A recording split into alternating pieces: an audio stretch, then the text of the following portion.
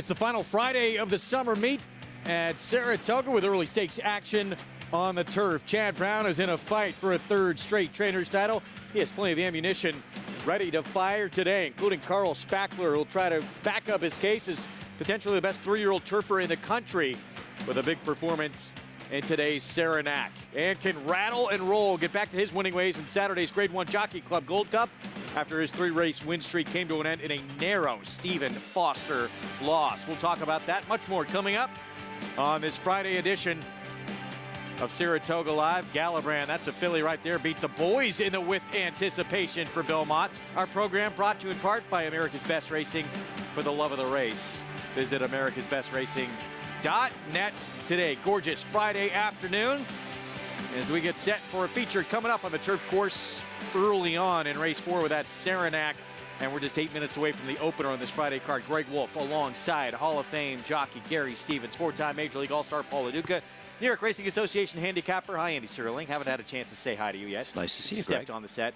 We have a good one coming up early on in here in this Saranac. Looking forward to it. Carl Spackler, sensational the last time that we saw him. Yeah, he really was. I mean, he ran away from that field, and he should improve again today with that race under his belt here at Saratoga. Can't wait to see him perform. Grade 3 Saranac. We'll see if he can add a second graded stake here at the meet. Paulie, this is a look at that Grade 2 Hall of Fame, and impressive performance here, and Tyler Gaffleone going to be back aboard. It really was impressive. You know, in Chad, after the second win of his career when he blew out that field at 20 cents in the dollar, listen, he ran into a nice runner in his first career debut. I just think the Churchill Downs turf course was one of those turf courses, horses either hated it or loved it, and he exploded this day. Just the way he lowered his head, Andy, and the way he finished that race. I mean, and now with the scratches, he's really going to be odds on, and a lot of people are going to be leaning on him definitely in the mid pick 5 and in the early pick 5. He's the controlling speed in this race also, and even though he closed in this race, and he had a very, very good trip and ride there, but he was a dominating winner of the race, and I think arguably against a better field. Now he's in a race where he's the controlling speed, and he's the best horse. Hard to beat those kind of horses. I think Carl Spackler's a very good horse, and the kind of horse that maybe as a 4-year-old we're going to see in races like our 4-star Dave and the Breeders' Cup Mile Turf. Any concerns? He just ran, that was August 11th, and it was a big performance. With a bit of a quick comeback, or not concerned about? Well, I mean, there's always a concern, right? You always wonder if they'll run back to it. So I guess that might be the lone possible Achilles heel for him. That is coming up, race 4, 2:52 Eastern start time for that Grade 3 Saranac. Take a look at what's coming up on this beautiful Friday afternoon here at the premier meet in the country. This is presented by Claiborne Farm. Today's action, races 1 through 10. Race 2, have a 2-year-old maiden special weight and a pick 6 carryover. That begins in race 5. Over $111,000 in that pool. Our track conditions presented by John Deere. Main track, fast turf course, both of them listed as good for today's action. That's where we begin today, sprinting on the turf. Here on the Mellon Turf Course at 5.5 furlongs for this opener in a maiden special weight. Everybody trying for that first win of the career coming up. And right now it's Vesture outside for Al Stall, the 9, first-time starter, who is the current favorite. Julian Leperoux will ride there. Let's meet the field coming up. We'll start with Patriot Hills at 13-1. Yeah, there's not really a lot of turf pedigree on this one going out for Robertino Diodoro. 7-2 next door on a Todd Pletcher first-time starter, Irish Gent. Yeah, they paid $479,000 at Goss of this yearling by a new sire called 10 Sovereigns, who was a sprint champion over in Europe. Son of a Ship has been quick on dirt. Now comes turf. Yeah, shipping up Louisiana bred. Is a have-to-do turf winners, but they both ran 50 buyers. Graham Motion, first-time starter here, Sanderson. I like this horse, but I think the horse isn't taking that much money, 12-1. The pedigree is collected out of a Kitten's Joy mare, and you wonder if this horse wants to go longer, and maybe this is a race to just to set that horse out. Horse with turf sprinting experience here for Ray Handel. Ran fine with a good trip first time out, but has the experience, not impossible. Another one who sprinted on the turf at the meet, Reverend Moon. Yeah, good post position draw, considering the inside draw last time it had to push towards the lead and didn't run poorly. And these Sons of Omaha Beach have been firing. Third at Colonial on the turf in that turf debut, Segal. With a massive trip. Slow race, so it may not matter here, but a very big price on a horse that ran a lot better than it looks on paper last time. And all the money coming in now. This Al Stall first-time starter. The Dam was a two-time winner on the turf, Vesture. Yeah, I was ready to make a big bet on the horse, but I'm not betting first-time stars and under 2-1. Al Stall's a sharp guy. The horse been working well. The Dam was a winner on the turf, though she's had two that tried, didn't win. Al knows how to get a first-time starter home, but apparently in this case, everybody else knows it too. Yeah, the Dam actually won. Broker Maiden at 5.5 on the turf here at Saratoga. So 9-5 favorite as we get set for our pick 5 coming up. Over $500,000 in this pool. 4 minutes away from our opener on the card, and a lot of buzz with, we haven't had a lot of them, pick 6 carryovers at the meet, but we have one coming up later today. Yeah, we do. And, you know, you look through the sequence and you wonder, is there a place that people will lean? And I think maybe, Greg, and you know, feel free, anyone here, to disagree with me, a lot of people will lean on Locked in the opening leg of the pick 6, a horse that ran a fast figure with a bit of a trip for Todd Pletcher, stretching out to a mile. There are firsters in there, and there are firsters from good outfits, but that horse was the goods first time out. And if he even runs back to that race and gets a fair trip, he's going to take a lot of beating.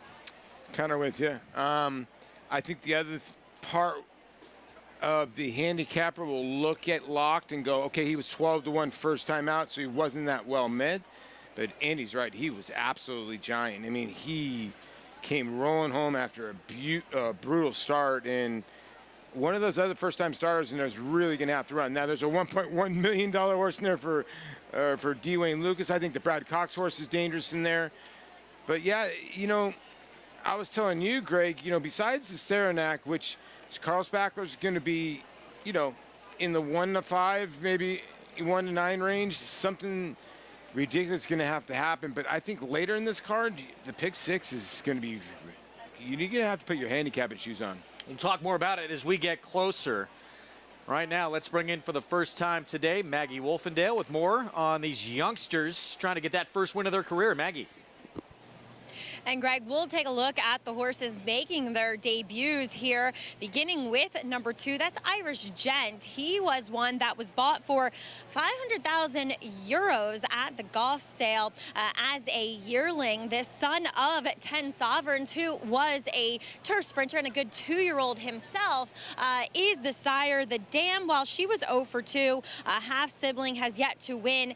There's a very good second and third generation turf family when you go back to European racing. This guy looks like a turf sprinter. You can kind of see why they paid that much money for him, because he is beautifully put together, incredibly athletic, nice mover out there. And watching his last breeze, albeit on the dirt, he broke well on the inside of an unraced mate. He didn't gallop out as well, but that's just because he's a turf horse, to be honest. So it showed me that there was enough gate speed in the way that Arad Ortiz Jr. is warming him up. I think this guy could be quick out of the stalls, and possibly that's the edge he holds over the favored firsters. First, we'll check in, though, with number 4, Sanderson, in here. Really green with the pony, which is not something I usually see with Grand Motion's horses, as he is coming into Saratoga, though, for the first time. Everything has just been a bit green with him, and it looks, as far as fitness, that he'll need a start. But watching his sales workout, where he sold for $120,000 at the OBS Open sale in June, he worked 10-1.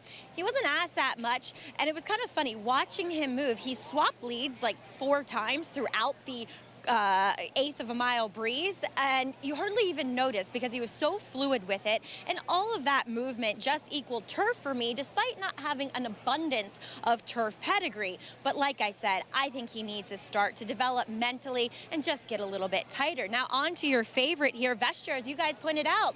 His Dam, Athena's Aegis, won here at Saratoga, going the 5.5 for my husband Tom Morley.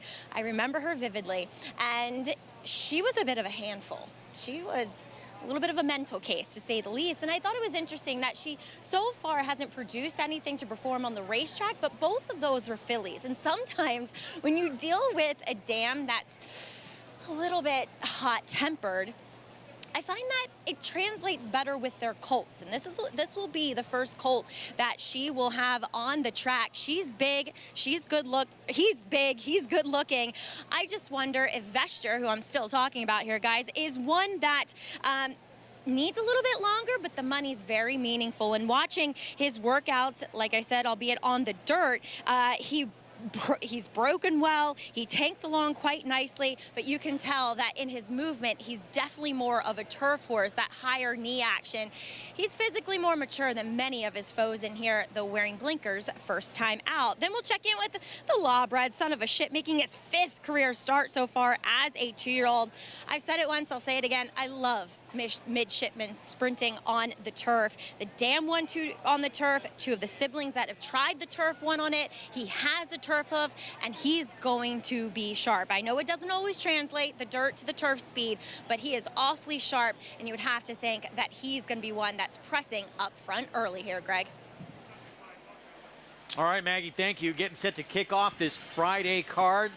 Gorgeous afternoon here in upstate New York. And Gary, a lot of buzz for this horse who's been working, albeit on dirt, very strong vesture. We'll see how that translates to grass coming up. Yeah, I mean, when a horse, like Andy said, when a horse is getting this kind of action, you know the word is out on him. Julian's had a little bit of a slow meet, but I like where he's drawn. That's who I went with. I don't like the 3-2, but hey, a winner's a winner. I'm not going against. This is strong money. This is really strong money into a Clement runner, a Todd Pletcher first-time starter, a Graham Motion first-time starter, a Mike Maker. I know there's not a Chad Brown anything here, but this is really strong money right here at 3-2. Al Stahl won last year with a big price first start in a 5.5 furlong maiden race, and he's a very dangerous trainer. When his horses are live, they usually run well. I'm really surprised if he doesn't run well here. He had a pretty good one a few years back, and I saw him out. He goes, I have a good one debuting later this week. That horse was CZ Rocket.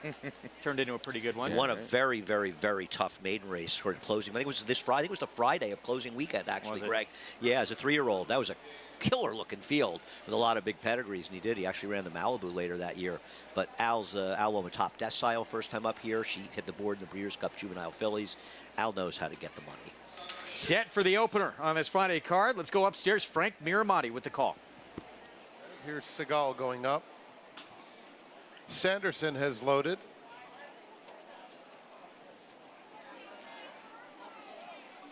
And Vesture will be the last one to load.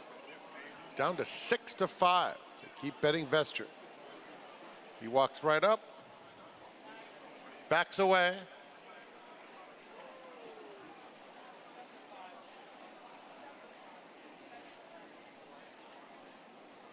He's in now. All set for the opener.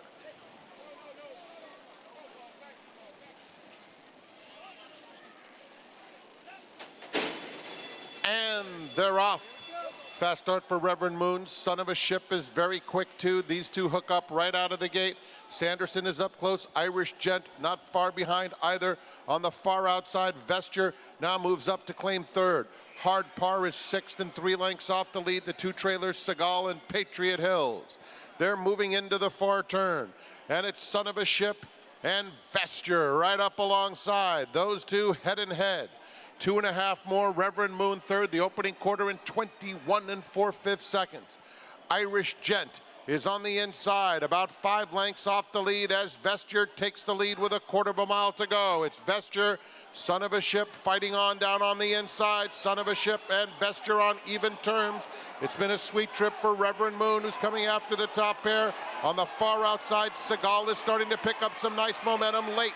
A 16th to go, and Reverend Moon has power to the front. Seagal is coming fast into second. Reverend Moon got the jump, a 1.5 length lead. Here comes Seagal. Seagal on the outside, got up to nail Reverend Moon. Then Irish Gent and Hard Par. Seagal may have just got there in the opener. If he did, he's 35-1. Trevor McCarthy aboard. How could he be 35-1 for anybody to watch the replay, which we have shown earlier on the Naira simulcast? This horse, I mean, I'm not saying he was likely to win, and obviously the favorite bobbled a couple times in the stretch, but this horse had run at least well enough for smart connections that this is a wild price. Wow, it's crazy. It looked like Julian Lepreux and Vesture tried to get the horses to change leads, and the 2 front runners kind of banged into each other. Meanwhile, Reverend Moon and Joel Rosario find themselves on a clear lead, and it looked like the last race of yesterday where the favorite was in front, and here comes a big-time long shot, and Trevor McCarthy gets him home, Gary. Yeah, he did a great job, and Andy's right. He had a brutal, I mean, he checked early and checked hard in his last race, and good for Trevor McCarthy. Happy for him. Yeah, no, I mean, listen, it was a slow race he was coming out, and I get that, I do. And there's that old adage, there's no trips in slow races, but none of these horses were coming out as fast races. And obviously the firster, who I picked, and, you know, was taking a ton of the money, which blew everybody up. But this horse had run well enough that 35-1 is a bit surprising, given the trouble he had. He probably should have been about 12-1. Experience pays off in here. Segal, 4th career start, 2nd time on turf. That troubled trip hit the board. That was at Colonial. Maybe people dismissed it because of where he was coming in from as well. Huge number to kick off our Friday action here. 7-6-2-5 finish. It's the second 2-year-old maiden winner we've seen come off a race at Colonial or a trouble trip. Graham Motion won with one earlier at 6-1 earlier in the meet.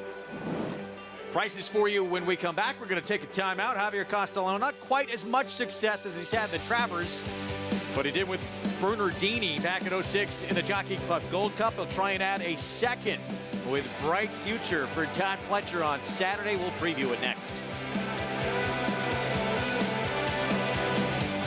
DeMarchelier offers breeders a rare opportunity as the only son of Dubawi standing in Kentucky. Dubawi, one of the world's most celebrated stallions, is now a sire of sires. With a picture-perfect pedigree, this son of Dubawi brings one of the world's most potent bloodlines to America. Now his first runners are hitting the track. DeMarchelier, standing at Claiborne Farm.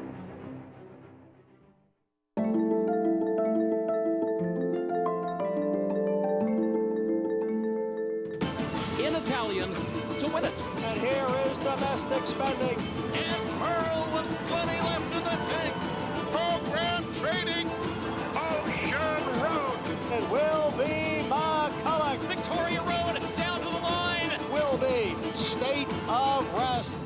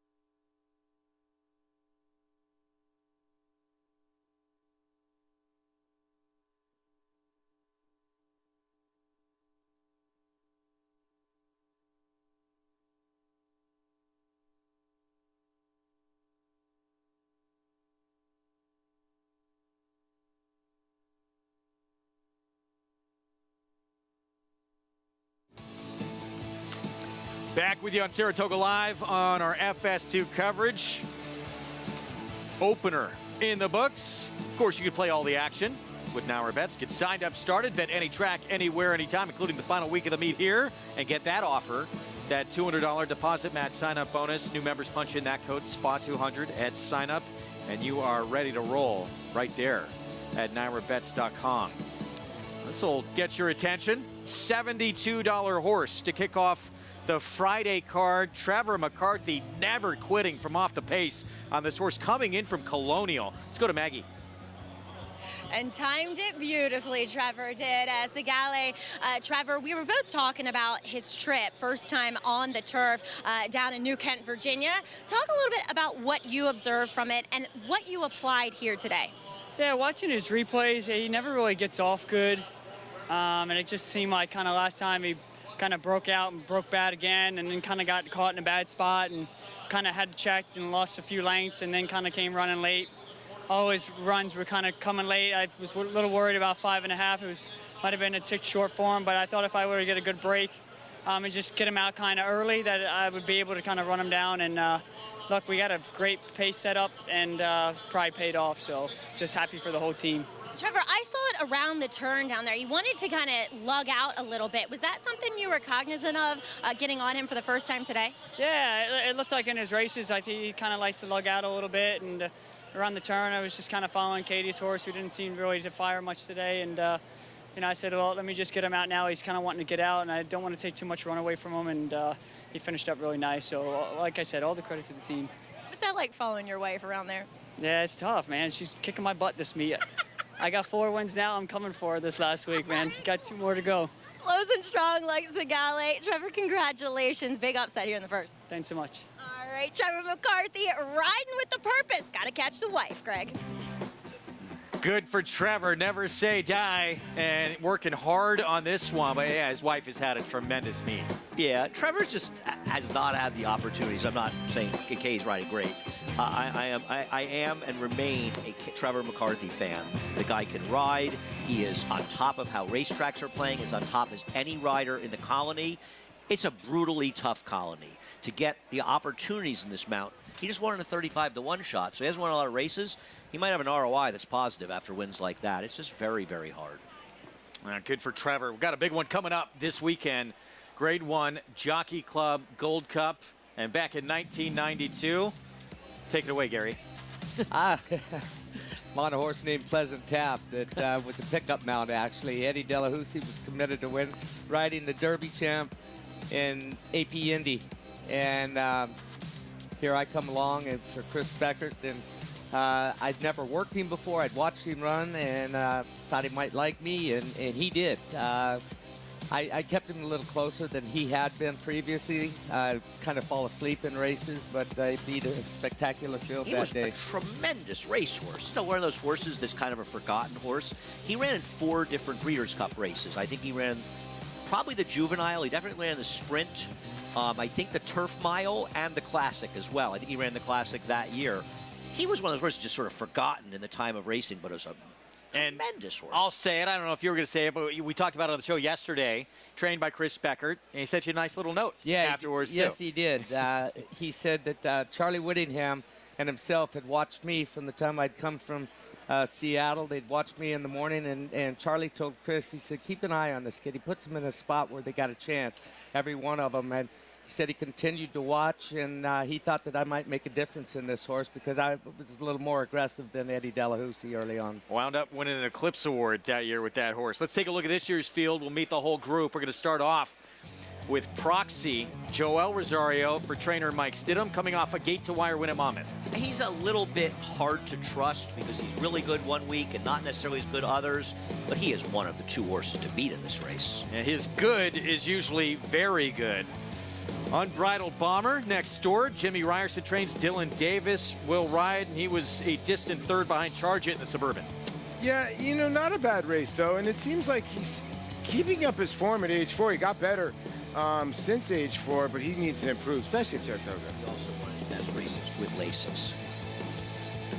Warrior Johnny for Phil Bauer, Rigney Racing. He had that breakout performance at Saratoga last summer that made some of us think, wow, this might be a major player in the division. I agree. I almost feel like Phil Bauer's sort of thinking he's run so well in Saratoga.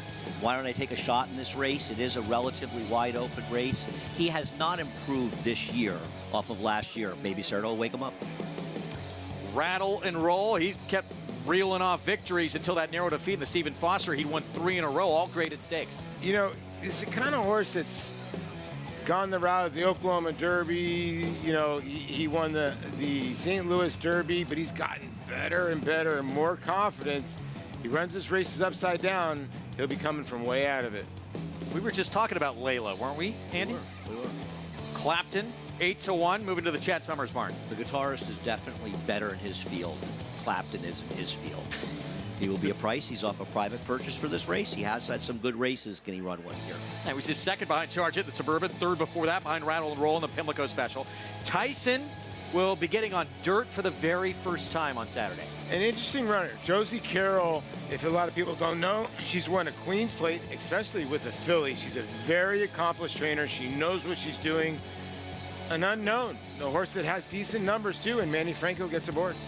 And stablemate from the Josie Carroll barn as well, Duke of Love, has had 2 starts on dirt, and they've both been wins. They have been, but I think one was the Prince of Wales last year, which is the second leg of the Canadian Triple Crown, which running synthetic dirt and turf. Kind of a cool Triple Crown series. He's got to improve, but, you know, this Jockey Club Gold Cup, I no question Rattle and Roll and Proxy are the 2 best horses on their best races, but they're not so good that I can understand why others taking shots. And Todd Pletcher with Javier Castellano and Bright Future. Yeah, what a turnaround. A 51-point turnaround on the buyer skill when it came to Bright Future. Lasix were off that day. I don't know if that has anything to do with it, but the horse was just never involved at all in the Brooklyn, but came back here at Saratoga and ran a bang-up race at 11-1. So that's the group that's going to line up going 1.25 miles Saturday in the Grade 1 Jockey Club Gold Cup. Maggie, who are you most looking forward to? Well, look, I'm excited to see what Proxy will do if he can kind of keep it all together. A horse that at times lacks a bit of focus and true kind of forward momentum in his races, but maybe he will show up with a good performance, and as I always feel as though he should. But isn't Tyson just an interesting proposition, getting on dirt for the first time? And looking at his pedigree, he's a son of Tappet, and you go back a generation and even a generation before that, it's a very much a dirt marathon family, and it does include Belmont and Travers winner Arcangelo in it as well. So a horse that needs to be involved early, put him into the game here. Manny Franco, not worried about that. And he just feels like a horse that is dogged. Is when he's in the fight, he's going to give it to you. So I'm really excited to see what this Josie Carroll trainee, along with her other horse, does coming in from Canada in what is a very intriguing Jockey Club Gold Cup. I think it's all about the distance at the end of the day, Greg. Looking forward to it. We hope you join us for our Saturday coverage. Look at this lineup on Saturday. Flower Bowl, Prioress, Harvey Pack of the Jockey Club Gold Cup, stacked with stakes action. If you can't come out to the track, be sure and catch our program. We're going to have it all for you. It's going to be a good one, final Saturday of the meet. And then we got the 2-year-olds we're focusing on the fillies on Sunday, the boys and the hopeful on closing day on Labor Day. We're going to take a time out. When we come back, he has been one of the stories here all summer long. What a meet it has been for Tyler Gaffleone. With any rider with at least more than 5 mounts, he has the best winning percentage of anyone. That includes Arad Ortiz Jr. We'll see more Tyler coming up.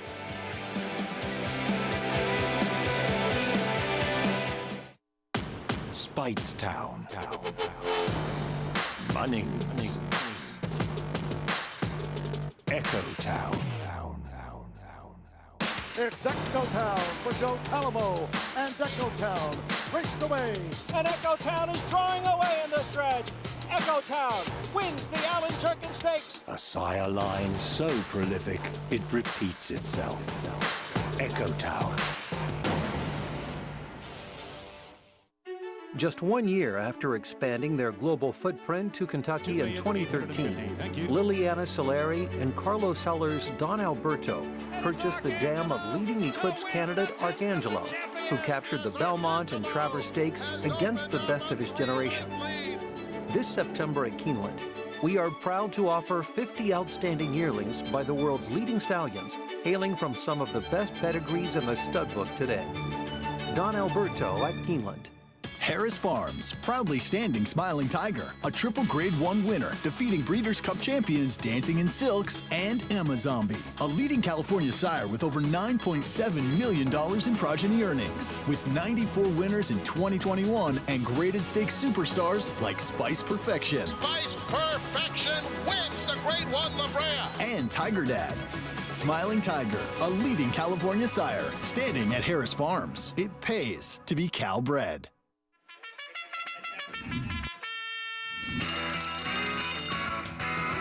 Monmouth Park's 50-cent Win Early Pick 5 is one of the country's earliest Pick 5s, making it the perfect way to get your wagering day started. With a 12:40 post on weekends and 2 p.m. start on Fridays, the Win Early Pick 5 is home to 6-figure pools and a low 15% takeout. Start your day winning early. Play Monmouth Park's Win Early Pick 5. Win early, win often.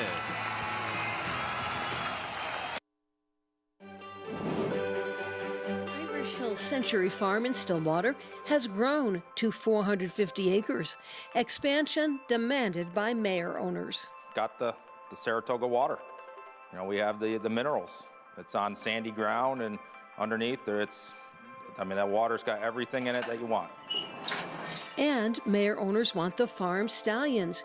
Kentucky Derby and Preakness winner Big Brown. And his babies, they run just like him. He adds leg, body. If you need improvement, Big Brown's going to do it.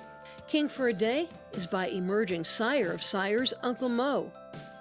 Lookin' at Lee earned his spot on the roster by finishing second in the 2017 Kentucky Derby. War Dancer's offspring have earned more than $5 million. Warrior's Charge is a son of Munnings who notched 2 Grade 3 wins on his way to earning more than $1 million. And everyone's waiting to see if the handsome son of American Pharaoh, Waiting, produces the kind of speed he himself displayed as a 2-year-old in training. The stallion roster is a joint operation between Irish Hill and Duchess Views Farm. And we decided to merge the stallions, put them under one roof and co-manage them together. And it's worked out great. We're saving the owners a lot of money, and we're getting more mares to the stallions. Beginning with the 2023 breeding season, the partnership expanded to include multiple Grade 1 winner Mind Control, who stands at Rock Ridge Stud in Hudson. Lorray and I and Rick Burke at Irish Hill and Jerry Belinsky have been talking about doing this for years, and he came along and it just gave us the impetus to do it.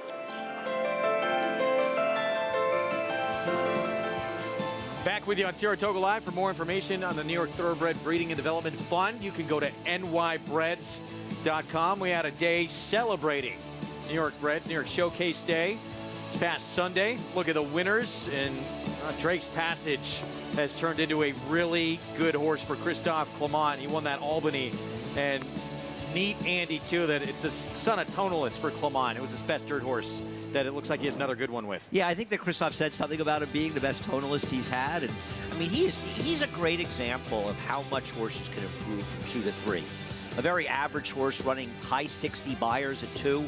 He exploded it as a long shot in Allowance return at Belmont and ran the same figure. He thrashed that field on Sunday. And of all the big prices, of all the prices of there, the biggest one was the most impressive. New Guinea with Dylan Davis destroyed that field on the turf with a good turn of foot.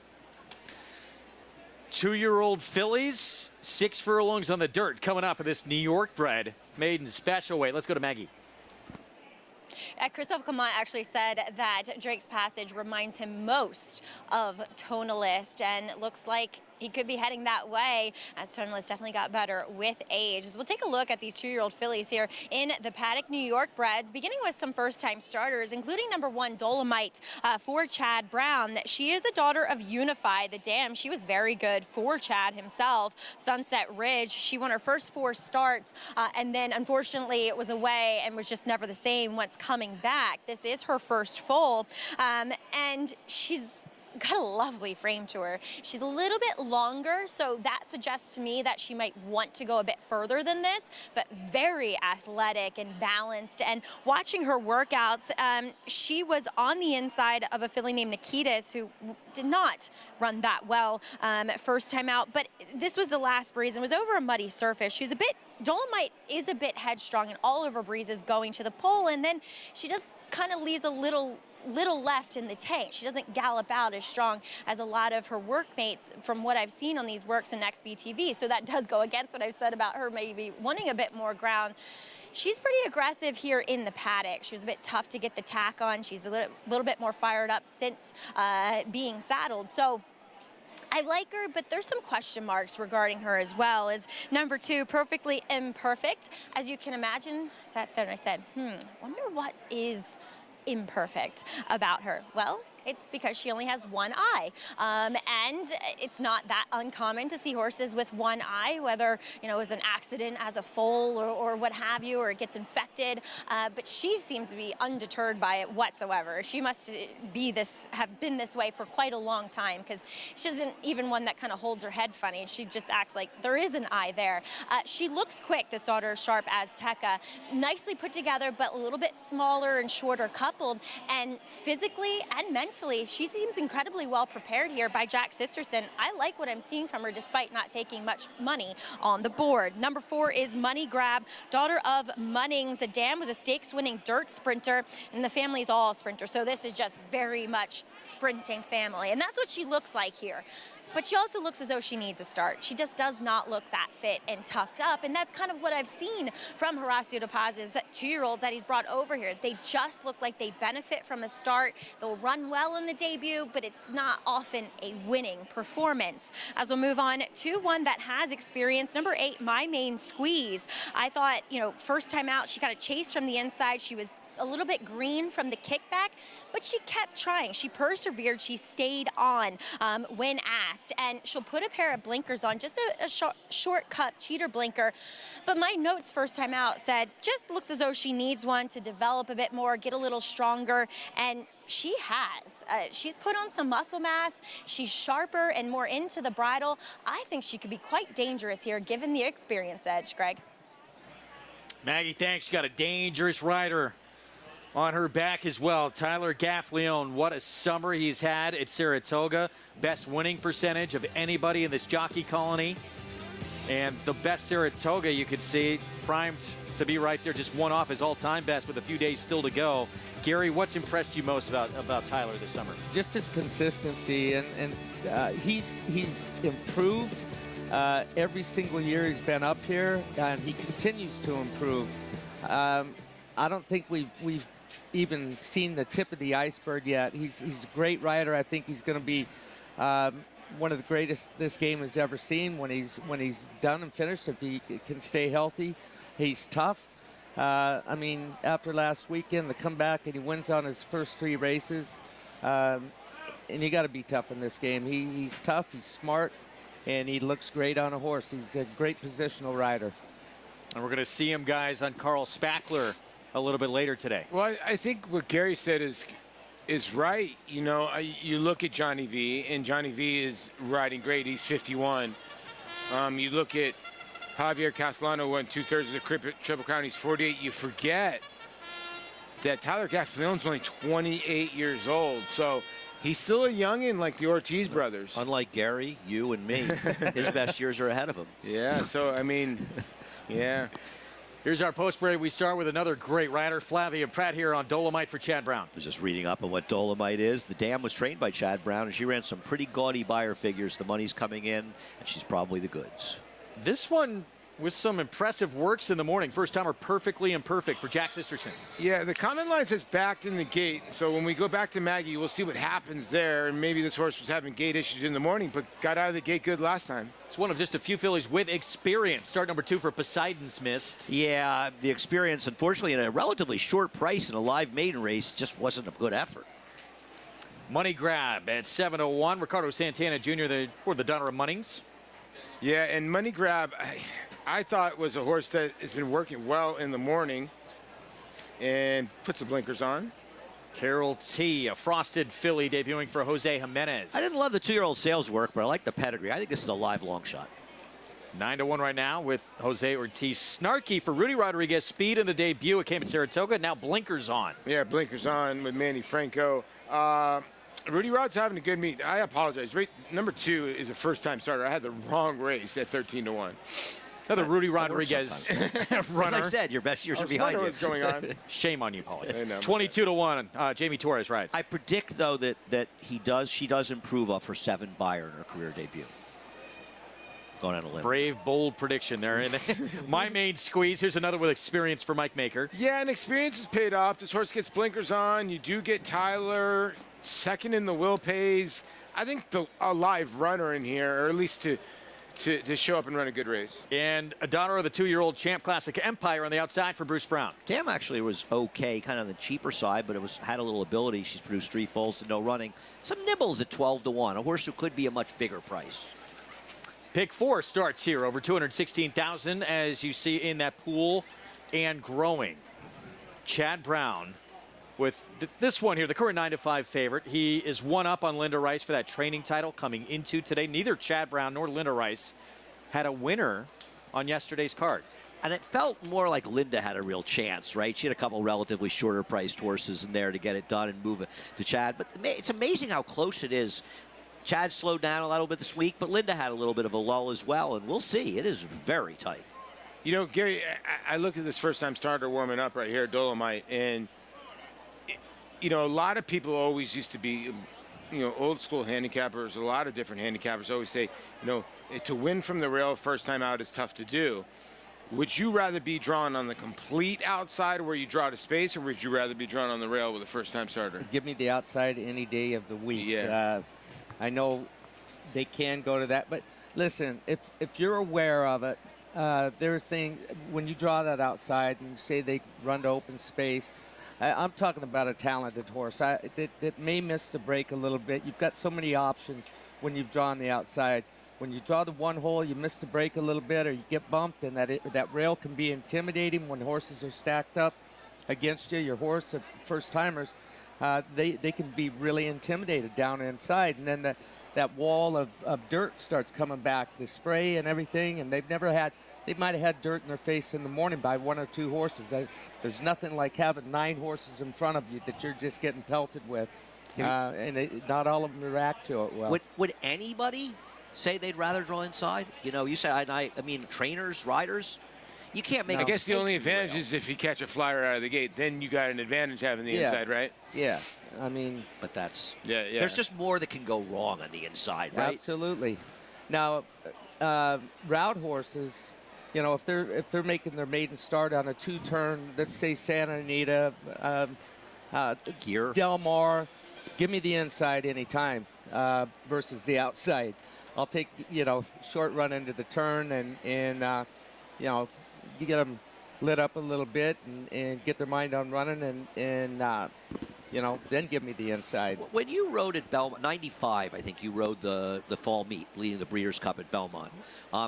Did you enjoy trying to learn to ride the Belmont course, a little different, but also the turf courses there with the different configurations? Yeah, when I started riding Belmont, you know, the first couple times I went, I knew where I was, but I was lost out there. As far as it would feel like I was going the first quarter in 23-2, and I would come back and look at the board, and I'd gone 22. I was off by a second and a half because of that long back stretch there, and it took quite a while before I really felt confident and comfortable at Belmont Park. That's why I love Belmont so much as far as riding it. People ask me my favorite track to ride in the United States, and I say Belmont because I think it's the fairest track in the United States, North America, because of the expanse of it. And I said it's like the ocean.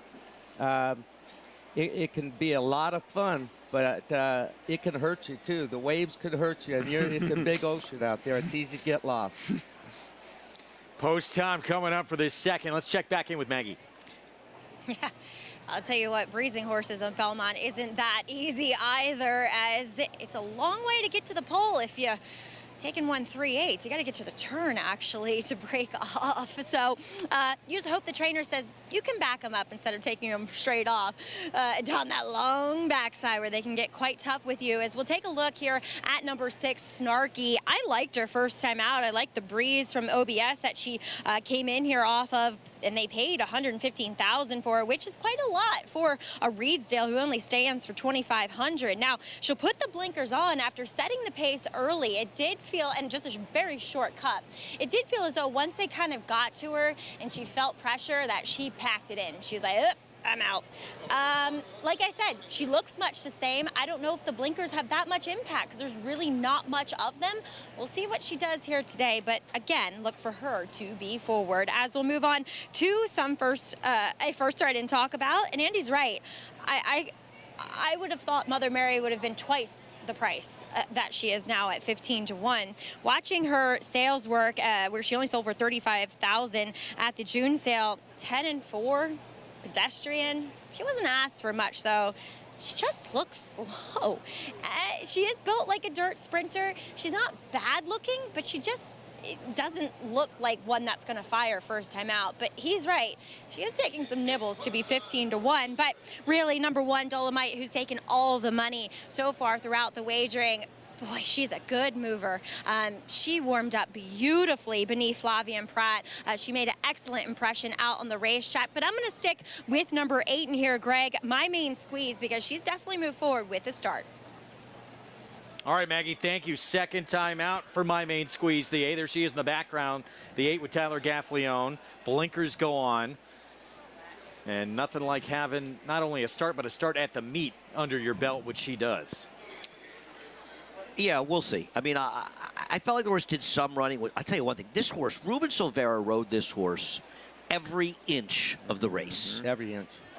Yeah, Ruben has really grown up as a rider, going back and forth from Parks to here. He's aggressive. Yeah, he's aggressive. You want a horse forward, you want And Ruben. I think with the blinkers going on, you know, they're going to try to be more aggressive, but I just don't know if, you know, I picked this horse, Tempet, because I think the one's horse speed. Hopefully it can naturally get the speed. Let's go upstairs. Frank Miramati with the call. Race 2, Saratoga. Money Grab second to last, and Mother Mary to complete the line. Mother Mary going in.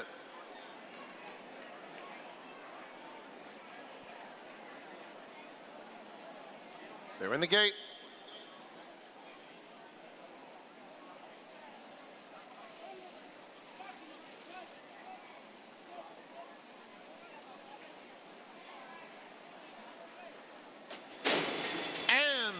They're off. Poseidon's Mist gets the first call out of there. Snarky is flashing good early speed too. And Carol T is up and on the pace with them. Then comes Perfectly Imperfect, and having to shuffle right out of there with no room was Dolomite. That was a hard check right out of the top flight. On the outside comes Mother Mary, about 7 lengths off the lead. Then it's Money Grab, and Wise Conversation is at the back of the field. They round the far turn. It's Snarky in front. My Main Squeeze pressing from second. And just behind them, Carol T. The opening quarter went in 22 3/5 seconds. Carol T. within a half length of the top flight. Then comes Poseidon's Mist, followed by Perfectly Imperfect. And now Dolomite on the move. Will have to overcome quite a bit. 5 lengths off the pace. And My Main Squeeze turns for home with a lot of run and a 4-length lead. Carol T in second, Dolomite on the outside, then Poseidon's Mist. They're inside the final 1/8 of a mile. And My Main Squeeze is clear by 5 lengths. Dolomite moves into second with a solid performance, but can't get to My Main Squeeze. My Main Squeeze wins it by 4 lengths. Dolomite, then came Carol T in a photo for 4th MoneyGram over Poseidon's Mist. Tyler Gaffleone, 33rd winner of the meet, matching his best ever Saratoga on the second time starter, and a tough trip for the favorite. Yeah, and you called it just right when they crossed the finish line. She goes, My Main Squeeze goes from the inside to the outside, towards the outside draw today, and gets a clean break under Tyler Gaffleone. Rocking chair right there, finished up strong, and you saw the trouble that Dolomite had midway down the backside, lost all chance. At that point in time was in tight, and that's what can happen when you ride a first-time starter. Yeah, and you know, or on the rail. And you listen, the 8 won the race easily, but 1's obviously the horse to look at, because the 5 and the 8 were on the chase the whole time. They ran first and third. The only horse that made up any ground, Andy, was the 1. We'll get to the start and see what happens here. It happens about 3/16 yes. of the race. You could see it. If you watch races, you could see it coming. It was not Flavien's fault, but he was in a spot that was about to get eliminated. Here comes that wave that starts coming over when you've got a bunch of horses, and it's tight right there. It's clipping hills tight, and she actually had the jump hills and lost all of her momentum, and you'll see him start pecking at her shoulder when he got her out. We didn't run it far enough, but he was pecking at her shoulder. So she made a long run and made up a ton of ground and ran. huge but the to, winner, run second. The winner ran well also. And also, I think it's important to know the winner. Think about that first race. Ruben Silvera was riding this horse so hard. No speed. Riding away in this horse. But the second time out, so much more professional. Well, like the blinkers. Brakes better. Yeah, the blinkers, it was a mild bump at the start. But just the difference in horses from their first start to their second start. Ones that don't win. Horses that run big first time out, they'll often regress. But horses that clearly needed the race, they'll move forward. 3-1 wins second time out. Tyler Gaffalione, 33rd win of the summer. Let's go to Maggie.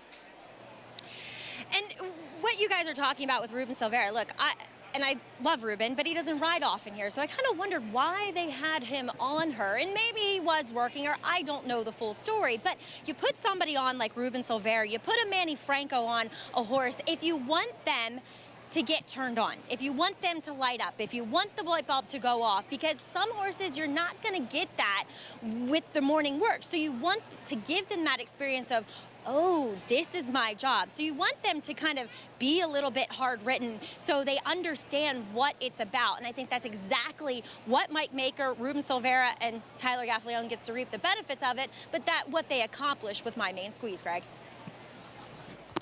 3-1 on this 2-year-old filly by Audible. Mike Maker quietly putting together a very nice meet here. Second-time starter into the winner's circle with Tyler Gaffalione. We'll have the prices for you when we come back. Set up the third right after this.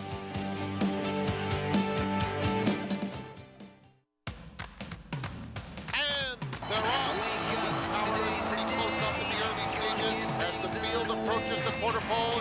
And it's Gunite trying to fend off Elite Power, who's motoring like a big chestnut tank on the outside. And Elite Power and Gunite, Elite Power got him right on the money in 109.22 seconds. Early, the classic sire. Want to know a secret? The Massachusetts breeding program pays huge bonuses for finishing first, second, or third at any racetrack in the country. You didn't know that, did you? Massbreds get paid up to an additional 25% of their purse earnings for the owner and breeder and stallion owner and developer. It's the best kept secret in racing till now. Tell all your friends, and to learn more, visit massbreds.com.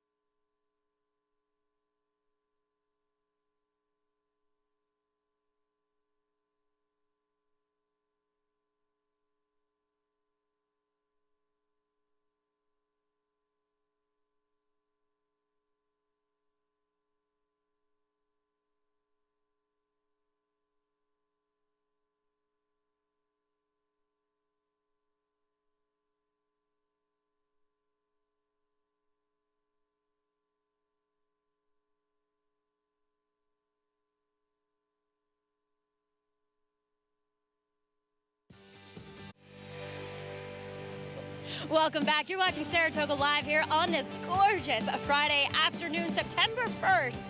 And we have seen 2 races in the books. And this one, My Main Squeeze, wins by open lengths, breaking her maiden for Mike Maker, Tyler Gaffalione, and William Butler, but also known as Buck Butler, and his wife Loretta. And Buck, you're just saying, got to bring My Main Squeeze into this interview. Main Squeeze for the Main Squeeze. And I also said to you, man, it just feels like In Spite of Mama was just running. Time flies, but what a family of producers that you have assembled in the breeding shed. We've really done very well with them, and starting with Mama Teresa and In Spite of Mama. I just want to thank Mike and the entire crew and everybody in the background. It's an awesome team effort that I love coming out and visiting. Now, tell me about her first race. I thought it was a good learning experience. And two, kind of just observation, she looked as though she'd need a race just to kind of put it all together. And put it together today, she did with those blinkers on. She did with the blinkers. And, you know, I give the barn all the credit. They picked it and did it. So it worked out great. Any more homebreds we're going to see? Yeah, we're gonna hopefully Monday see what the we got. In fact, I got a half to a Freud Mama. Oh, in fact, he's a full to a Freud Mama. So I'm excited. We'll see what happens. As you should. And Retta, how you enjoying Saratoga? I gotta say. Love it up here. Wonderful. Absolutely a beautiful venue. Thank you. Only if she didn't have to talk. So be careful. Boom! I got her to talk. Got her. Oops. Easier than Mike Maker, huh? Hey, now I've done some good Mike interviews this year, but guys, I'll never shy away from a Mike Maker interview. Well, Paula Duca and Mike became best friends. Listen to me, Mike. Over the winter. Mike Maker and I have played karate in the garage many times. Step Brothers. Bad visual. 8:20. My main squeeze for the Maker Barn with the victory. Dolomite Carol Teague. Second and third. Keep your eyes on Dolomite certainly next time out. That was a very tough trip in that debut from the inside post. Race 3 coming up next. 6 furlong sprint. New York Breds. And we're going to talk Tattersalls October yearling sale. It's coming up in early October. Some past grads have had some huge success at this meet. We'll talk about that and much more when we come back.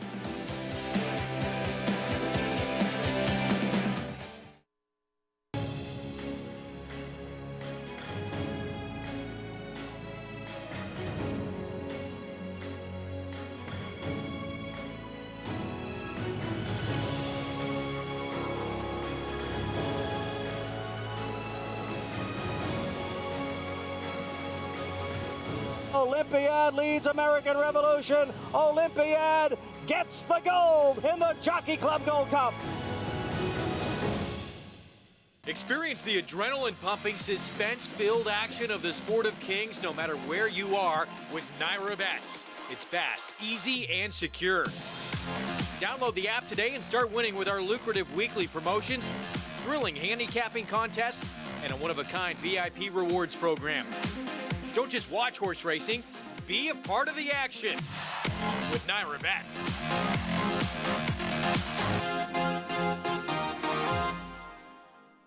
Monday, September 18th is the biggest day of the year at Presque Isle Downs with a $150,000 Presque Isle Mile plus a $300,000 Grade 2 Presque Isle Masters. The Masters is a key prep for the Breeders' Cup. Just last year, PA-bred superstar Caravel became the 8th horse to run in the Masters before achieving Breeders' Cup glory. It's the Presque Isle Mile and the Presque Isle Masters, Monday, September 18th at Presque Isle Downs, Erie, Pennsylvania. For more information, visit presqueisledowns.com/racing. Racetrack Television Network brings you every race, from every track, on every screen, every day. With monthly packages starting as low as $5, RTN gives you great value and access to more live HD streaming and race replays than anyone. Visit RTN.tv today to sign up and watch on almost any device, including Roku and Amazon Fire. RTN has packages that start at $5 per month.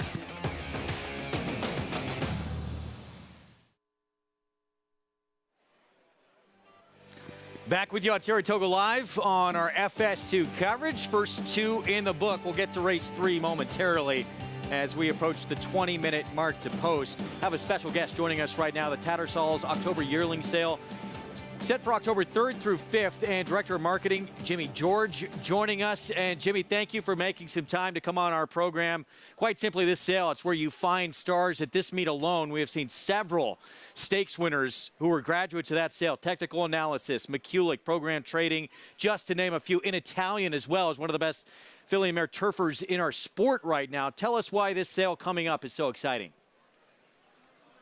Well, Greg, I think you've hit the nail on the head with that little resume. I mean, horses of that caliber coming out of book one of the Tattersalls October yearling sale year after year, and it's something we're very proud of. And I was actually there in that few days leading up to Whitney weekend, and to see Technical Analysis win the De La Rose on the Wednesday, McCulloch win the Grade 2 Glens Falls on the Thursday, and then a blank Friday followed by Program Trading carrying on as an unbeaten Grade 1 winner when winning the Saratoga Derby.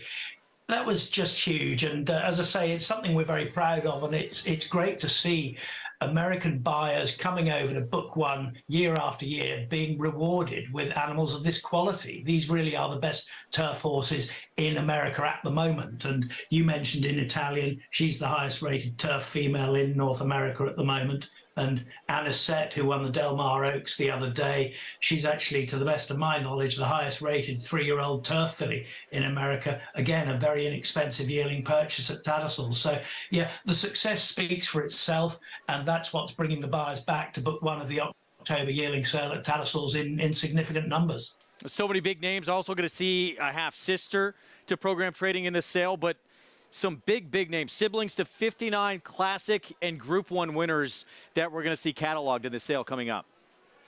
Yeah, it's a monster catalogue, and one never wants to get over carried away, but these really are the cream of the European yearling crop. And all of the best stallions represented, Frankel, Kingman, Dubawi, Lope de Vega, all of these stallions who've had huge success in North America. And relevant to today, there's an own sister, a Lope de Vega own sister to Carl Spackler, who I think will be eagerly sought after as well. And, these stallions, they are proving themselves time and again, not just in Europe as the best stallions in Europe, but a consistent source of graded stakes winners in North America, and that's the key to it all.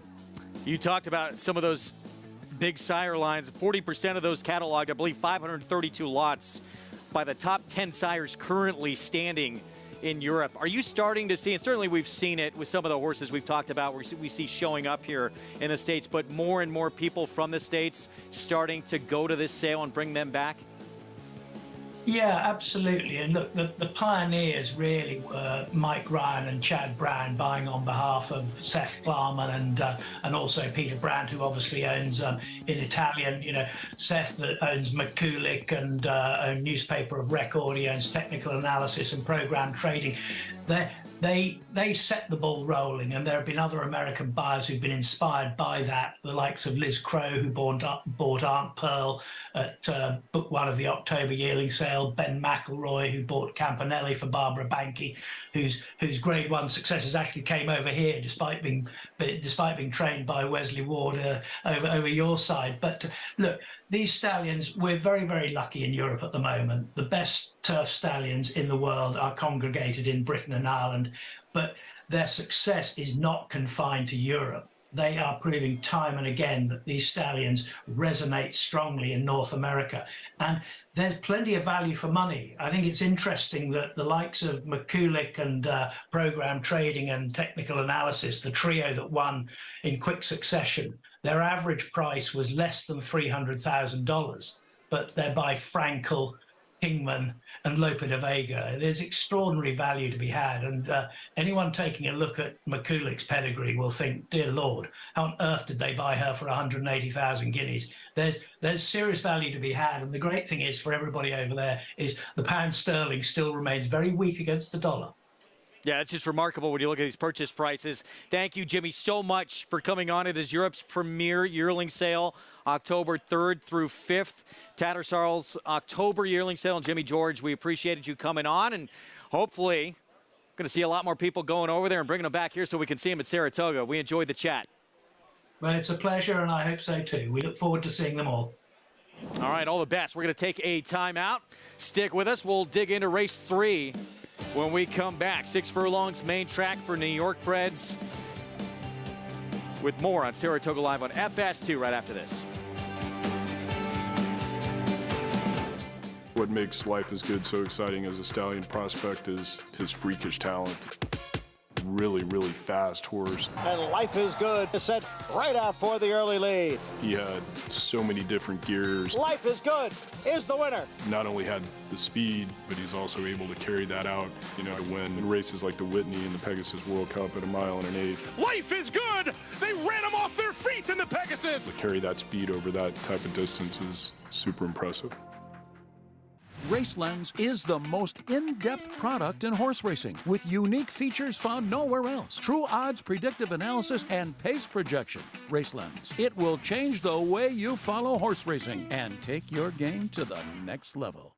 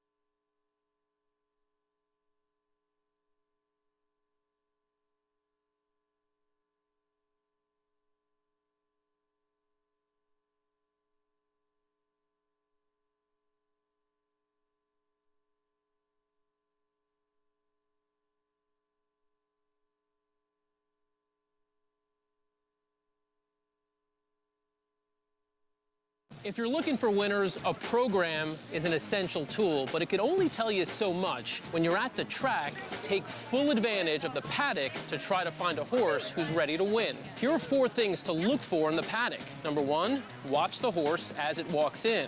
Observe how they carry themselves, looking for fluid, smooth movements, a walk that's almost cat-like. Number 2, look for a well-muscled and fit appearance with a shiny coat, bright eyes, and ears that are perked up that are saying, I'm paying attention. Number 3, notice how the horse interacts with its handler. A horse that's responsive, obedient, attentive to their groom, that's a good indication of good training and discipline. Number 4, take note of any excessive sweating or lather on the horse's coat. While some sweating is normal due to excitement or heat, sweating in excess could be a sign they're expending too much energy before they really need it in a race. Getting eyes on a horse provides valuable visual clues that can help inform betting decisions, so incorporate it with your handicapping. For more race day insights, go to americasbestracing.net. We're back on Saratoga Live on our FS2 coverage, brought to you in part by America's Best Racing. For the love of the race, visit americasbestracing.net today. Fans enjoying final week of action, final weekend here. Labor Day, we close things out. Get in as much as you can before this season ends here in upstate New York. Race 3, 6 furlongs, this New York bred Allowance optional claiming field. And the current favorite is this 5-year-old mare right here who has been off since late June. The last time we saw her, she won. And Gary, she's been pretty consistent. 14 times first or second in 27 starts. Yeah, unbelievable. Earned almost $370,000 for connections. And Chris Englehart, Manny Fagco stepping back aboard today. The thing about her is, if you look at her 2 wins in her last 3 starts, in both races, she was able to set very, very slow paces. With the presence of both Silver Fist and Fastly Joke, that's not going to happen in this race. She has been effective rating before, but the dynamics will be much different for her today. She's got 8 seconds, but she's 14 for 27 in the exacta, so she's a pretty honest horse. The one thing can't happen is she has gait issues sometimes. Let's go to Maggie for more. Yeah, we'll check in with that 5-year-old mare, Kali Magic, who is coming off a bit of a freshening. We haven't seen her since late June back at Belmont. And while she's kind of your typical Chris Engelhart horse, that they tend to carry their conditioning. They are well fed. Well, you know, they definitely get into their feed tub.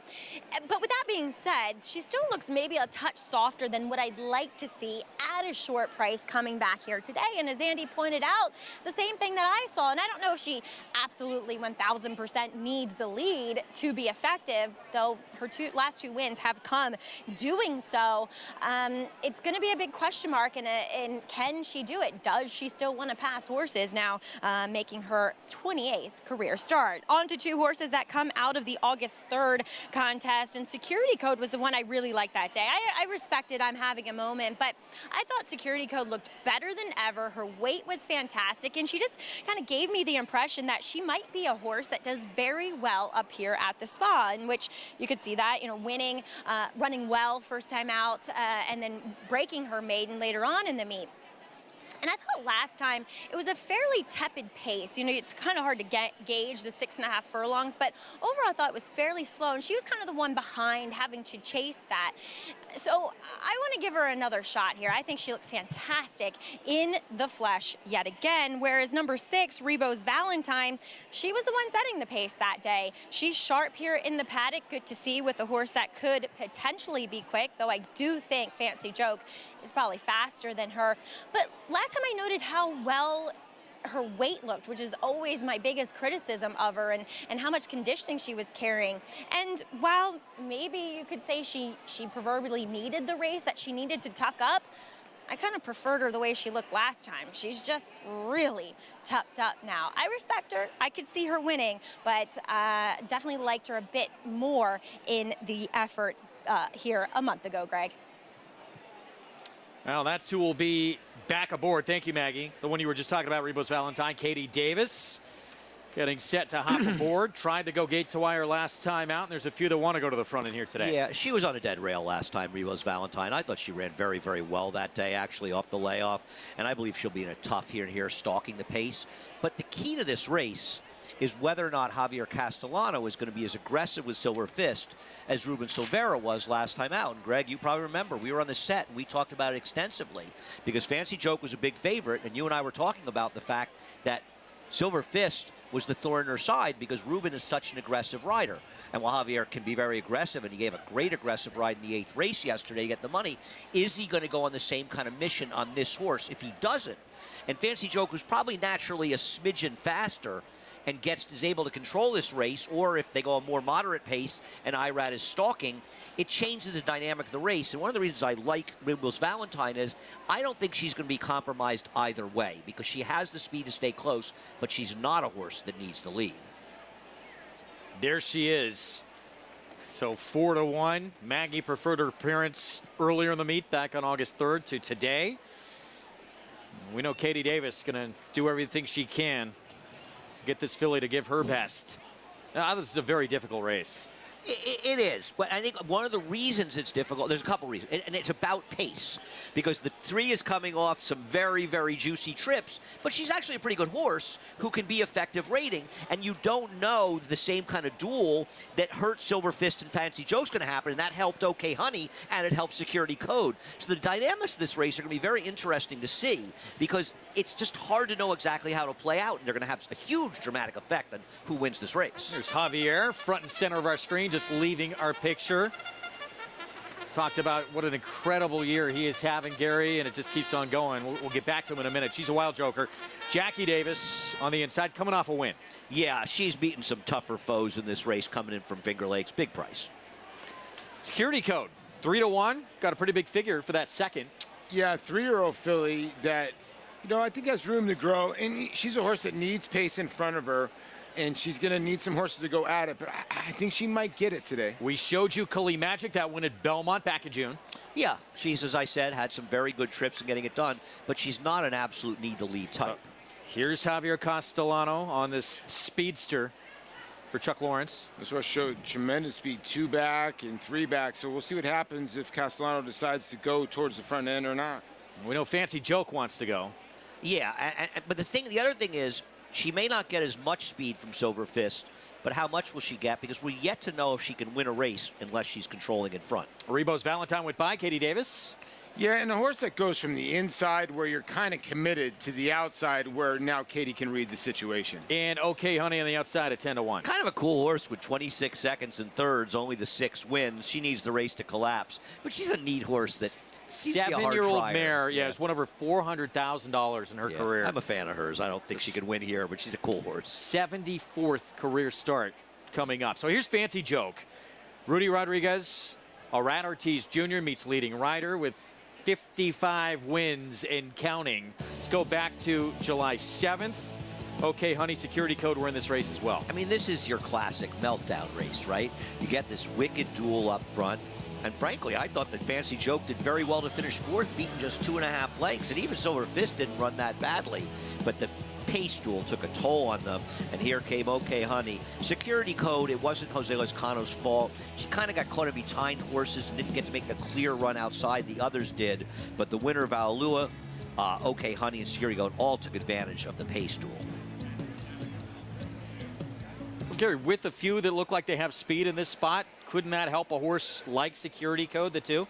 Oh, absolutely. I mean, if you get the same kind of speed duel that we saw the last time, it's going to help security code tremendously if that develops. You know, security code has not taken a break in a while. And, you know, since the beginning of her career. Now, but she's a 3-year-old filly that could move up. Your worry with her is, okay, you know, you got Cali Magic, and every time I think of Al Khali, I think of Alan Garcia, who rode Al Khali, good turf horse, and you got Silver Fist. We already know the 5 and the 6 got speed.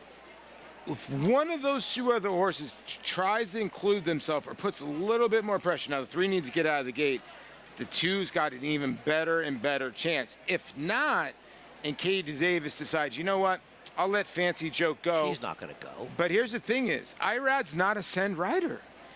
And I get it, the 5 might naturally land on the front end, but Katie might read the situation and go, let's turn this into a 2-horse race.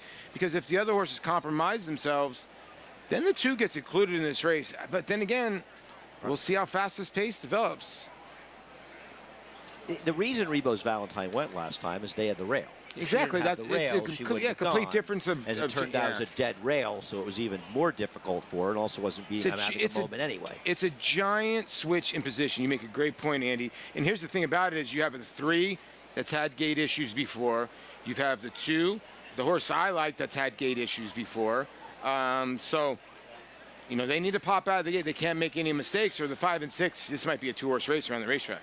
I think the horse that's being dramatically overbet in this race is the number 2 security code.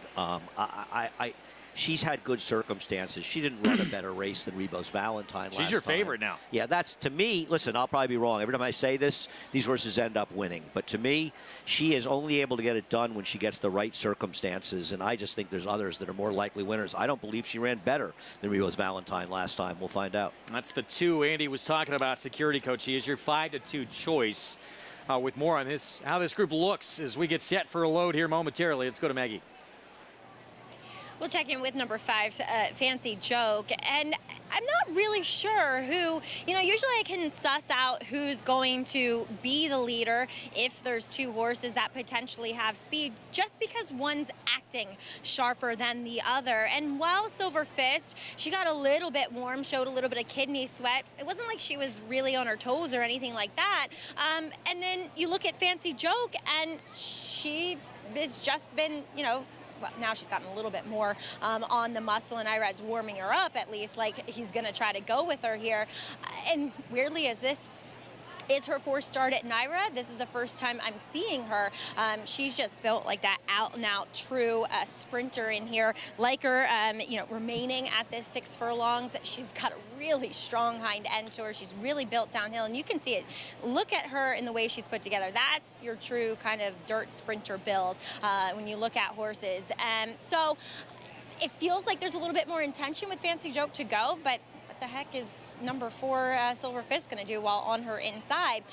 But going back to Cali Magic, she's always one that looks so much better out on the racetrack than what she does in the paddock. She just kind of comes to life out there. She warms up. She has this beautiful, big, loping, galloping stride to her. It always makes me like her a bit more than what I see from her in the paddock, Greg, as she's now drifted back down to your favorite. There she is. Thank you, Maggie. Looking to go back-to-back into the winner's circle. That win at Belmont. 6.5 furlongs in that open A other than. Freshened since that time. Keep your eyes on who goes to the front in this race. The 4 is very quick. The 5 has speed. The 6 showed speed last time. But maybe it's that 4. Tries to blast out of there with Javier Castellano. Fancy Joke. See if this good meet for Rudy Rodriguez can continue. Let's go upstairs. Frank Miramati with the call. Greg, we have 2 more left to load. It's Rebo's Valentine. And okay, honey. They're in the gate.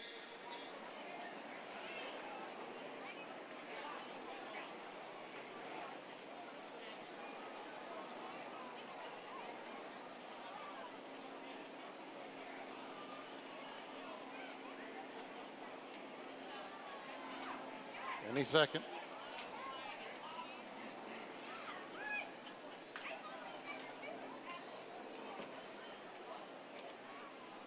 A little bit of movement there, and one getting backed out is Security Code, so that was the delay. Security Code has been backed out ever so briefly.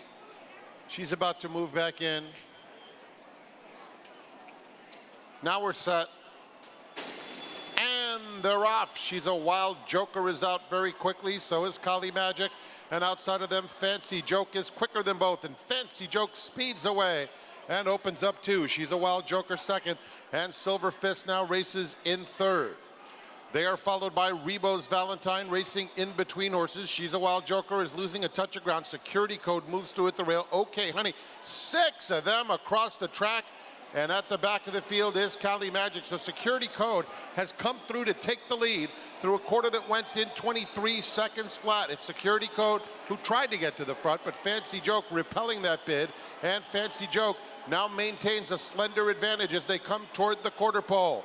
It's Fancy Joke, Silver Fist on the outside, Security Code is at the rail, Rebo's Valentine is in fourth, then Kali Magic and Okay Honey, they're at the top of the stretch.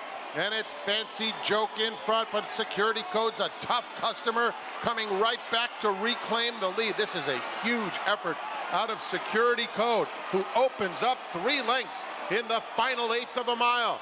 Down at the rail, Kali Magic is closing belatedly. Security Code overwhelmed them. That's a tight photo for second between Rebo's Valentine and Kali Magic. Fancy Joke tired late and finished fourth. A lot going on in this race. Security Code, Jose Lezcano trying to bull his way through after a slow start.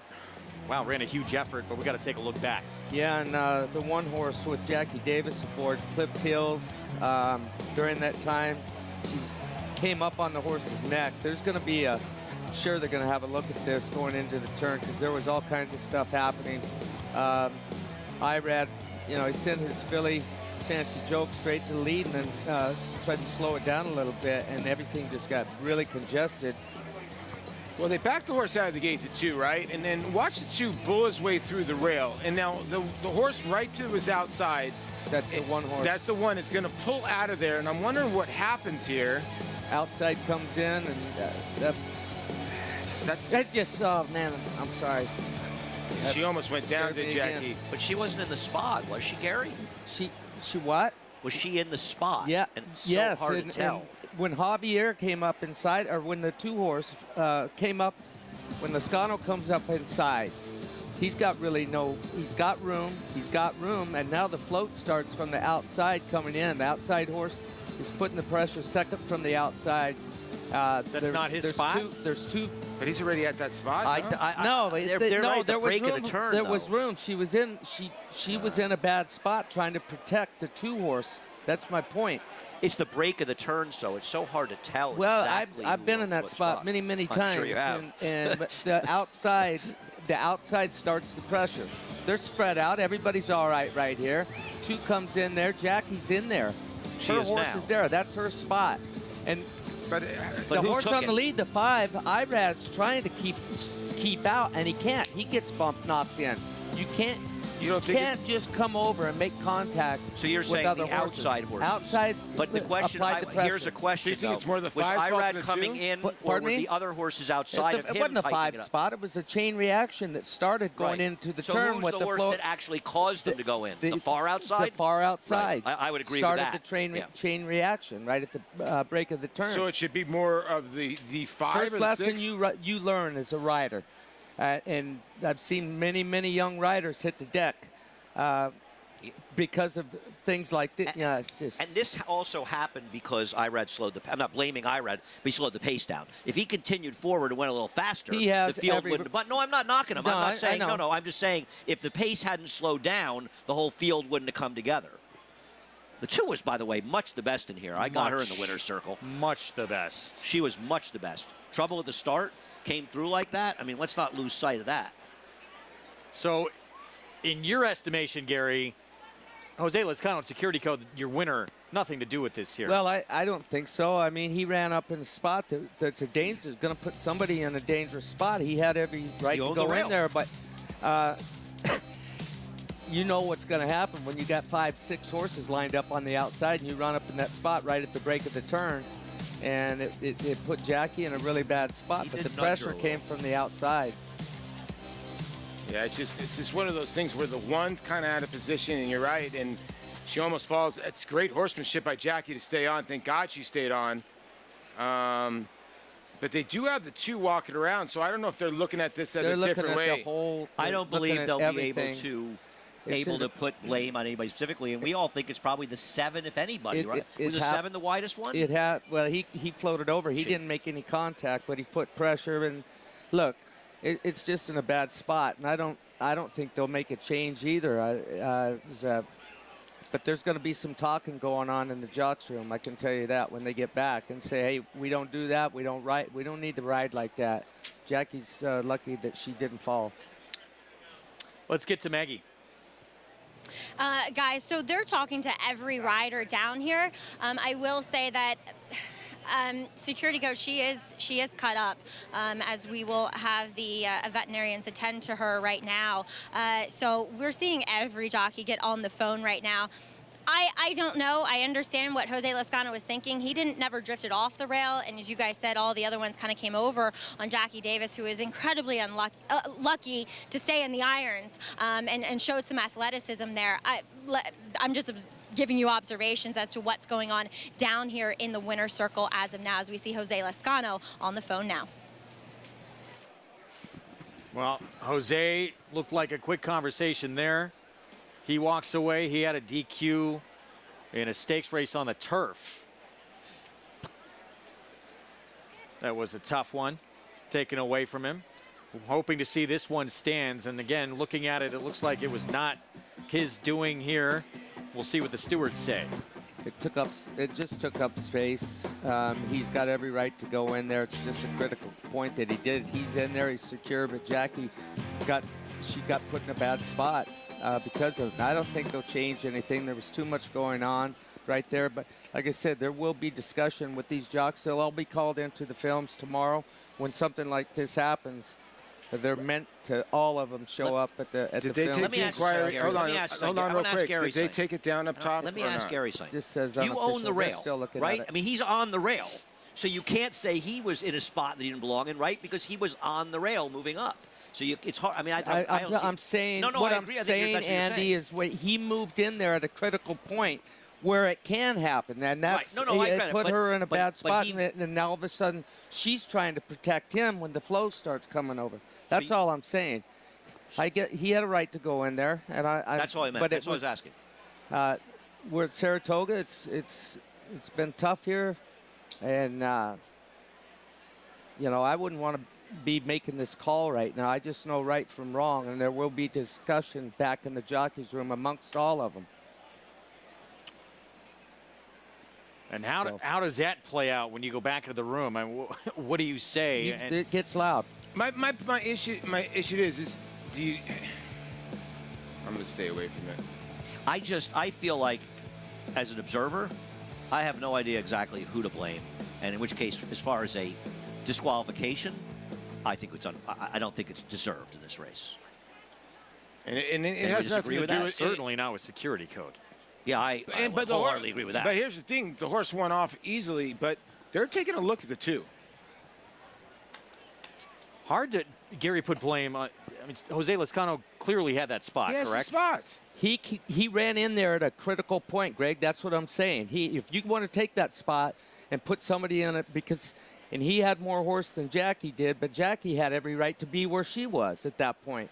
You don't cross it. You don't come in a spot, and I'm not knocking him for doing it. He's braver than I would have been, because I would have never put myself in that spot and put anybody else in trouble.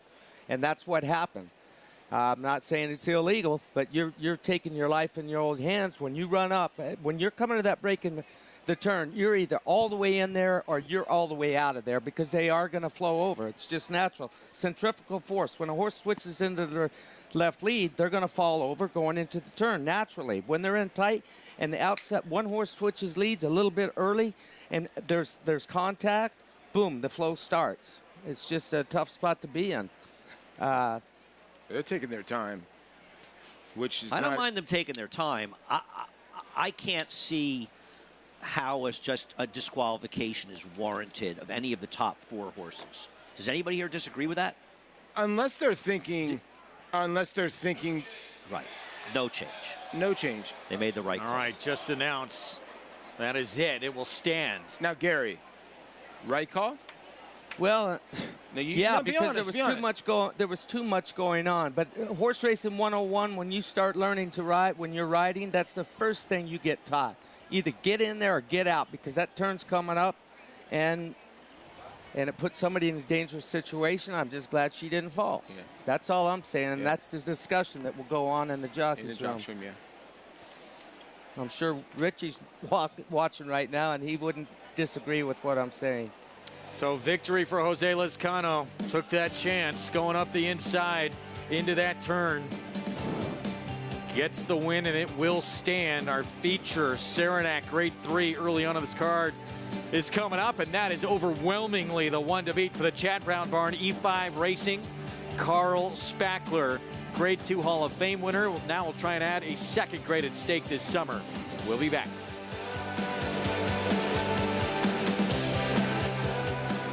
Liam's Map, a 2-time Grade 1 winner with 6 consecutive triple-digit buyers, including a 114 to win the Breeders' Cup Dirt Mile. He's already taking the lead as a sire, with Grade 1 winners Basin, Wicked Whisper, Colonel Liam, and Juju's Map, plus multiple 6-figure yearling sales and 2-year-old sales up to $1.2 million. Proven on the track, proven in the sales ring. Liam's Map, only at Lane's End. Reach for the unreachable. Race to new horizons. The artisan's quest for beauty burns in the heart of Japan, forging strength like no other, with love and honed to perfection. Noble, authentic, and only here. The legacy of strength.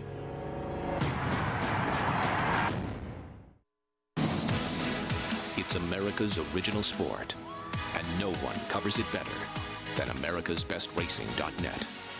From the sport to the lifestyle, the best races, horses, and destination venues, cocktails, gambling, fashion, and more. americasbestracing.net is a sport for you.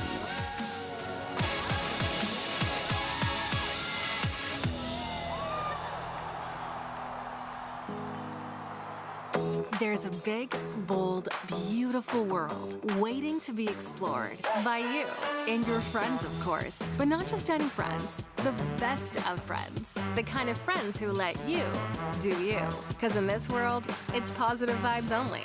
And when you get in the zone here, you stay a while. These aren't just good times, they're the best of times. And your time is now. So come explore. Resorts World. Back with you on Saratoga Live on our FS2 coverage on this gorgeous Friday afternoon here in upstate New York, brought to you in part by Claiborne Farm. 100 years of doing the usual unusually well. So after a long look, inquiry and objection back in race number 3, victory will stand. There's no question it was best in this race. This filly was much the best. Security code, Jose Lezcano, take that chance coming up the inside. And now the 3rd win of this filly's career. Yeah, now in 4 starts, she's had 2 wins and 2 seconds here at Saratoga. So she obviously loves it here in upstate New York. And she didn't break well. She got backed out of the gate in the beginning of this race, and she got rushed up, and she just drew off. And yeah, much the best is the right term. $7.40 for the victory. Phil Serpe, Wellspring Stables, your winning connections, along with Jose Lezcano, as we get set for the Grade 3 Saranac. Up next, 3-year-olds on the turf, mile and a 16th. And the 1-5 favorite, the horse we showed you walking over, Carl Spackler, Hall of Fame winner at a mile earlier in the meet, that Grade 2 victory. Now we'll try and add this Grade 3 to the resume for the meet's leading trainer. There he is, Chad Brown, looking to close strong and add another training title here. 1 up on Linda Rice entering today's action. Got many chances today and the rest of the way. We'll be back.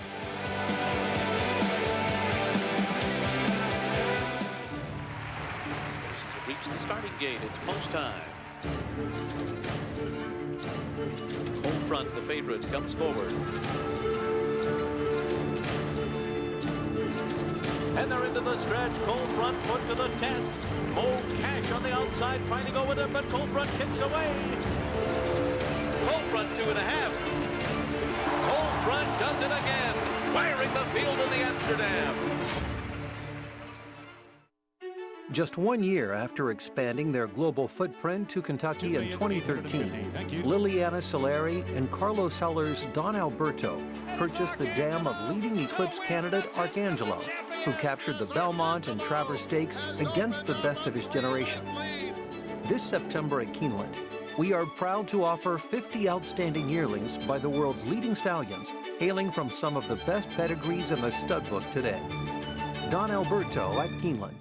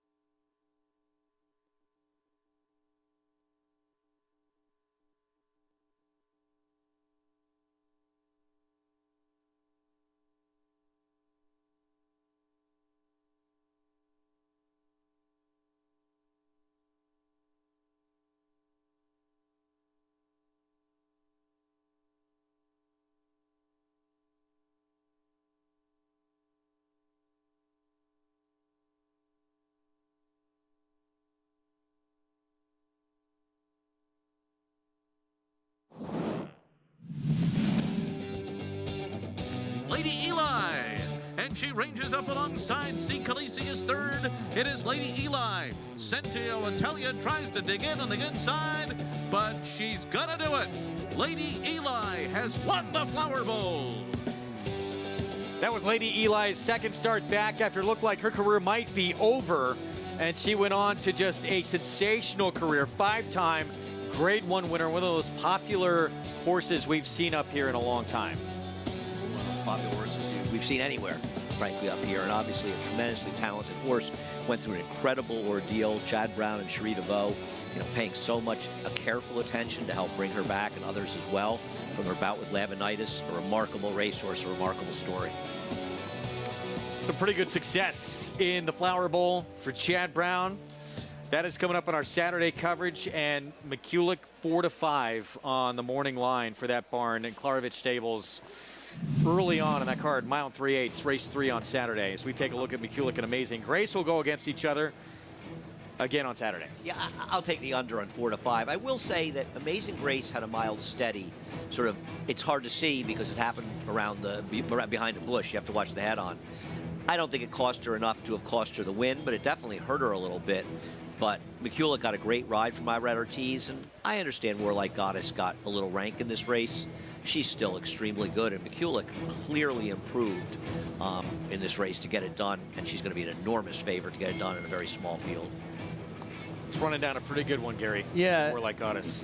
Yes, a real good one. And listen, she got first run on Amazing Grace in this race. She's more than likely going to get first run once again in the Flower Bowl.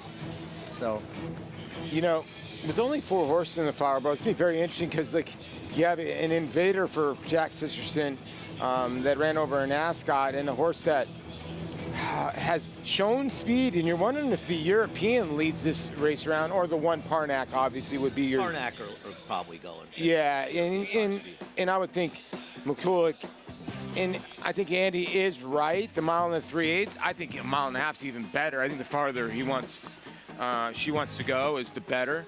And she's one of those horses that's just going to stay all day long. 4 horses running for $500,000. Warlike Goddess got a temperature. I don't get it. I mean, everybody is so gung-ho to ship to Kentucky Downs, and I understand their purses are big. Kentucky Downs is like that game of the claw. You're trying to sort of get money, and you go and you put your money, and you think you're going to get rich because the purses are so big, and you walk away with nothing. The results there, you know, they're fun races. You want to play them, I'm not knocking it, but I would not send a top horse over there. I'd send a horse 10, 15 to 1, take a shot for the big purse, because that's a weird track where funny things happen. It's fun to play, but nobody wants to go here. They want to go for the money there. Well, that is coming up, Flower Bowl, on our Saturday coverage. Again, race 3 early on, 1:48 Eastern post time for that race. Right now, it's a grade 3 Saranac, which we're getting ready for. And Chad Brown, Carl Spackler, 1-5 on the board. There he is for E5 Racing, the meet's leading trainer. And Tyler Gaffleone back aboard off that Hall of Fame win. Stay with us. Hip number 1, sale time, folks. We're ready to go. When there are this many buyers under one roof, anything can happen. Last November, buyers from 29 countries traveled more than 135,000 miles to be right here. Because if the horse capital of the world actually had a capital, this would be it.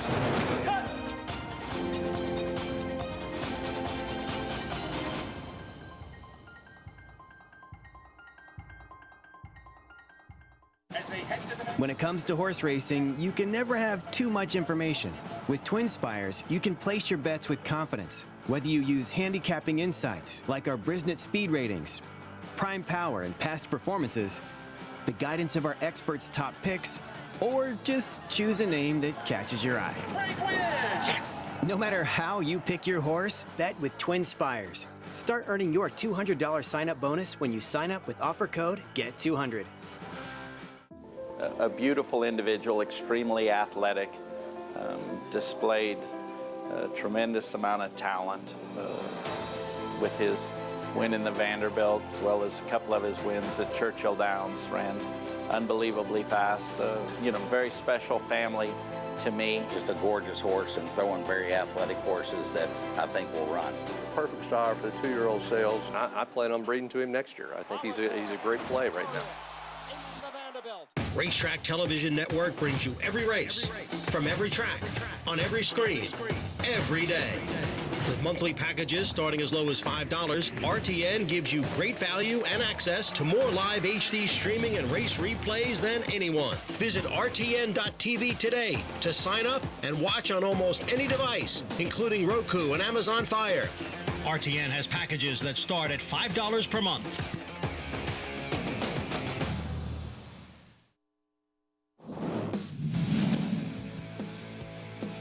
Voodoo Song's got another furlong to run. He's got a 2-length lead. Bricks and Mortar's trying again. Yoshida storming down the center of the course. Voodoo Song by 2. Yoshida coming. Voodoo Song. Here comes Yoshida. Here comes the wire. Voodoo Song loves the spa. It was the summer of Voodoo. 4 wins in a single meet that summer of 2017 for Voodoo Song. Started the first of those 4 in a 40 claiming race. Winds up winning the Grade 3 Saranac. He had quite a storybook year.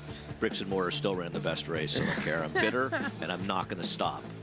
Picture taken, though, by this guy for the 4th time. You love Voodoo Song. You love Voodoo Song. It's a great story. It was a cool story. It was really cool because if you remember that meet, his first couple races, he opened up like 10 or 11. Yeah. And then that race, I remember it was like one of the 2 races towards the 3 or the 4, he kind of rated a little bit and was like a tiny bit in front of everybody. Like, oh, no. And he finished up. It was crazy. One of the races, he opened up by 16 lengths on the field. Yeah. And hung on by 3/4 of a length. Yeah. That was incredible to watch, winning 4 in a meet. Let's go to Maggie for more here on the Saranac.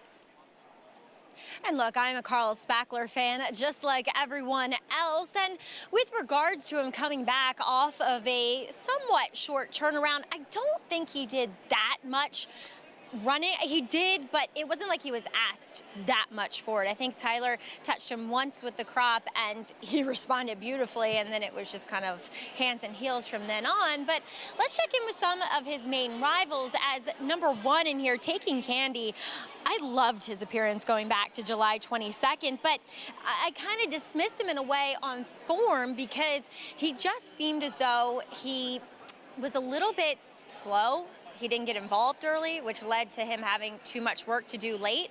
And then Jose Lascano jumps aboard and says, come on, buddy, get out of the gate, get position, and it paid off. Narrowly, to be fair, but still got the job done. Again, I'm enamored with him here in the paddock. He looks sensational here for Cherie DeVaux, and looking to Jose Lascano to give him that same forward running type of ride just to get that position and not leave him with too much work to do. Now, an unknown commodity coming in from Europe is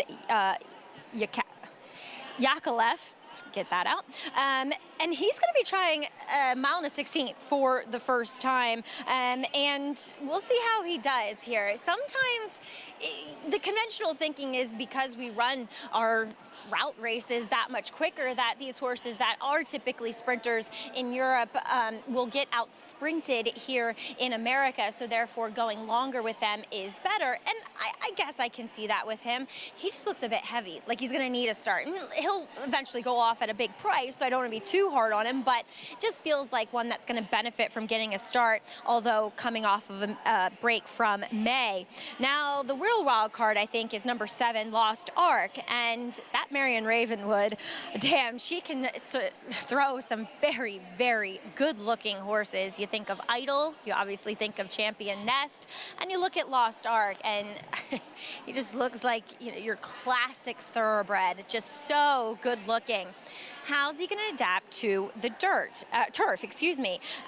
There is much more of a predominantly dirt family with him, but I've always said that he has this big floating stride, and usually that translates to the turf. And watching some of his turf workouts, it looks as though he's handling it quite well. I mean, last time he was outside of Far Bridge, he had to be niggled out a bit to stay with him. And then the time before that on the turf, he was with Witt, and was actually going much better than him. But the one observation I did make was that he kind of runs with his head up in the air on it and his tail straight out.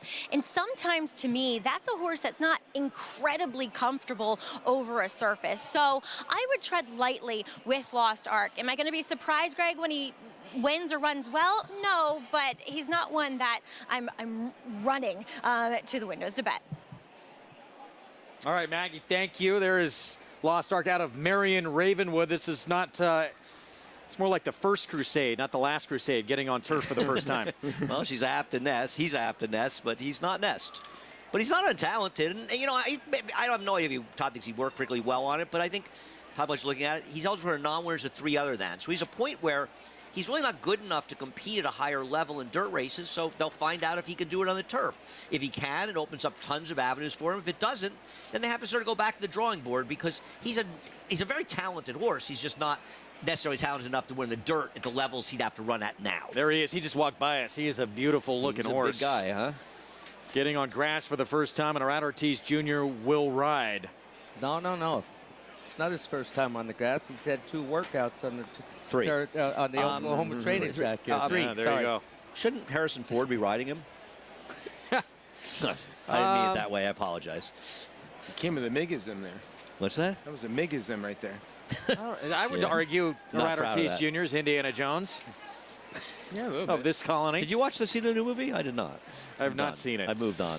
2-5 on Carl Spackler in this spot. Our post parade here coming up. We're going to start with Taking Candy, Cherie DeVoe, and Colt coming off a win on the grass at this meet. My nomination for ride and tactics of the meet was Jose Lezcano, rushing this horse without speed to get position out of the gate, getting a perfect trip, winning an incredible bob.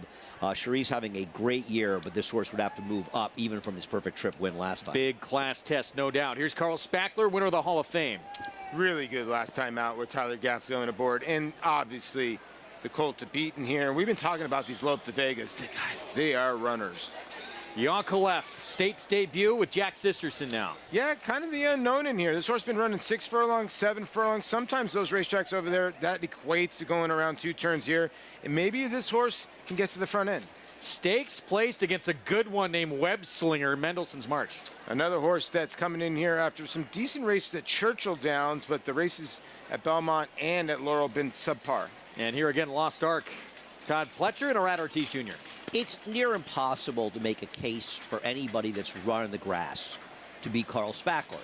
So just by the very nature he's trying the surface for the first time and has enough pedigree to handle it, you have to consider him the biggest threat to Carl Spackler, even if he finishes last, because he's never been on the surface before and he could really, really like it. But he better, because Carl Spackler, either, unless he takes a big step forward, he could be as talented as any 3-year-old turf horse in the country. He's good.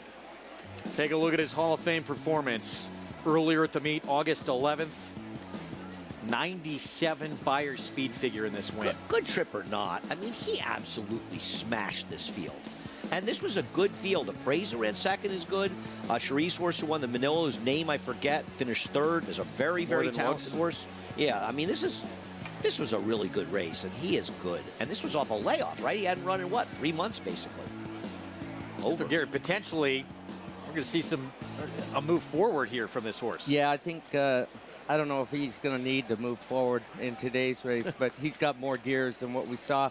He made 2 explosive moves in there, and coming off the turn, he got from point A to point B very, very quickly, and then he got from point B to point C when he got that little reminder at the end of the race. It was over with in a hurry, and he still didn't have a horse in front of him to go after. So I'm betting him in the future for the 4-star Dave in 2024. There you go. Doesn't look like you want to argue with that one. He's good. There you Paulie go. booking those future books for the 4-star Dave? No, actually. No? I'm trying to figure out, like, what's the value? No, the value in this race. Over here. Because when you look at the you know, you're trying to create value. Anytime you have a horse at 1-5, you're trying to create value in a race. And where is it? And it kind of is in the exacta. But when you look at the exactas, the horse on the screen right there, the 4, is not far behind what you would think would be the 1 and the 7, the horses that they kind of think might run second in this race. And, you know, the European races weren't bad. No, they're not. And I'm hoping that Joel, this horse does break well, and somehow just goes to the front end. And then Carl Spackler runs him down. Can I go back to the 6 for a moment? Last 2 races, mile 3/16, mile and a quarter, maybe just too far. Does that Audubon race against Web Slinger make this horse a player at all? It does, because Web Slinger's good. The problem is there really wasn't much behind them, and Web Slinger did not have a great trip, and he just sort of did what he had to do to get it done in that race. But, I mean, I'm not going to – I tell you what, it's ridiculous that he's the longest shot on the board. So, yeah, maybe you're supposed to bet a 2-6 here, because I understand that Lost Ark is kind of the second likeliest winner, but is he the likeliest horse to finish second? I don't think he is, because he's never been on the turf. He might not like it at all, and he's got to improve on it. Or be similar on the turf than he is in the dirt. You're probably right, Greg. 2-6 could be the right play in here. I don't know. The exactas reflect as 15 to 1. Take a peek at what they are. Yeah. Even with 1 to 5 favorite, there's ways to make money, as Paulie was saying. What they are. 10 to 1 for $1. Let me just see quickly what the exacta probably Let's go to Maggie. $10 for $1.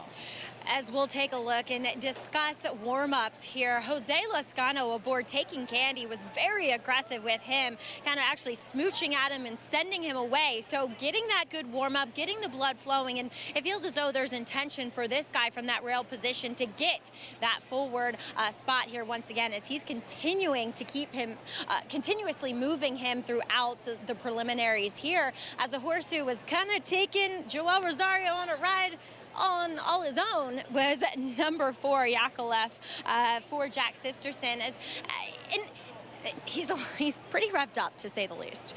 And I thought it was interesting what Paul said, because I agreed with him too, and then I was like, well, sometimes they act up in the gate so they don't get away that quickly. That could still happen, but I do think he's right, and this horse is going to be forward. He might be a little too over the top here, coming in here fresh, but just kind of a wild card horse, and I honestly don't know what to make of him. You know, last time he was a short type of price, and the horse who won that 7 furlongs around the one turn, Urban Sprawl, did it in gate-to-wire fashion, and he had a wall of traffic he had to come through late and was just kind of narrowly missed. But those are handicap races. Look, he's not beating Carl Spackler here by any means, and I'm not sure how he necessarily classes up that much better than some of the other horses in here. Again, 7 to 1, 8 to 1, who knows? He's an unknown commodity, Greg. He's taking a little bit of money here with a 1 to 5 favorite on the board. So, Gary, you know, you've talked about this a lot of times. So, Newmarket, you've ridden there before, obviously. 7 furlongs at Newmarket over a soft racetrack. This horse did win. Is 7 furlongs enough bottom to get a mile and a 16th here in the States? Absolutely. It's testing ground. I mean, you're running uphill, you know, the last almost quarter of a mile, and it's not just uphill, it's steep uphill. Television doesn't do it justice, and yeah, if you can get 7/8 at Newmarket on these flat courses here in the United States, you're going to get 2 turns. 2 turns is easier on them than a straightaway, for one thing. And if they get 7 there, they'll get at least a mile and a 16th over here. I have a very important question, though, about riding in Europe. Sir. Do they heckle over there the way they heckle in New York? Oh. Really? Go back home, Yank. Way worse. Go back home, Yankee. That's when you win. No, they love the racing over there. Huge fans of it. It's their television show over there is their #1 watched show that they have, and it's been like that for as far back as I can remember. Savage Bees are after us. Do we expect Carl Spackler to be on the lead? I do. Anybody have any other opinions on that here? Well, I think Maggie hit the nail on the head. You know, it depends how the 4 breaks in here, or it depends where Tyler just goes, okay, yeah, I do have the best horse, and I might just go to the front end. The 4 in rear, rallied from rear. Yeah, but the 4's in front of the 2. He forgot to get out of the gate. No, but here's the other thing. He does have disputed lead. He does have a couple prominent after 2 furlongs in 17 horse fields when he was younger. I just think there's no like pace all in of this us, race. he's gotten slower with age. Go ahead. Andy, where does he have planned for Carl Spackler next? I do not know. Because what if he told Tyler, listen, don't use any more than you have to here. He's going to lead. No, I'm not saying he's not going to lead. Just look at Lost Ark for a moment in his first start. He was on basically right off the lead, going 5.5 furlongs sprinting. If the 2 isn't a lead, Lost Ark will be in front. I agree with that. Let's see what Arad Ortiz Jr. does here. The goal for Carl Spackler is the Hollywood Derby, but that's in the end of November, early December. Grade 2 Hall of Fame win for the 1 to 5 favorite, trying to add a Grade 3 Saranac for the meet's leading barn. Chad Brown, Tyler Gaffley back aboard for E5 Racing. Let's go to Frank Miramati. Mendelssohn's March is walking into the gate now. We have one more for the 116th running of the Grade 3 Saranac. Lost Ark coming up. They're in the gate.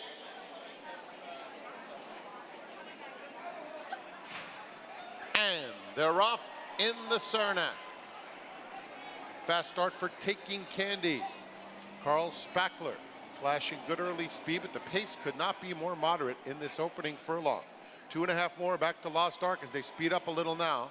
Then it's Yakolev, and Mendelssohn's March is at the back of the field. So they take off into the first turn, and it's Taking Candy and Carl Spackler. Taking Candy, Carl Spackler will just track now. A length and a half back through a quarter that went in 23 1/5 seconds. A gap of 5 back to Lost Ark, who's in third. Mendelssohn's March is next, and Yakolev trails. They straighten up for the run down the backstretch. It's Taking Candy and Jose Lezcano leading by a half length. Heavily favored Carl Spackler is right there under a tight hold second. Now it's just 3 to Mendelssohn's March in third. Yakolev is going to make an early move along the inside, takes that third spot. Lost Ark right next to him, the half in 48 2. Taking Candy by a length. Carl Spackler second. Then Yakolev on the inside, a joint third. On the outside comes Mendelssohn's March. Lost Ark hard ridden in between those two. They're coming toward the quarter pole. Taking Candy, Carl Spackler just a head away second. 3 more to Mendelssohn's March in third. They're at the top of the stretch, and Taking Candy running a good race. Carl Spackler set down and up alongside to take the lead. They're head and head, however, and now Carl Spackler goes by. Carl Spackler has a beautiful motion about him, and he opens up through the lane. So much promise. The future is bright for Carl Spackler, who just cruised around there in the Saranac. Taking Candy held second, then Lost Ark and Mendelssohn's March. Carl Spackler, back-to-back graded stakes wins here at the meet, the Hall of Fame, and now adds the Saranac for Chad Brown and jockey Tyler Gaffleone. Yeah, and he ended it in a hurry when Tyler asked him for his best. I don't think he asked him completely for his best, but he lengthens inside of the 16th pole in the last, and just ends it. It's the fight's over. Yeah, you got to give Jose Lezcano credit. Listen, he went for broke. He could have compromised his horse in Taking Candy here from running second, which I think she was game. He was game to hold on for second because, you know, you didn't think he was going to be on the front end, Andy, and he might have compromised, but he held on for second. This Carl Spackler's just a better horse. And I like the idea for Jose and Cherie to be aggressive. Yeah. Take it to Carl Spackler a little bit, and he ended up running second. You know, they put together good races by him. He's just not good enough to be a horse like Carl Spackler. Carl Spackler's he ended this race in a matter of 4 strides when he hit that gear. Is it me or there's some good 3-year-old turf horses around? Program trading, Bridge, and this horse, Far Bridge, even Web Slinger. I mean, these are nice. This is a good crop of it shows you how much different it gets from 2 to 3, right? Because the 2-year-old turf horse, male turf horse, didn't look very good, but it's a strong group. Major Dude too, right? Is that the name of the horse? He didn't run well in his last start. I don't know if he's run back since the Manila winner for Cherie. This horse, and now Carl Spackler, that was a big performance, and he did it so easily. Tyler Gaffleone with officially the best Saratoga he has ever had now, 34 wins. Congratulations to him. Takes a great rider, a great agent, putting it all together, and he's riding with such confidence. And he's quietly having, you know, obviously he had a tumultuous day on that one day, but he's quietly having a nice couple little weeks here. He won the Charlestown Classic on Skippy Longstocking, which was obviously a rich race, and Gunite, Echo Zulu. Led the nation in wins, I believe, 2 weeks ago. Yeah. And he's missed at least 6 days here, right? He took off on Sunday, I want to say. Yeah. He had a couple days. He was out 2 or 3, maybe out of town yesterday. Was he out of town yesterday? I can't remember. Yes, he yesterday. Was. He was. So it was like 7 days he's missed. Carl Spackler, dominant performance in the Saranac, and now back-to-back graded stakes wins here at this Saratoga meet. We'll be back.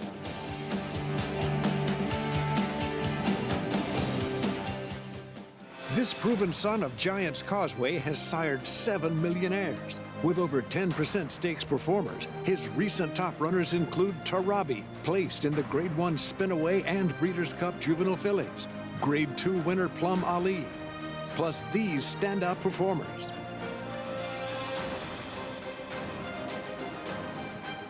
A proven value sire, First Samurai, standing at Claiborne Farm.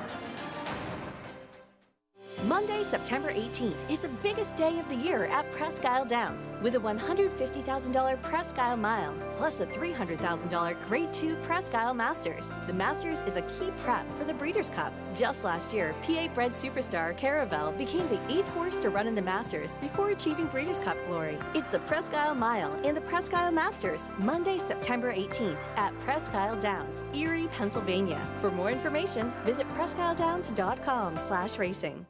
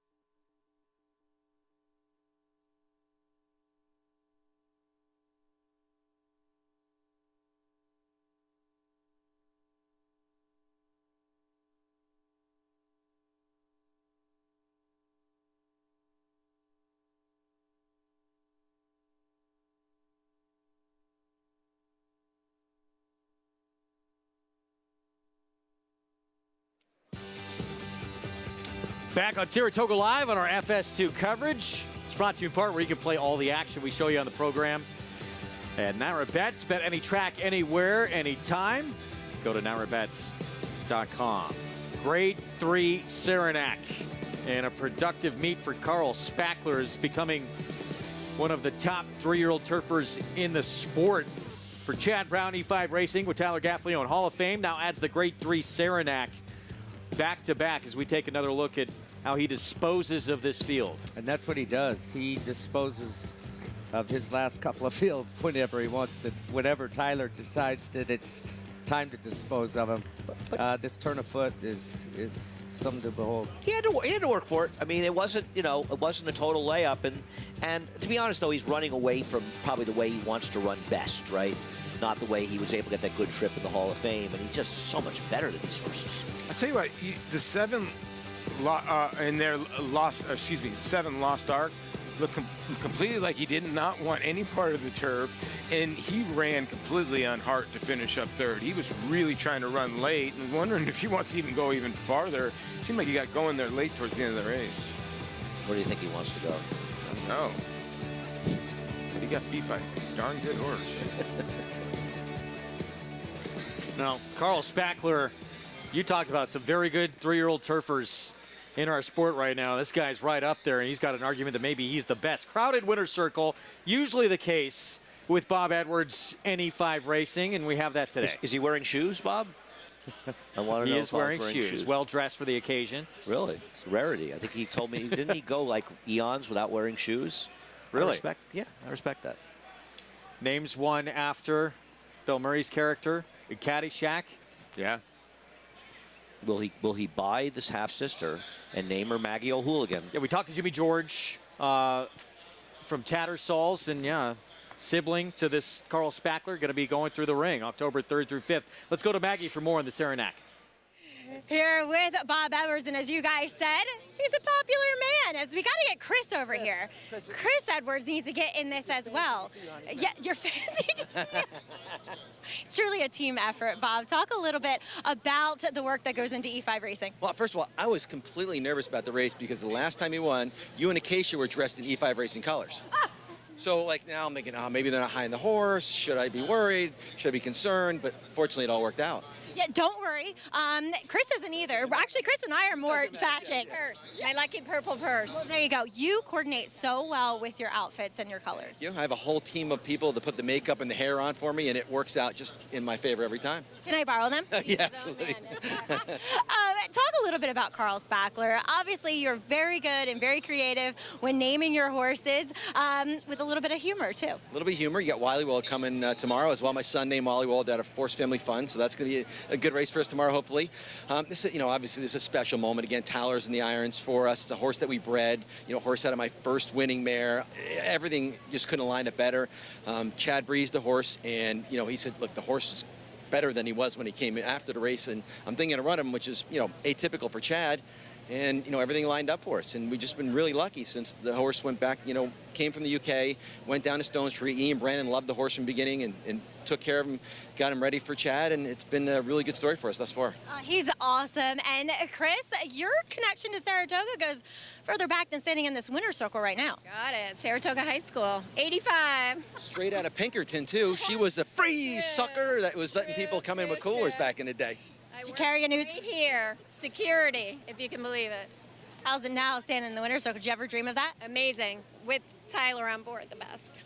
Your son-in-law in the making. And as Chad for allowing him on. Do you really have to work Chad over to get Tyler on these horses? No, I think Tyler's earned it, right? He deserves to be on these horses. He deserves to be on any horse at this point in his career. He's phenomenal. We're happy to be part of him. He's trying to do a family thing, that's all. He has been riding exceptionally well, and Carlos Spackler, no different. Congratulations, guys. Thanks, Thank you so much, Matt. Hey, Bob and Chris Edwards, always so much fun here in the Saratoga Winner's Circle. Carl Spackler, very nice horse, though. Son-in-law riding for the family here. And it's got to feel good, too, that they give, Tyler gives them, but they team up for a win that makes it his most productive Saratoga in his career. Absolutely. It makes Christmas time much better, easier. Yeah, very much. Are they Chevy Chase fans? Wally Gotta World. be. Yeah. Oh, yeah. A little bit of Carl Spackler. Pulling a pond. Pond be better for you. Thank you, Paulie. Yeah, you're welcome. It's a true Cinderella story, though, with Carl Spackler. It is. Wow. Keep on going. And you said goal for this horse seems like? The Highwood Derby. I mean, Chad Brown is quoted as saying that. But that's where, I mean, program trading as well, and so it'll be quite a showdown. Imagine, if these horses stay down, they'll all be there. Farbridge could be there as well, and we left somebody out who's pretty good. There are others that are good as well. Well, fifth race. Webslinger. We'll get into the start of the Pick Six coming up in a moment. It's going to kick off the Pick Six carryover, over $100,000 in that pool today. Let's look ahead to Sunday. 2-year-old fillies in the Spinaway, 7/8 of a mile. And speaking of Chad Brown, one of the most electrifying performances we've seen from a 2-year-old at this meet with his filly Ways and Means. She did not scare anybody off, though. They got 10, including the very good winner of the Adirondack. She broke okay, and she was able to rate off what was a very moderate pace in here. One of the reasons the final time wasn't as fast as maybe it could have been. But, I mean, she just blistered these horses.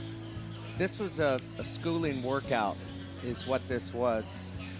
She learned to rate, sit, and answer to Flavian Pratt's requests or demands, whatever you want to call it. He didn't demand too much here. Wraps up on her late. She runs fast. Big buyer comes back on her, and she wins in a high gallop. What will she do? Yeah, for an encore after that brilliant performance. She does have a serious contender, though, in this group. Bright work for trainer John Ortiz. She is 3 for 3 in her Adirondack. She took a big move forward. She really did. And, sometimes, okay, I get it. Ways and Means was so darn impressive, Gary. But then again, you cannot knock a horse that's won 3 races compared to a horse that's won 1. No, she better be respected because she's going to take another step forward, I believe, as well with the added distance. They think that she eventually wants to run long. I agree with them, and they're parked right next door to each other in the starting gate. Listen, she's obviously very good. This is a fast race. Interestingly enough, it was the same day as Ways and Means, and they were very comparable races. She had more experience. Ways and Means probably won more easily, but this is a matchup of two very, very nice 2-year-old fillies.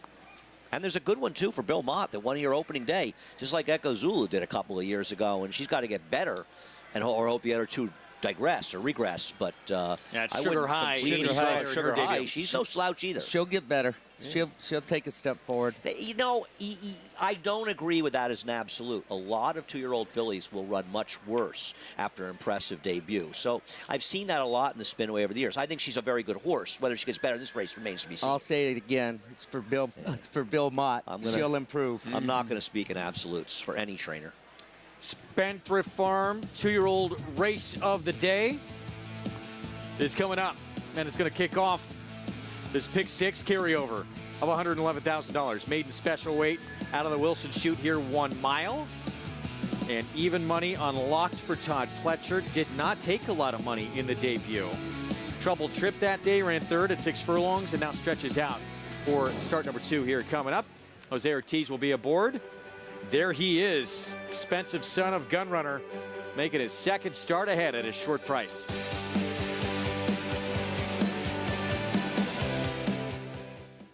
Spun to Run.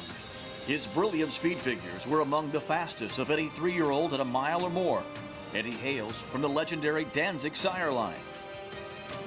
Now, this multiple graded stakes winner, millionaire, and Breeders' Cup champion is passing his remarkable talent along to his progeny. 95, 5, 200. 200 down, 2, in the back. Patrick, 200,000. Thank you. Spun to Run, standing at Gainesway. Experience the adrenaline-pumping, suspense-filled action of the Sport of Kings no matter where you are with Naira Bets. It's fast, easy, and secure. Download the app today and start winning with our lucrative weekly promotions, thrilling handicapping contests, and a one-of-a-kind VIP rewards program. Don't just watch horse racing, be a part of the action with Naira Bets.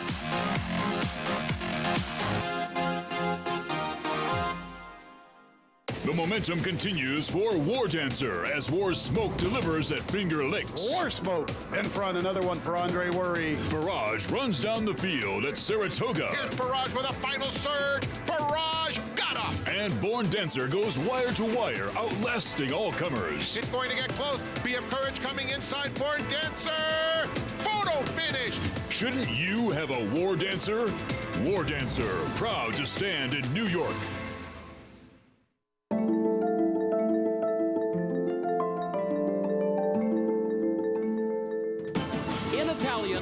To win it. And here is domestic spending.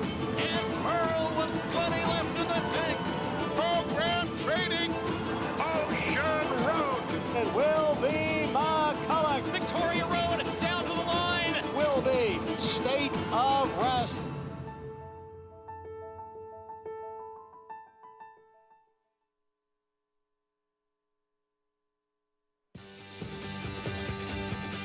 Back with you on Saratoga Live on our Friday coverage here on FS2 at this historic racetrack. It's brought to you in part by America's Best Racing. For the love of the race, visit americasbestracing.net. Today, race 5 will kick off a $111,000 pick 6 carryover. It begins right here, 1 mile out of the Wilson chute. 2-year-olds in a maiden special weight. And here's a look at the sequence ahead. We've got some tough ones to come, guys. Yeah, we do. I mean, it's a puzzle in the next couple of races. Now, the 5 and 6 are getting bet heavy in this first race.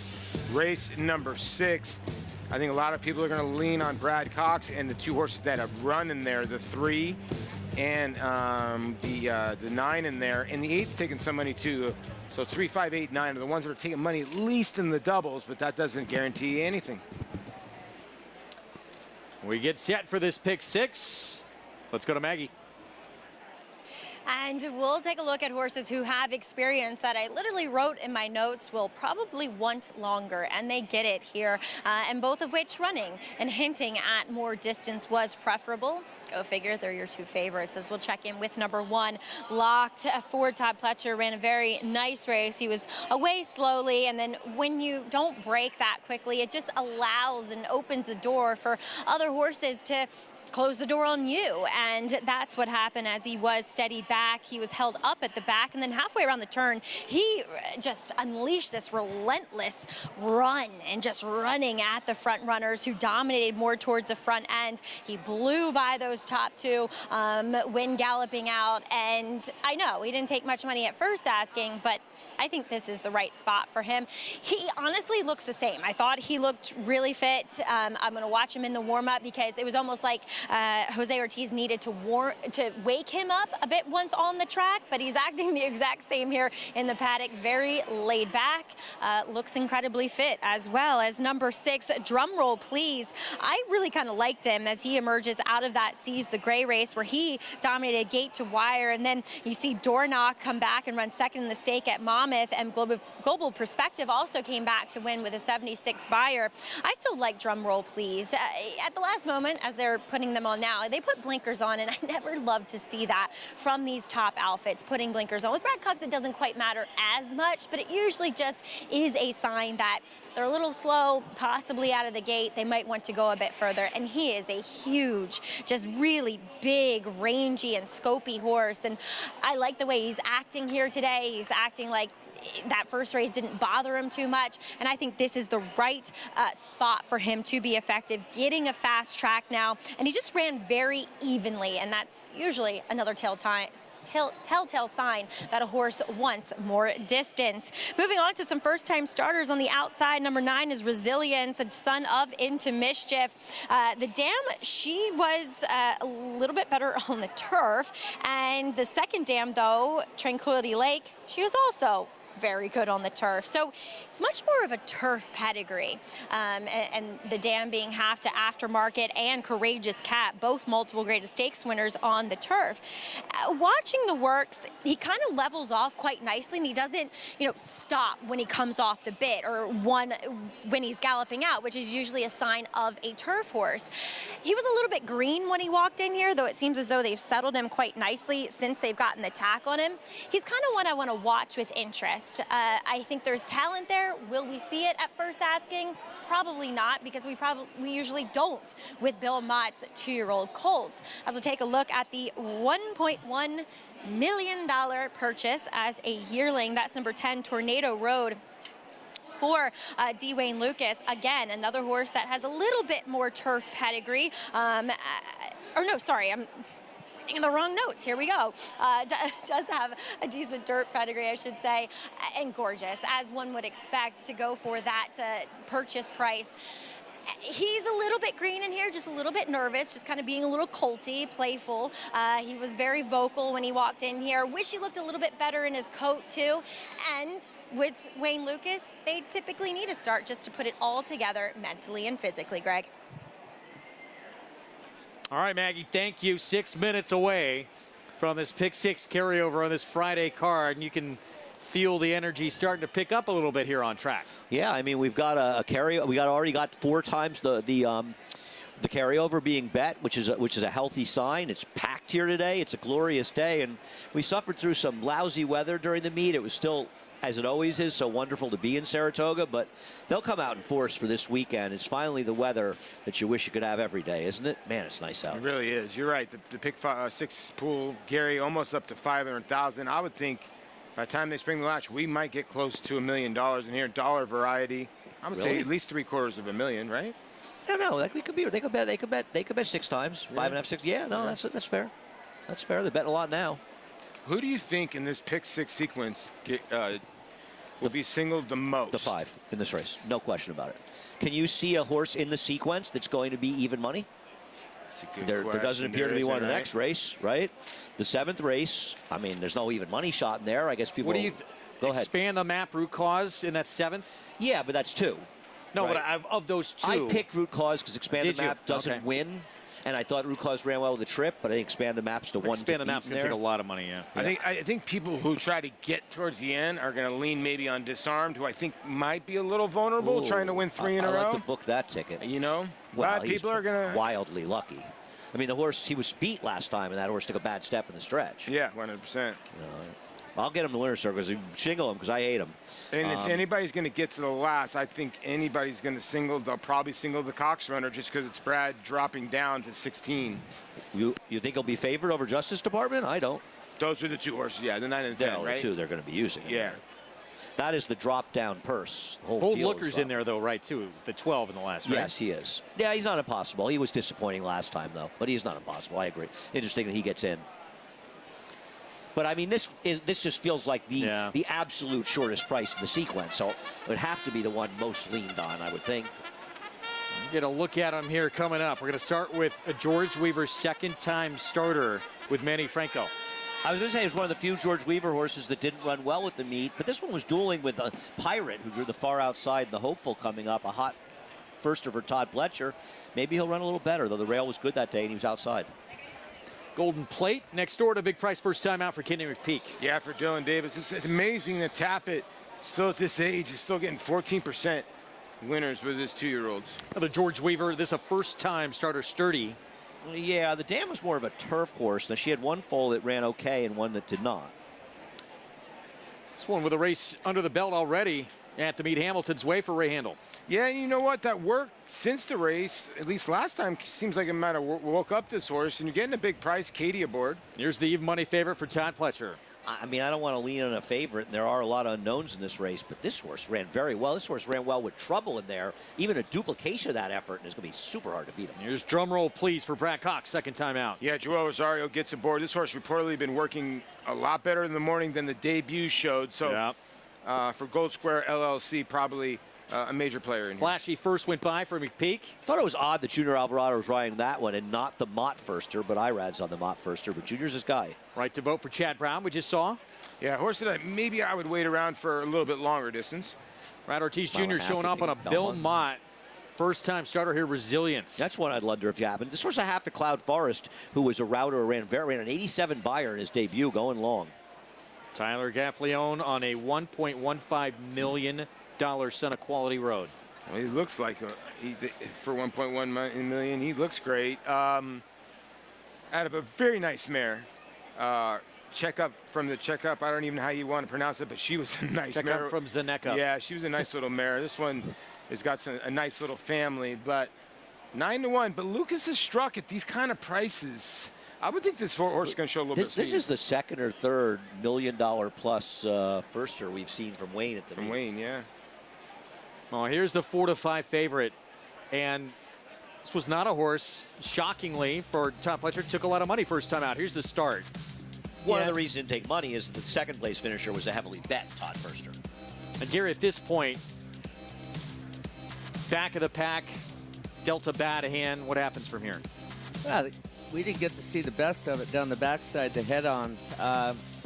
Jose just kept him back behind and made him eat dirt, and this big surge of energy he gets at the end. Two paths tells you that he wants at least a mile.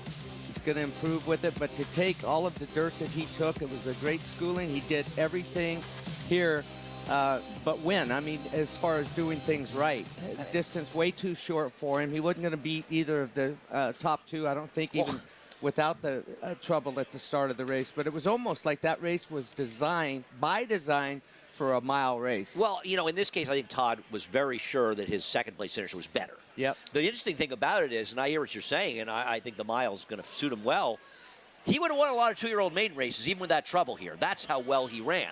Because he still got an 81 buyer, and we have not seen. We've seen a lot lower buyers in a lot of races, so it's really remarkable how well he ran. He only lost that race because it's one of the fastest 2-year-old races we've run at the entire meeting. Yep. I will say this, though.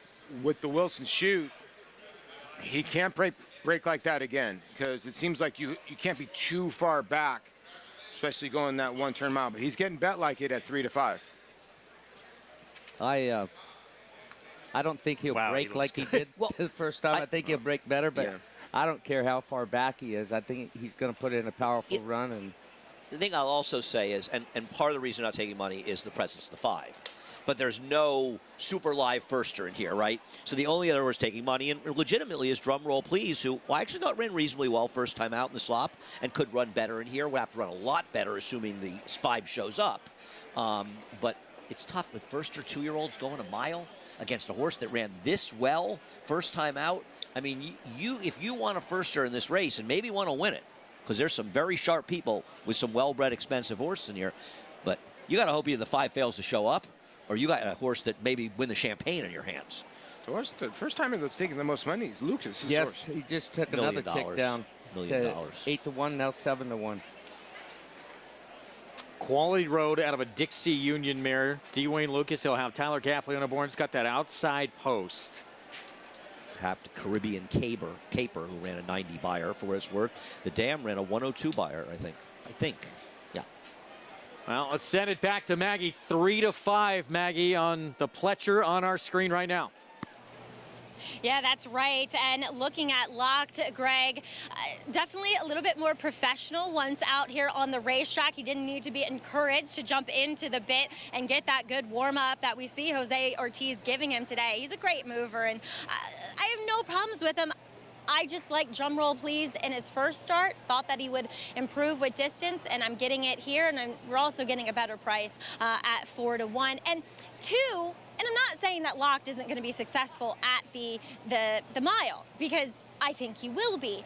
But I'd almost prefer a horse that just ran evenly, going the 6.5 furlongs in a race where the pace virtually, for the most part, held together, than take one that made that flashy run from well back sprinting, because sometimes it doesn't translate, but I do feel as though it will here today. Let's take a look at a long shot here, firster, and that's number 2, Golden Plate, son of Tappet.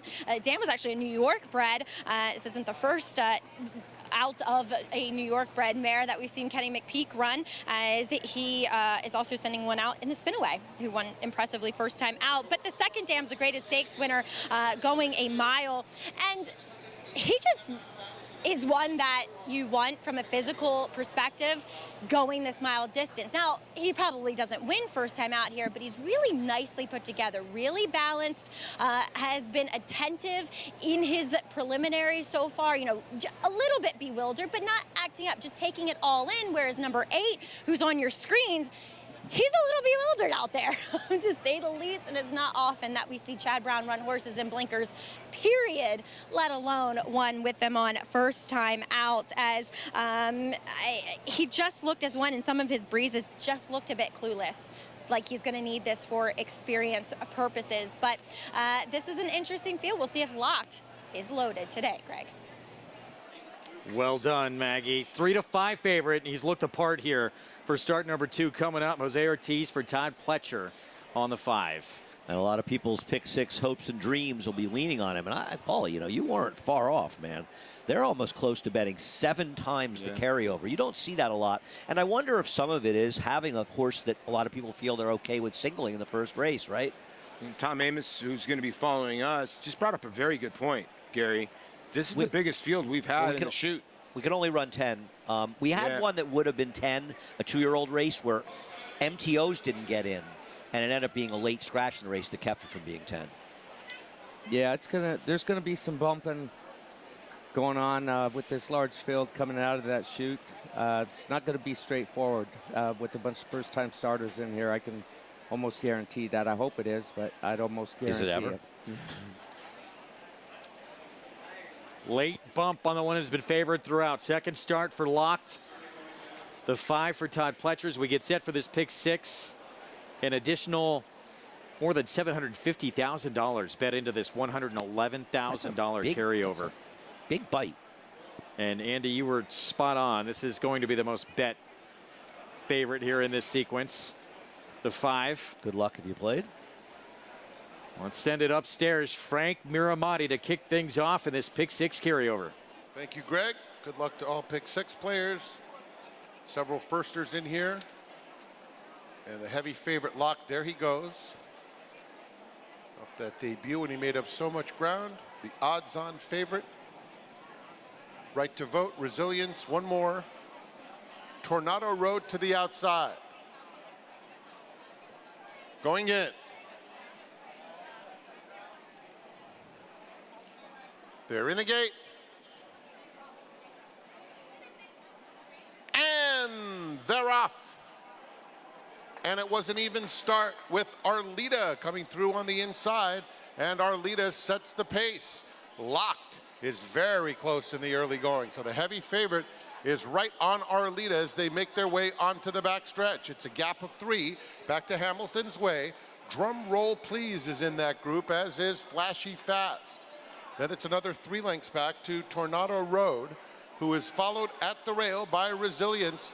Another 3 back to Right to Vote. Sturdy is second to last, and Golden Plate, who had a little trouble shortly after the start, is the trailer. The opening quarter went in 23 and 4/5 seconds. So it's Arlita the leader, with Locked up alongside, just a neck behind second. Drum Roll Please third. Hamilton's Way on the fence fourth with less than a half mile to go. 4 more to Flashy Fast. The half went in 47 and 3/5 seconds. Resilience is starting to make some headway in his debut in the light blue colors between rivals, but in the meantime, Locked has put away Arlita and is cruising to the quarter pole. Locked, 5-length lead. Drum Roll Please in second, and then Flashy Fast in third, followed by Resilience. They're at the top of the stretch. Locked by 4. Drum Roll Please running a good race, but still 4 lengths behind Locked, who's just hand-ridden, coaxed along, and it's lights out. Locked and Jose Ortiz pouring it on, running aggressively through the stretch to win by 7 easy lengths. Drum Roll Please second by almost 10, maybe more. Then it was Sturdy third, and Hamilton's Way fourth. Locked, impressive here. Second start, stretching out to the mile at odds on.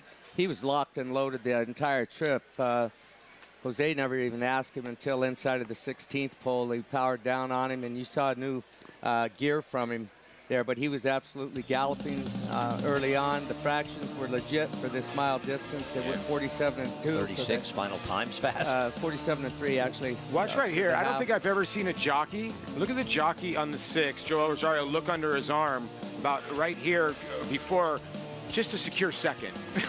Literally, he looked back going, is anybody behind me in second? Because I really got no shot. He was trying, but... Drum Roll Please probably wins a race like this about 90% of the time in running second. It's a very nice horse, and you know, we saw Todd have that fierceness last week. Imagine Mike Rapoli heading to Champaign. This one probably the Breeders' Futurity at Keeneland. How did this horse go off at 12-1 first time out? Because they were betting so much on the other Pletcher, they ran second there. And Gary, you were dead right. Broke spot on, was put into the race by Jose Ortiz. The 3 who ran third, he was beaten a lot here, but he had trouble to start. He ran well. I saw a little jostling there out of the gate with this biggest field we've seen out of this Wilson chute. Yeah, the 2 horse completely eliminated at the start. Got hit both sides, ping-ponged around. Was a big price in there, but this horse, he's the real deal. I look forward to seeing him as a 3-year-old. No, that's what I said. Yeah, right. He never knuckled down on him until like the last 150 yards, and when he did, it was instant acceleration. He pulled his crop through into his left hand, didn't use it, but showed it to him, and that's when you saw the brilliant acceleration. This horse he's really good. He won his last quarter mile in 23.94. I don't think we've seen a last quarter in a mile dirt race. I don't know if we've seen too many under 25 seconds. How's that? Right? I was going to say, we haven't seen this horse was any, rolling. I don't think under 25. And the 6, Drum Roll Please, he ran huge too, and this horse just drowned him. He was 9 lengths. I was counting. I think he was like 9 lengths clear of the 3rd place finisher, the 6. They're both nice horses, but the winners was nicer. Dominant from Locked. Some horse. We expect to see, when you see a gun runner impressive at this meet, you think of another trainer in here, but now it's Todd Pletcher with an impressive gun runner here. Two very impressive 2-year-old maiden winners in that fierceness last Friday, and then this one today. Absolutely. I remember asking when I was at Oakland, I remember asking Steve, you know, the gun runner, he goes, I can't buy them all. I wish Got I could. a few of the good ones, though, especially early on. Right? Yeah. Another good one here, it looks like, in Lock. That's going to do it for the 4 of us. Next crew, they're already here lurking, ready to take over. Lafitte and company. Take you the rest of the way here in this Pick 6. Late Pick 5 coming up next as well. This horse with a future, it would seem. Locked, impressive at start number 2. Breaks his maiden. Quick break, and the next crew takes over. They say breed the best of the best and hope for the best. Vekoma broke well on the outside. But you don't expect to get speed like this. Is Vekoma the one to catch? Vekoma has a 5-length lead in this Grade 1 corner.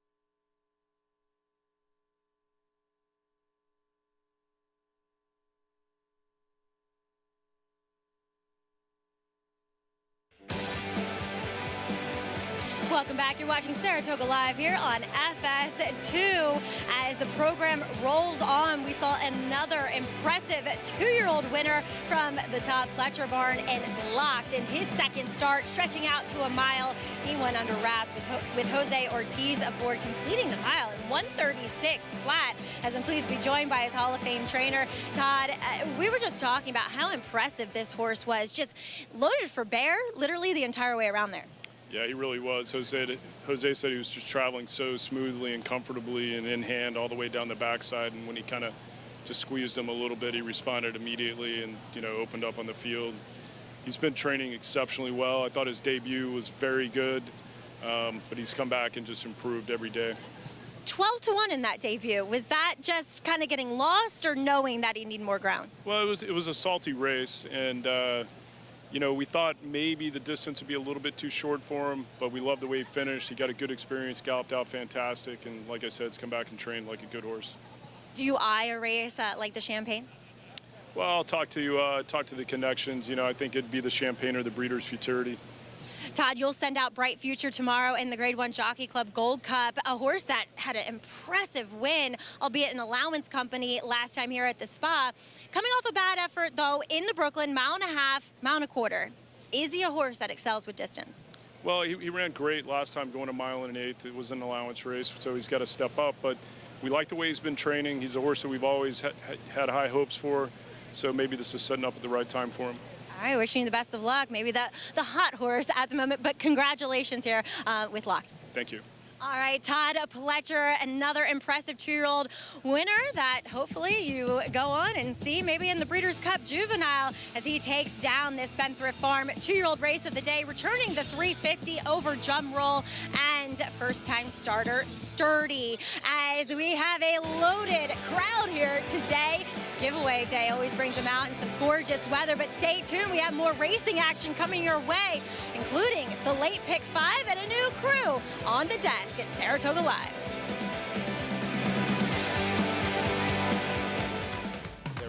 for the Shuby. And they're off. Start for Nest, goes right to the lead. Nest in full flight. Clairiere still with 2.5 to make up. $5 million in earnings between these two daughters of Curlin. But it belongs to Nest, who comes back in style and finishes full of run to score in the Shuby by 2.5 lengths. Clairiere second. Curlin, the classic sire. When it comes to horse racing, you can never have too much information. With Twin Spires, you can place your bets with confidence. Whether you use handicapping insights, like our Brisnet speed ratings, prime power and past performances, the guidance of our experts' top picks, or just choose a name that catches your eye. Yes! No matter how you pick your horse, bet with Twin Spires. Start earning your $200 sign-up bonus when you sign up with offer code GET200. Maximum Security proves he's the real deal with a gate-to-wire win in the Florida Derby. Champion 3-year-old. Maximum Security has won the TVG.com Haskell Invitational. 11 triple-digit buyers. Maximum Security. He smoked them in the Cigar Mile. Grade 1 winning 4-year-old. Maximum Security takes them all the way in the TVG Pacific Classic. Maximum Security. Racetrack Television Network brings you every race, from every track, on every screen, every day. With monthly packages starting as low as $5, RTN gives you great value and access to more live HD streaming and race replays than anyone. Visit RTN.tv today to sign up and watch on almost any device, including Roku and Amazon Fire. RTN has packages that start at $5 per month.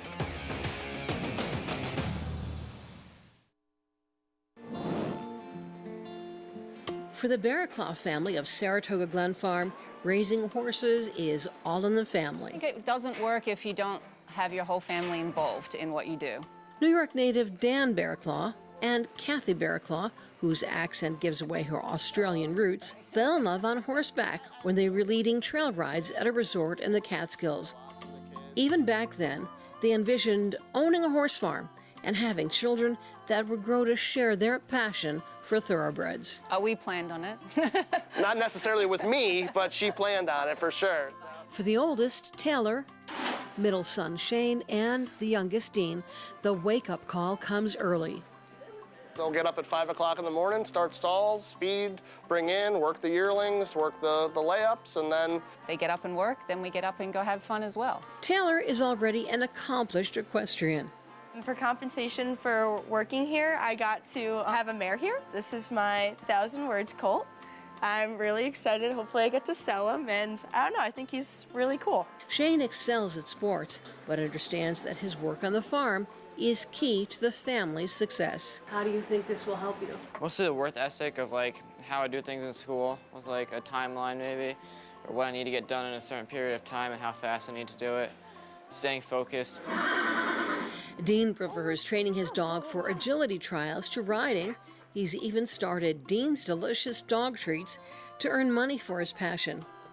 But even he picks up a pitchfork when it's time to clean a stall. I'm watering, I open doors, I mow lawns, I help Dad. The Barraclough clan credits another family for helping them become successful, the family of New York breeders, who were generous with time and advice. And we had a lot of help along the way. Joe McMahon was a mentor for us. He helped us, get our first clients. It's been a very good community for us. Ann Morgan and Tim, when he was alive, they were very helpful and accommodating. When this War Dancer filly races at Saratoga someday, she'll carry with her all the love and care she received from all 10 of the helping hands at Saratoga Glen Farm. Terrific feature, all in the family. The strength of New York breeding. For more information, visit nybreds.com. Picture perfect Thursday afternoon alongside Jonathan Kinchin. I like the Gators. Tom Amos, multiple Grade 1 winning trainer, champion jockey Richard Migliori. I'm Lafitte Pinkai. The pick six we are off and running, Richie, but wanted to start with the feature we just saw in the New York bred, specifically here in how important is it to have such a healthy, strong New York breeding program? Well, I'm a great believer in the health of your racing product in any given state as it directly correlates with the health of your breeding industry in that state. And we've got a very healthy, thriving breeding industry in the state of New York. And New York breds have gotten to a level where they can compete anywhere at a grade 1 level internationally. And you also have to think about the economic impact that New York breeding has on the state of New York. Not just the people that work on the farms, but think about the ancillary businesses involved. Feed companies, tack shops, veterinarians, blacksmiths. It is a huge windfall for the state of New York to have the breeding program that we have. Locked, the 2-year-old we just saw, Tom, not a New York bred, a very good Kentucky bred. How impressed were you? Yeah, Locked, very impressive for Todd Pletcher. It was his second start. We often talk about horses getting an education in their first start. Locked didn't break well, fell well back, took a lot of dirt in his face. He wasn't used to that. That's something as a trainer you can't simulate in the mornings when you're getting a horse ready to run in the afternoons, to take that dirt in the face and run through it. But after that first start, that education, today he graduated with honors. And already Todd Pletcher talking about, champagne or breeder's futurity at Keeneland, JK. Absolutely. When you have a horse win at Saratoga in a maiden race here, or it's the next step you're thinking is, okay, what stakes race am I going to run in next? All right, so the Friday feature is behind us, but a very strong 9th race, an allowance race for, you guessed it, New York breds. And Disarmed is the favorite. No, not the Colt, who just ran second in the Travers. This is Disarmed, past tense, Richie, who has rattled off back-to-back wins. Yeah, and what you like about Disarmed is that he's versatile. If they don't go really fast, he can make the running. If they go really fast, he can sit just off the pace. And it just helps a rider out so much to be able to go to the gate clear-headed, not having to need a particular trip. And he's game. He has shown in back-to-back victories now how tenacious he is. As a trainer, Tom, you have to love that, knowing the horse you train can beat his rivals different ways. Yeah. I mean, Richie pointed it out. So tactical speed, I think, is the best weapon a horse can have. He has a way, Disarmed, of positioning himself well every time he runs. Disarmed, high-quality turf sprinter. Disarm, runner-up in the Travers. There is a difference. Today's race is brought to you by Cleveland Farm. Late pick 5 starts in the 6th. Couple of solid allowance races. The 7th and 9th. Main track is fast. Turf courses are firm. Temperature around 79 degrees. Just 3.5 days left, but a very good 3.5 days left. Get signed up, NYRABets.com. When you do so, use that promo code SPA200. Take advantage of the $200 deposit match. Bet any track, anywhere, anytime. NYRABets.com. And here is trainer Kenny McPeak. Has horses running in the next 2 races. And tomorrow, there he is, hoping to celebrate a first Jockey Club Gold Cup win. He saddles the morning line favorite, Richie, Rattle and Roll, one of the best older horses in the country, even if he did get beat in the Stephen Foster.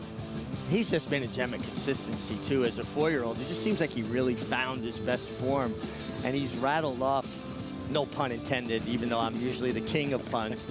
He's reeled off nothing but good efforts this year as a 4-year-old. Yeah, won 3 of his last 4, and specifically with Rattle and Roll, he should really enjoy the extra distance of the Jockey Club Gold Cup. 1.25 miles today. He's getting an extra 1/8 of a mile, Jonathan.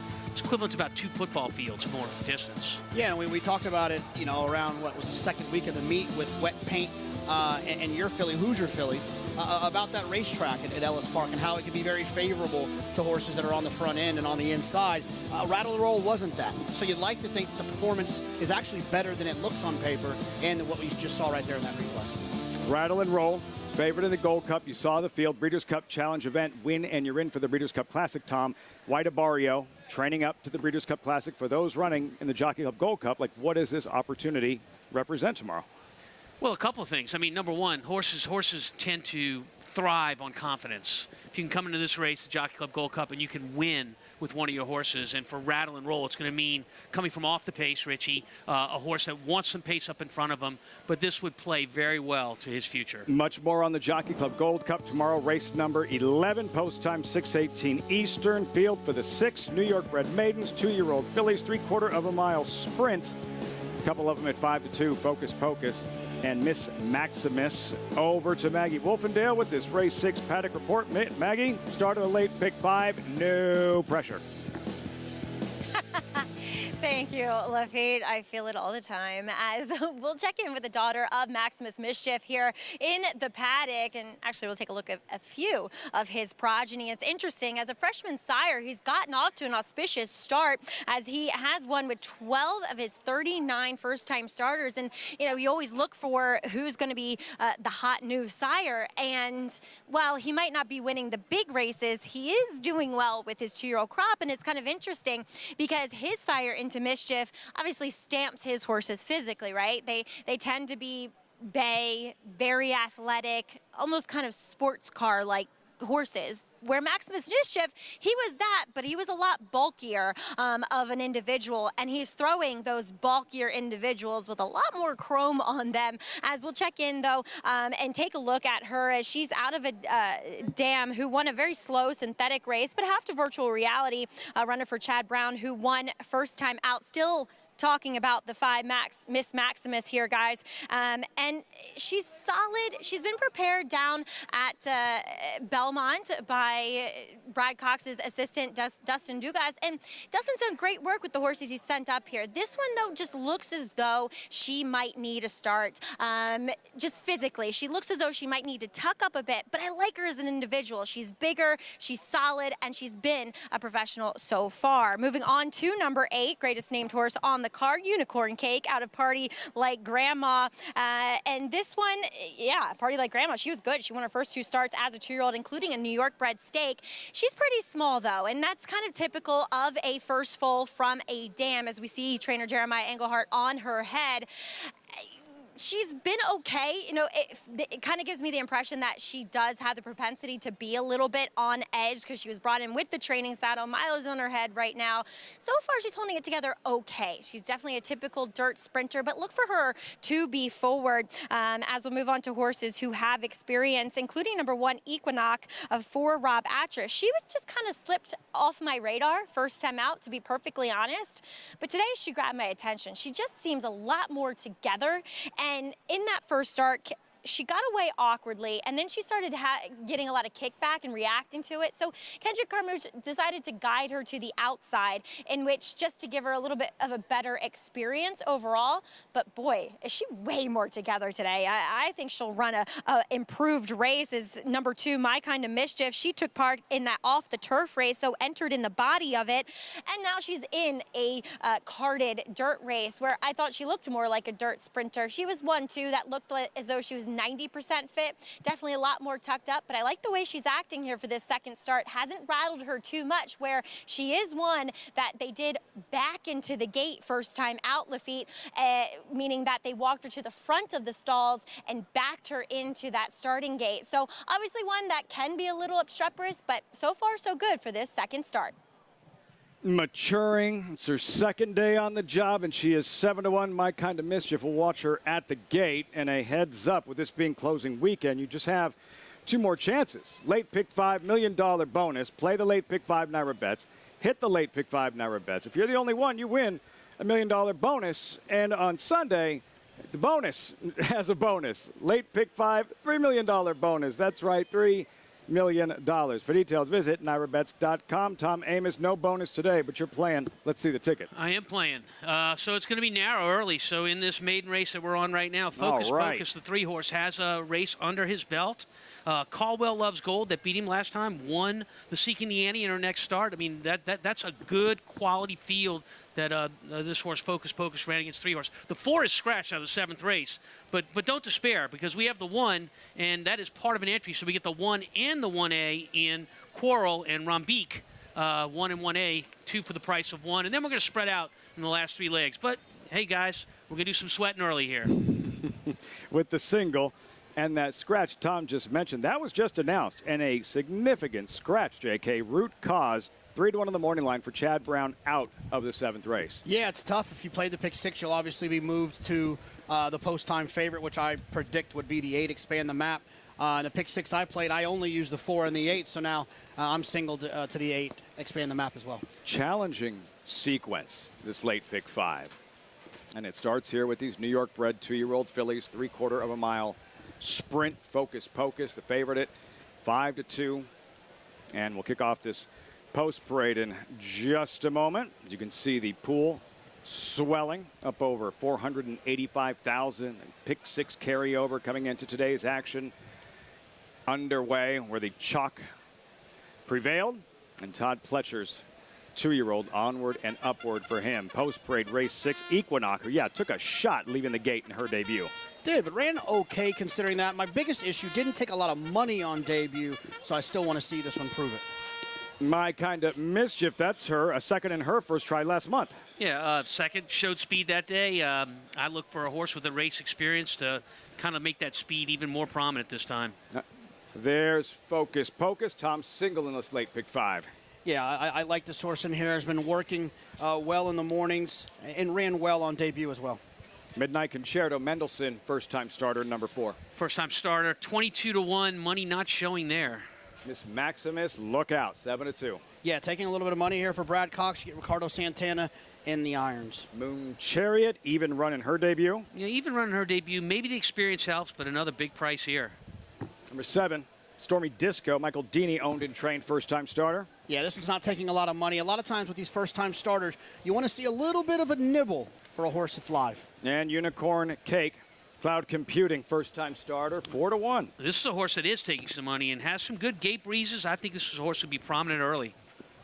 Call Her Bluff, number 9. There she is, owned and trained, co-owned and trained by Rudy Rodriguez. Yeah, broke slow last time. Didn't really have a shot. Puts the blinkers on here. Regenerator, watch her at the gate, unsettled in her first try. Yeah, you know, and remember, with trainers, when a horse doesn't do things correctly, and this horse was very fractious before the race last time, you know, you look to see if the trainer has given that horse his lessons and has this horse better suited for today. Late pick 5 starts here. Post time 3 minutes. There's Focus Pocus revving her engines. This was her debut. Late July, she was 13-1. You'll see Focus Pocus, good tactical speed, Richie, opens up only to be ambushed late. Ambushed late, but by a horse that showed a lot of quality to come right back and win the New York bred stake here the other day. Caldwell Loves Gold. I thought this was a nice effort from Focus Pocus, and she probably could improve off it. And it remains to be seen if she's facing anything of the quality of Caldwell Loves Gold. You know, this horse, we didn't watch the break, but for Focus Pocus, broke okay, but rushed up after that to get the right position. I know it looks like she just gets blown by late here, and actually she does. But it's not just any horse that blew by her. It's a very good quality 2-year-old New York bred. Tom, I heard from a handful of trainers just, you know, chatting around that they felt as if early in the meet, it was a tiring track for a first-time starter, and that and that some of the horses could kind of trick you in the morning on a tighter racetrack, that they're ready to roll, but then in the afternoon it's a little bit more demanding. I think historically the track has been like that, maybe a little less this year than in the past, but historically track's very, very tight in the morning, not always the same on the rail in the afternoons. JK, your top selection at a price 8-1. Why are we going with Call Her Bluff? Look, I think I'm looking for Focus Pocus to make a lot of sense in here. The 5, Miss Maximus, a first-time starter. The 8, Unicorn Cake, I thought were both interesting. But the 9's got some experience, and I knew I was going to get a much better price, twice the price of even the 8 in here on Call Her Bluff. Gets the blinkers and broke slow last time. I'm just hoping this horse can break a little bit better here today. At a price, towards the outside, Flavian Pratt, Call Her Bluff, and Richie with Miss Maximus. The money coming in indicating this first-time starter could be live today here with Ricardo Santana in the saddle. Yes, from some very good connections. Brad Cox, very adept at getting horses ready to win first time. This horse is a half to Virtual Reality, which was a debut winner, and that's something I look for. I like when I see siblings that won early. I just want to see some precocity there. Give me a little bit more confidence with a first-time starter. Check back in with Maggie trackside watching these fillies warm up. Maggie. And Lafitte, we'll take a look at the horse that Jonathan's interested in number 9, Call Her Bluff. She was very green first time out in the preliminaries. She was acting up. She was with the pony and just kind of blew her lid before even going in the gate. And now she'll wear blinkers, which honestly, once they put them on and got them on her, she actually settled. And that's sometimes what you do with horses with blinkers, because a lot of times that's what these horses are used to, especially ones that sold at a 2-year-old sale. I mean, they live their life in blinkers, and she did. She sold at Phasic, tipped in Timonium. So I like the fact that once they got them on her, she settled down, because when she first walked in, she was being really silly yet again. She makes a modicum of sense here. I wouldn't be surprised if she gets the job done, and she's a generous 8-1. As we'll check in with your favorite, that's number 3, Focus Pocus. I have no problems with her whatsoever, and I really like the winner of that race, Caldwell Loves Gold. I think she's very promising, running an 80 in winning the stake here last Sunday. Focus Pocus showed good speed. I thought she needed the race. She didn't look entirely fit. And as I said earlier on this program, it just seems as though Horacio De Paz's firsters need a start to get going. And she ran well enough to build upon that. I'm going to go with Equinox, because my eye just kind of kept going back to her in a sense, for one that completely flew under my radar first time out. This isn't necessarily a Rob Atras type of move, and she's getting a little bit too hot and wound up there on the racetrack. Yeah, I'll stick with her, but I definitely think Focus Pocus is going to be very tough in this spot, Lafitte. Lots to like. Focus Pocus, Equinox, Richie pictured, drawn inside, but leaving the gate in her debut. You see the head on, like, again, she took a shot leaving the gate. She's 6-1. It's a tricky assignment from the inside post here. What are you expecting from her? And she's got that guy in the saddle, Arad Ortiz, about to capture a 5th Saratoga riding title. Yeah, listen, you know, Irad has options. He's a rider that his agent can probably ride 2 or 3 or 4 different horses in any given race. So the fact that he winds up here, I think, is significant. Now, Equinox definitely got bumped hard at the break. It says steady at the 5.5. I actually thought Kendrick Carmouche extricated her from a tough spot as well as you possibly can. I don't think that cost her a great deal. Don't think she cared. Didn't help. But didn't help. But it wasn't, you know, it says steadied. I think she just kind of eased back out of the spot. Now, the kickback affected her, and she did climb a little bit, but immediately he went to the clear. I think it was a good race. She certainly can improve. I just wasn't overwhelmed with that run. Equinox and Tom, what's going on here with My Kind of Mischief? Dylan Davis is obviously not in the saddle. I looked down for a moment. Did you see anything? Anyone? Well, this is a filly they did back in first time, so I think by design they'll take Dylan off and back her in. Maggie had touched on that pre-race. Tom, and with Focus Pocus, you're single in this late pick 5. What do you want to see early on?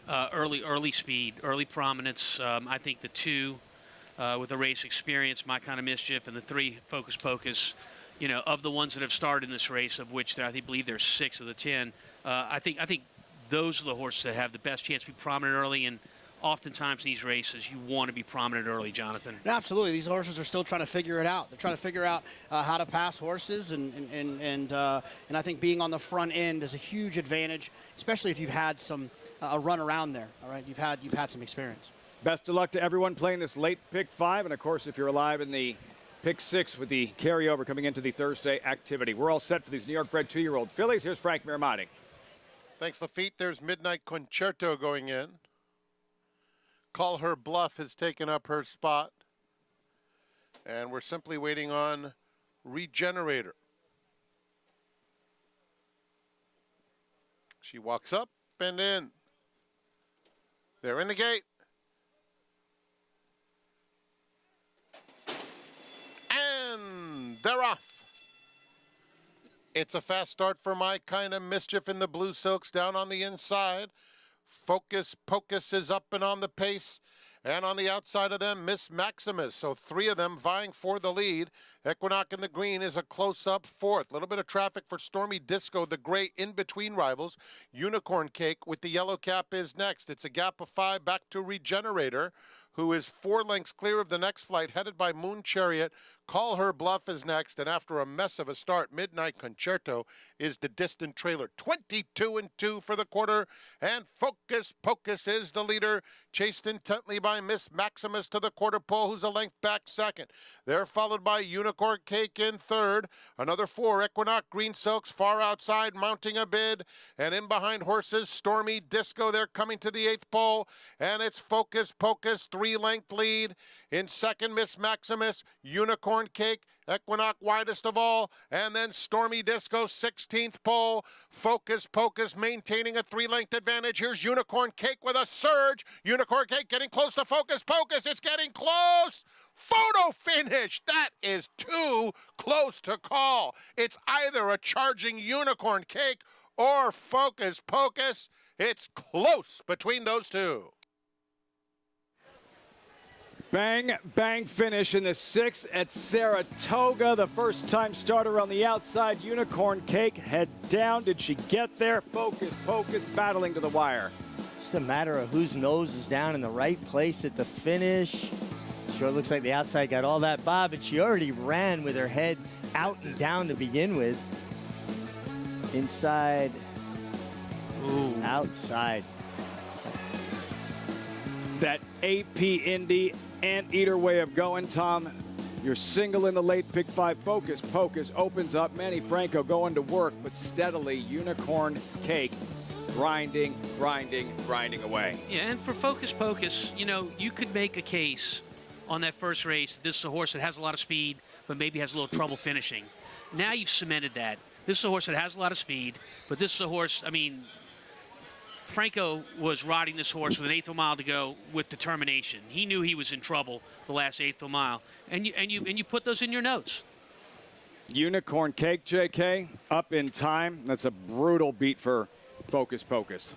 No, absolutely. I mean, it's funny when you look at these races. A lot of times, it really kind of comes down to how the races were written in the racing office, right? If this was a 5.5 race, a little earlier in the meet, the 3 likely wins this race, right? But going that extra half furlong was all the difference.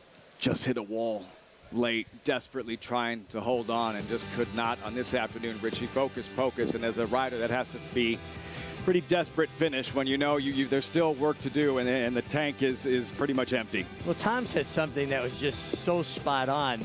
Manny knew coming to the 8th pole when he had a cushion, right? He had a few length lead. I'm in trouble. I'm on empty. I need to slide. The third base coach wasn't calling him in. He was going, slide, get down. Focus Pocus, tough defeat. Kendrick Carmouche, solid summer, Saratoga. Unicorn Cake, the first-time starter, 8-3-1-9 in the 6th to kick off the late pick 5. And when we come back, Chad Brown, of the damage he's done in stakes races on grass at Saratoga, and ready to do a little more. McCulloch, Grade 1 winner, favored in tomorrow's Grade 2 Flower Bowl, 4-5 on the morning line. Stay tuned.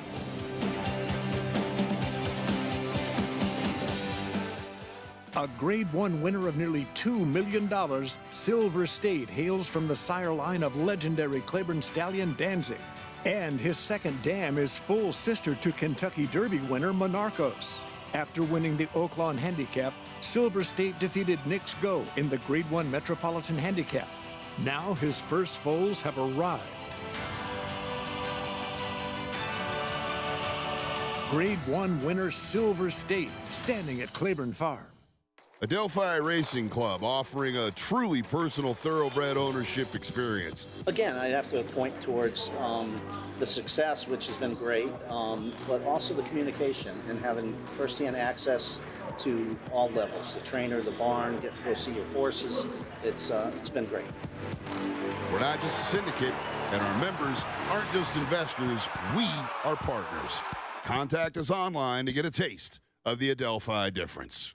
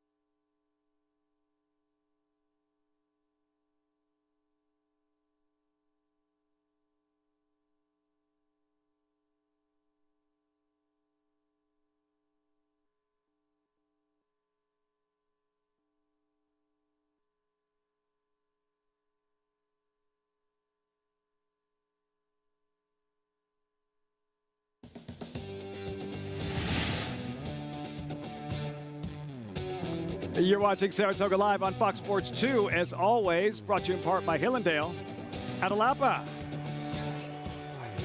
Back at Saratoga, Kendrick Carmouche, right on the money, Richie. Fist pump unicorn cake in her debut by a blared nostril. Maybe a little more. Kendrick Carmouche is always enthusiastic. And when you win a race like that, you get up in the shadow of the wire the last few jumps. You feel like you've done something good, right? You know, it's one thing if you hang on and win a race, it's another thing to come from off the base and lay it on somebody. Thrilling for the connections. Let's go to Maggie in the winner's circle. Well, one thing's true about this meet. When I interview Jeremiah Engelhardt, I'm always guaranteed to get kids, especially when one's named Unicorn Cake. As I'm pleased to be joined by Jeremiah and Ethan Gary. And Ethan, you're the one who came up with the name. Tell me about it. Well, when I was in kindergarten, second day they let you pick your own name, and I picked Unicorn Cake. I wanted to name a horse that ever since. So we shipped it in without telling anybody, and there you go. And it's fitting because she's out of party like Grandma. And Maya, much like her dam, winning first time out here at the spa. That's her at first asking as a 2-year-old. Yeah, we were tempted to run her in the Seek and the Annie because that's what her mom won first time out. But, you know, cooler heads prevailed, and we found this race, you know, a little later on. And, you know, she's been working really well. Kendrick's worked her a couple times, and he's liked her. I mean, she's not anything, you know, big, fancy, scopy filly. She's kind of small, short, compact, but she loves to run. Absolutely loves to run. Sarah El-Badwi and I were talking about it. We said we love I was watching her works and I'm watching her run. She's like your typical dirt sprinter. She just lowers herself, kind of attacks the ground. Yeah. You know, Lorna Chavez, who's done a lot of work for me for a long time, and I wouldn't be where I am without her. She's told me kind of all along that she's really like, you know, this one, and she gets on a lot of the ones that are special or need special attention. So she did a really good job with this filly, and couldn't be happier. Ethan, we having Unicorn Cake tonight? Yes, hopefully. Absolutely. Grandma, start baking the Unicorn Cake, Lafitte. He's like, Maggie, I got to go cash first. Unicorn Cake by that much, that low head carriage, and showing a lot of professionalism, Tom, in her debut. Oh, yeah. And, I mean, look, Richie talked about it. Those kind of races for a trainer, they're the most fun to win, the most exciting to win, and they are the hardest to lose. No doubt. No doubt. We turn the page. Race 7, start of the late pick 4, lucrative allowance race, fillies and mares, mile and a 16th in her turf course. And while Expand the Map is the even money favorite, this was a late scratch and a big scratch. A root cause is out. JK, how'd you see this one unfolding? Yeah, I mean, look, I thought it was a 2-horse race between the 2 Chad runners, the 4 and the 8. It's actually, you know, and look, you lose root cause, but now you really need Expand the Map if you saw the race the way that I do to run well, which is a little bit more nerve-wracking. You kind of like having 2 horses in there that can work out good trips, so we'll see. Late pick 4, race 7, post time in about 19 minutes. Closing week stakes schedule. The Thursday feature has already been contested. Tomorrow, 4 stakes races headlined by the Jockey Club Gold Cup. Sunday, Spinaway, Labor Day, the hopeful traditional closing day feature. Where did the summer go? Field for tomorrow's Flower Bowl Breeders' Cup Challenge event. Winning you're in for the Maker's Mark Filly Mare Turf. Mile and 3/8, compact field of just 4. Number 2, McCulloch, odds on 4 to 5 morning line favorite. Tom, this was the Glens Falls Warlike Goddess. Not her day. McCulloch takes full advantage. Takes full advantage of a race that really didn't have a lot of pace. And you want to talk about no pace. I mean, the Flower Bowl 4-horse field, it's tough to figure out who is going to have any pace up there. All these horses like to run from off it. They like a bit of a setup. But for McCulloch, this is a horse that didn't get the setup and was still able to overcome it and win. She's the best horse in this race on the second. She has the best turn of foot. So although in the Flower Bowl on Saturday, she's going to be in a situation where the pace doesn't necessarily set up for her. Like Tom mentioned, there's no one to take advantage of that. So I defer back to who has the biggest turn of foot. When they decide to run, she's going to have a distinct advantage over the rest of them. They should be bunched together all the way around there. The story with McCulloch, named after Chad Brown's former bookkeeper, Mary McCulloch. She passed away.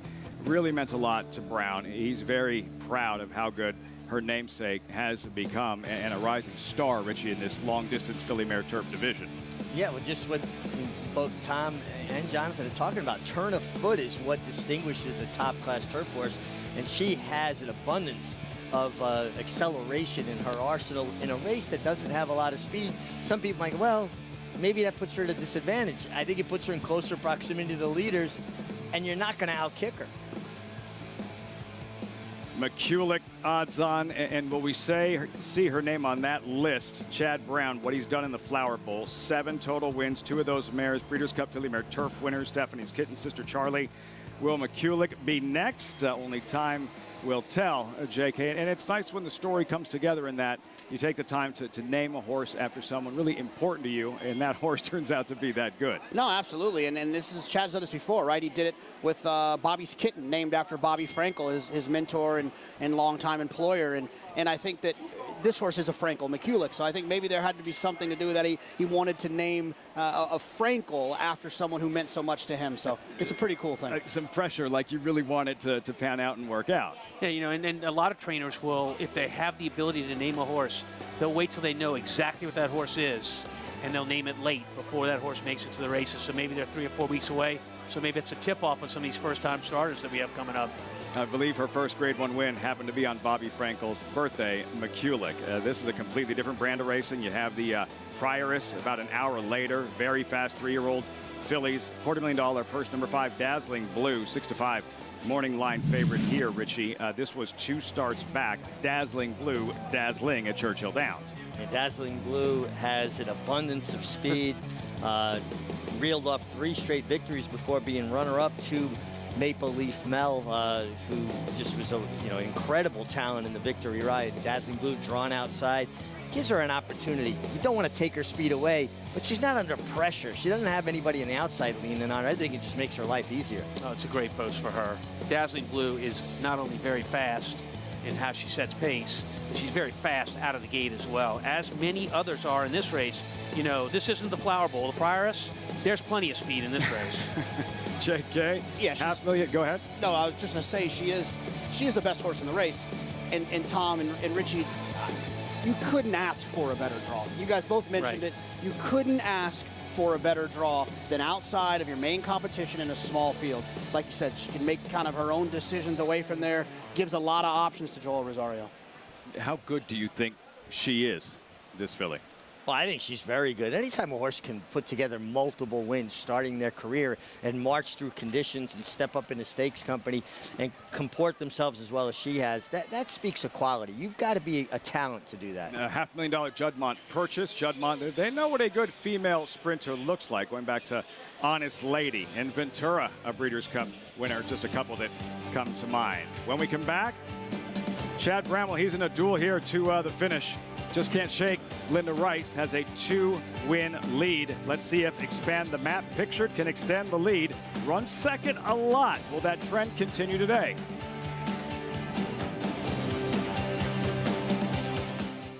Consistently versatile with 25 Grade 1 winners on every surface from 6 furlongs to 1¼ miles all over the world. Switzerland in the Dubai Golden Shaheen. Switzerland wins. Churl Spite running on. Mason in front. Churl Spite on the outside. At the wire. Photo for the win. Prince of Monaco's too good. An impressive winner of the best pal. All purpose, all places, all power.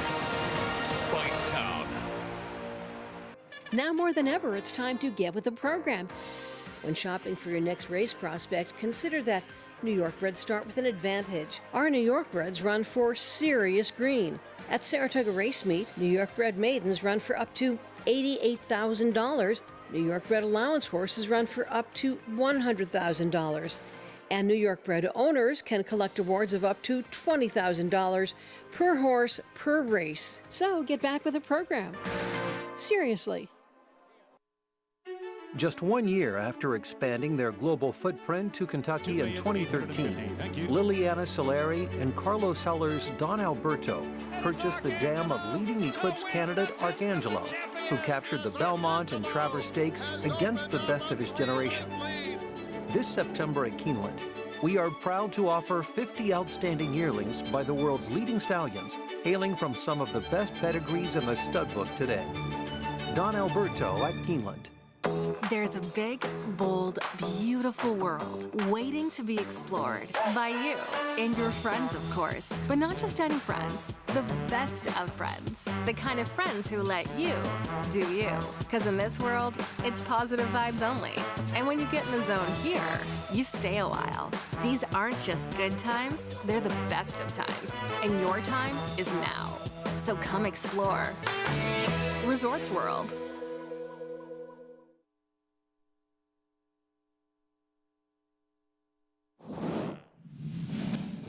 Echo Zulo leads by 4. Tarabi runs in second. Then Saucy Lady T in third. It is Echo Zulo to win the Grade 1 Spinaway. Gunite has a 3-length lead, and Win is in second. They pass the 16th pole now, and it is Gunite, and he's going to win the 117th running of the Hopeful, and he did it impressively, won by 5. And they're still doing their thing. 2-year-old stars of 2021, Echo Zulu, Gunite, both by Three Chimney Stallion, Gun Runner. All happened 2 years ago this week in history, brought to you by Three Chimneys. In fact, JK, Echo Zulu still perfect at Saratoga, having captured last weekend's Grade 1 Ballerina. Yeah, and she did it with a champion in Goodnight Olive, chasing her all the way around there. It's one of the races I'm most excited about in November in the Breeders' Cup, to watch them hook up again, maybe under different circumstances, where Goodnight has someone else to keep her company on the front end instead of Goodnight Olive. And then when they turn for home, we can see who really wants to be the champion. I think it might be Echo Zulu, but we'll have to see. Goodnight Olive just draped all over her early on, Tom. Echo Zulu took all that pressure, took all that fire, and still drew off late. Yeah, but it was a race where Echo Zulu looked like the only speed in the race. So for Goodnight Olive, she had to get out of her game and do the dirty work. It's not her style to be that close early. I think that had a little something to do with her mild finish and Echo Zulu's big finish. But how about Goodnight in the forego? This was a big, big race. Richie beats the last year's champ down the inside there. Huge, huge effort. First time beat him in 3 starts this year. Yeah, I love this effort, and I love the ride from Tyler Gaffleone. He was in command of the race because he was in front of Elite Power, which you would expect. Gunite has more natural speed, but kind of opening the door and wanting him, baiting him inside of him, right? He's beaten him when he's been outside of him. Let's see what you do when I can kind of lean on you a little bit within the boundaries of the rules. I don't think Elite Power was as comfortable, but I don't think a lot separates these two on ability. Guys, I think Elite Power actually might be better going 6 furlongs. More pace in front of him and a shorter run for that big run that he has. Steve Asmussen, Tyler Gaffleone both said 7 furlongs was the key and the difference. The Breeders' Cup Sprint, 3/4 of a mile, 6 furlongs. Maybe we're not there yet, but a budding rivalry here. We're heading in that direction. I love when horses meet multiple times and settle it on the racetrack. We all have opinions. We all have ideas, what we see. They have the facts. They put it out there. That's the rivalry that got me going. Affirmed Alidar. Me too. I was like, I'm in. This is what I want to do for a living. So many horse racing fans born back in 1978 as a result of that rivalry. As we welcome Acacia Clement to the broadcast, standing by. Acacia with this late defection. I mean, Chad Brown still has the favor, but that late defection, the scratch of the 4-horse, really changing the complexion of the race.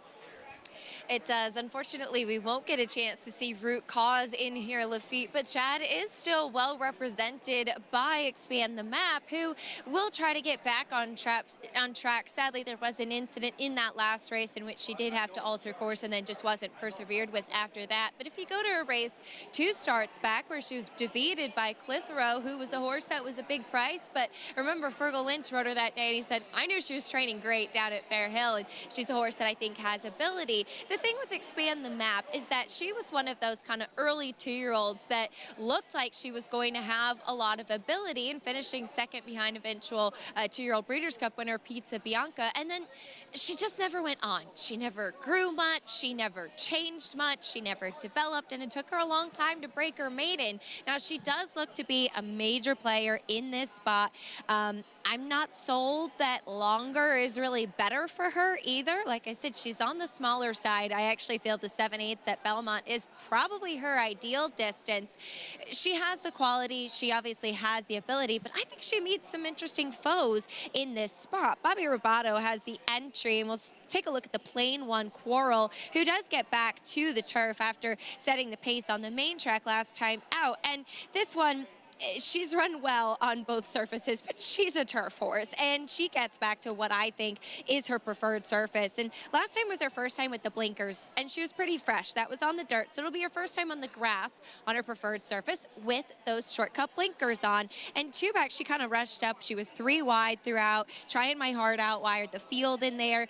We saw Life, Love, and Laughter come back to win next time out on the dirt, but I think that Quarrel is intriguing, getting back to the turf, and I expect her to be forwardly placed. She's also so relaxed, so much more professional, and so much more clued in. I wasn't in the paddock for her last race, but seeing her with that equipment change now, I think it has made a difference. The 6 Steer Lady is a little bit intriguing, as I just wanted to mention her because she is trying the turf for the first time, and she's a new face. Last time out, they had to saddle her on the walk. She was so bad to get the tack on. She tried to rear up a couple of times saddling. She was really, really tricky in the paddock. They saddled her outside the stalls today, but she was so much better today. Clearly has been schooled a lot. The dam never tried the turf, and there were no siblings to try it either, but she has a little bit of a turf hoof.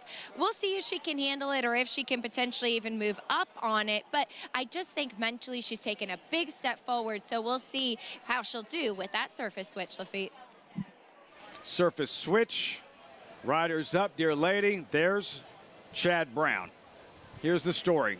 3.5 days left. Chad Brown, Linda Rice, and it's that close. 2-win lead for Brown. The chase for an Alan Jerkins training title, down to the wire. Richie, let's take it a step farther. In the tail of the tape, Chad Brown v. Linda Rice. What's left?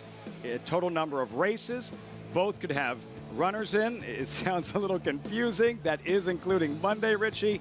That's what I'm going to get you explain. Who do you feel has the edge going into the last 3.5 days? Well, I've got to give a slight edge to Chad Brown. Obviously, he already has a 2-win lead, and he's running a lot of live horses, as is Linda Rice. Linda not only has to win 2 to get into a tie, she's got to get 3 to win it, and Chad's got to get shut out. Now, Linda may win 4 or 5, but who's to say Chad's not going to win 3 or 4 as well? I mean, I just think she's got to go to where he's already been, and they're both running live horses. And Chad Brown, 5-time Saratoga champion trainer, Tom, they will be going head-to-head 11 times, he and Linda Rice, over the next 3.5 days. That makes a big difference, Jonathan. That's a 2-race shift every time they meet. So a lot can happen if they're meeting 11 times, and 2 wins can become 0 wins and even different. You got to say this for Linda Rice.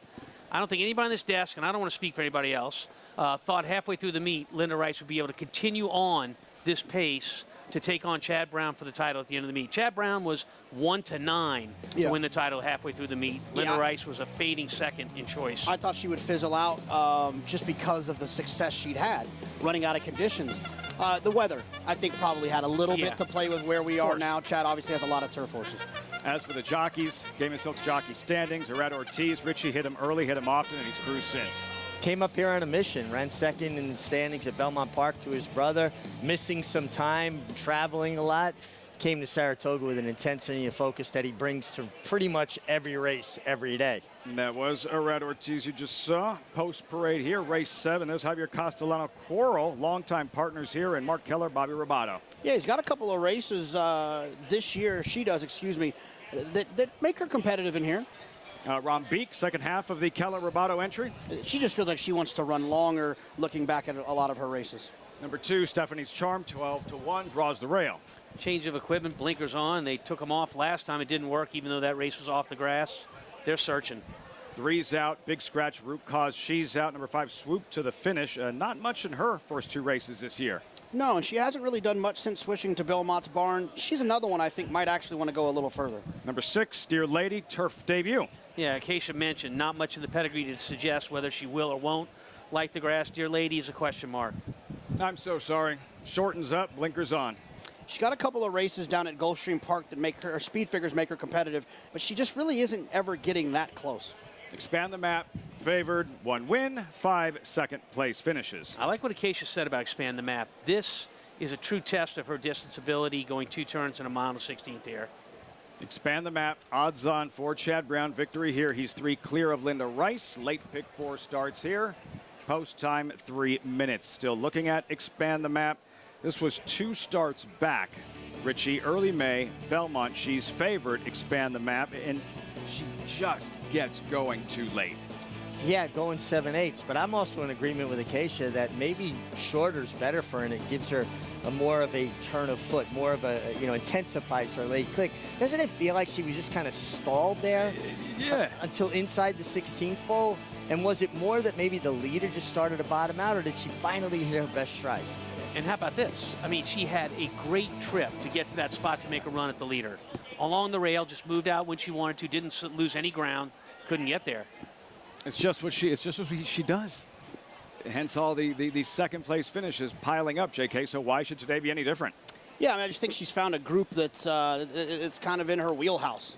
And look, that's why we use speed figures. It's why it's the thing I'm the most comfortable in trusting when it comes to evaluating horses. It's a science I can get behind, and Expand the Maps, not her last race, but the 2 races prior to that are better than what anything else in here has been running as of late. If she can find that form, then I think that she'll be tough to beat in here. And her last race was not a clean trip. No, that doesn't. It just doesn't. Yeah. It's a line through, right, in my opinion. And the entry, Tom, Coral, Rombeek. We're looking at Coral. What's the key for her today? Well, I think a couple of things. If you watch her race 2 back at Belmont going a mile and 16th, it was just the kind of race that you knew she would be able to position well in today's race. So I feel like Coral has maybe got an advantage in the way of positioning over the 8 horse. We're going to watch it right here. You see Coral there, the 6 horse that day. Had good position, was pretty wide throughout the trip, and I thought that was important. I mean, I labeled it 4 wide on my replays when I was watching, and that's all the way around there. Lost a lot of ground this day. I don't like this turf trip. I don't like when horses are wide throughout and in that kind of chasing mode. I think it's just too difficult. Turf racing's too competitive. You can't give away ground and expect to be successful on the turf. I think she gets Javier Castellano today. I think she's controlling speed.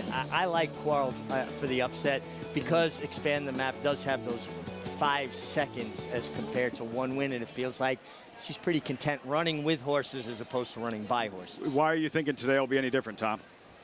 Well, a couple of things. Number one, and Richie knows this because Richie rode a bunch for him, and as a matter of fact, he rode my horse that Bobby Ruvato took care of. Bobby Ruvato is kind of a boutique trainer, but he is hands-on and very, very good. I know he doesn't have a win this year in some starts. Don't let that fool you. This guy knows how to train a racehorse. They've won a couple of sword dancers together, Grand Couturier, who went back-to-back several years back. We check in with Acacia. I wanted to touch on the 7, I'm So Sorry, and I'm with Richie. I like Coral in this spot. I think that she could be just in the right spot and get a better trip, but I'm So Sorry putting the blinkers on. Could have a little bit to say about the pace. Now, I think this is a better distance for her. If anything, she's cutting back a bit, but last time she was dueling with a horse named Sister Bridget, who we remember seeing a couple weeks ago when Katie Davis rode her. She just grabbed Maiden and let her run. She's a runoff type of horse, and this is who I'm So Sorry was trying to chase in that race last time out, and I think a big reason why we just saw her fade so much. I don't know if she's necessarily as good as some of the others in here, but she adds short cheater cup blinkers on today. We'll see if she's quick early. Just as far as demeanor, Coral was a lot sharper in the preliminaries, but at least for this filly, she won't have to chase a horse that's trying to run off on the front end, and like I said, could be a better distance and spot for her. Lafitte? Manny Franco, Acacia, brutal loss in the 6th race. Let's see what he does in the 7th with I'm So Sorry. And a reminder, right before post time, you can play the last Naira Bets Saratoga Saturday contest of the season. A feature competitive edge with a live money handicapping contest nearly every week. Register now to win great cash prizes and seats into the $300 contest. Registration ends 5 p.m. Eastern. Visit naira.com/contest to learn more. 3-5 now, Expand the Map. Race shape early on. Richie, what are we looking for in terms of pace, horses forwardly placed? Who should we be looking at? I think Quarrel goes to the lead here for Bobby Ruvato with Javier Castellano. They got Rombeek in here, who's a deeper closer. Quarrel's got the natural speed. It's a nice complementing entry style-wise, and you know, sometimes when you've got a horse that's a speed type and a closer in an entry, psychologically it gives the speed horse an edge because you go, well, I don't want to go after that one too soon and maybe set it up for the closer, and you wind up sneaking away at some point. Yeah, let's no doubt Expand the Map's the horse to beat, but I'm going to take a little swing with Quarrel and Bobby Ruvato, terrific hands-on horseman that's been training for Mark Keller since the early 80s. Yeah, Dear Lady is the fly in the ointment, the 6 horse. If she takes to the turf in any way, shape, or form, she could be a big part of the pace early. Trevor McCarthy, this is very normal, according to Acacia, with Wrong Beak. Always loads by herself. McCarthy, who had a $72 winner in the first race, trying for another here with Rambeek. And Expand the Map, who is favored, odds on a filly with 1 win, 5 second place finishes. Post time for the 7th. Started a late pick 4. It's post time. Here's Frank Mirmati. Expand the Map will be the last one to load. She's in. And they're off. And Expand the Map has some early speed, but it's Quarrel in front through the first few jumps. Dear Lady in between horses. As Expand the Map is wrangled back in 4th. Stephanie's Charm takes the 3rd spot as they move into the first turn. Then it's Rambeek, who's 3 deep into that turn. Swoop to Finish, and I'm So Sorry in between those two. Quarrel sets the pace, and she does so unopposed on the front end. Opening up to lead by 2 to Dear Lady in 2nd and Stephanie's Charm in 3rd. Irad Ortiz Jr. has a stranglehold on Expand the Map in 4th, 4 lengths off the pacemaker. Then it's Swoop to Finish, who's down on the inside. A length behind her comes I'm So Sorry and Rambeek. 24 and 2 for the opening quarter mile, and Quarrel dictates the terms. Has it by 2. Dear Lady is in 2nd, followed by Stephanie's Charm in 3rd. Expand the Map still held in 4th, 3.5 off the pace, joined at the rail by Swoop to Finish.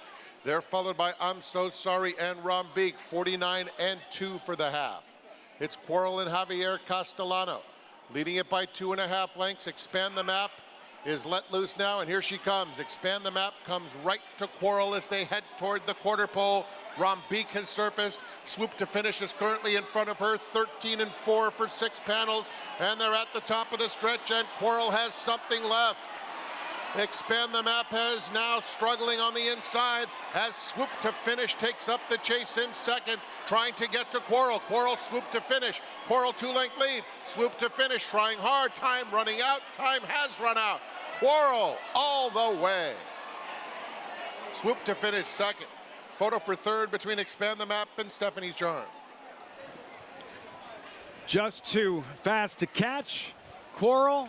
7-time Travers winning jockey Javier Castellano, Keller, Ruvato, victory at Saratoga. Yeah, it's one for the good guys. You know, Bobby Ruvato, we're talking about before the race, what a good horseman, hands-on, just a terrific person and a terrific trainer. And Mark Keller and Bobby are synonymous in this game. You know, he's been with Bobby forever. I love when loyalty is so prevalent in a relationship, and that's what it's been here. And Quarrel, well, she didn't get any fight for the lead, did she? She got to control things on and the front end. that's the key. The first quarter of a mile, Richie, for Quarrel to break sharp, not having to use a lot to get to the front. Didn't get much of a challenge from what we thought Dear Lady might present to her, who was laying 2nd. That's the difference between winning and losing right there, the first quarter of a mile. You liked her going in, Tom. Quarrel, 1-5-8-2 Richie, and for the defeated favorite, there she is looming up on the outside. Expand the Map, but was also fighting and pulling and aggressive early on with Irad Ortiz. Well, again, I think it speaks to a case that she probably doesn't want more ground, probably less ground's a little better for her, but also Irad had to make a decision. He looks up and Quarrel's just been galloping up there, and he probably moved a little early trying to compensate for the advantage that Quarrel had already established. And don't think in races like this, where Chad Brown has a 4-5 shot, that his competition, and I'm speaking of Linda Rice, and I say this respectfully, is not watching this as closely as possible. These two people, they want to win this to Alan Jerkins title. Absolutely. Who wouldn't? This is very prestigious. So there's a little sigh of relief and a chance to maybe beat him. She's JK. She's yes. Still only 2 wins. Still only 2. Yeah, you look. It's what makes it kind of special. It's a nice trophy to put on the wall. You know, a lot of meet championships matter, but they don't matter as much as this one. That's right. That's right. I mean, a lot of times when I've competed for titles at the little tracks, you know, and won them, the next day you're like, okay, on to the next meet, but this is different. This is different. And Bobby Ruvato, winning trainer. You're He's going not back getting several any years. younger. Grand Couturier. I remember when that mustache was black. I'm sure he'll appreciate that. He's a Javier good man. Castellano. Grand Couturier was fun to watch. Long distance, free running, front running. Come and catch me if you can. And twice in the Sword Dancer, they couldn't.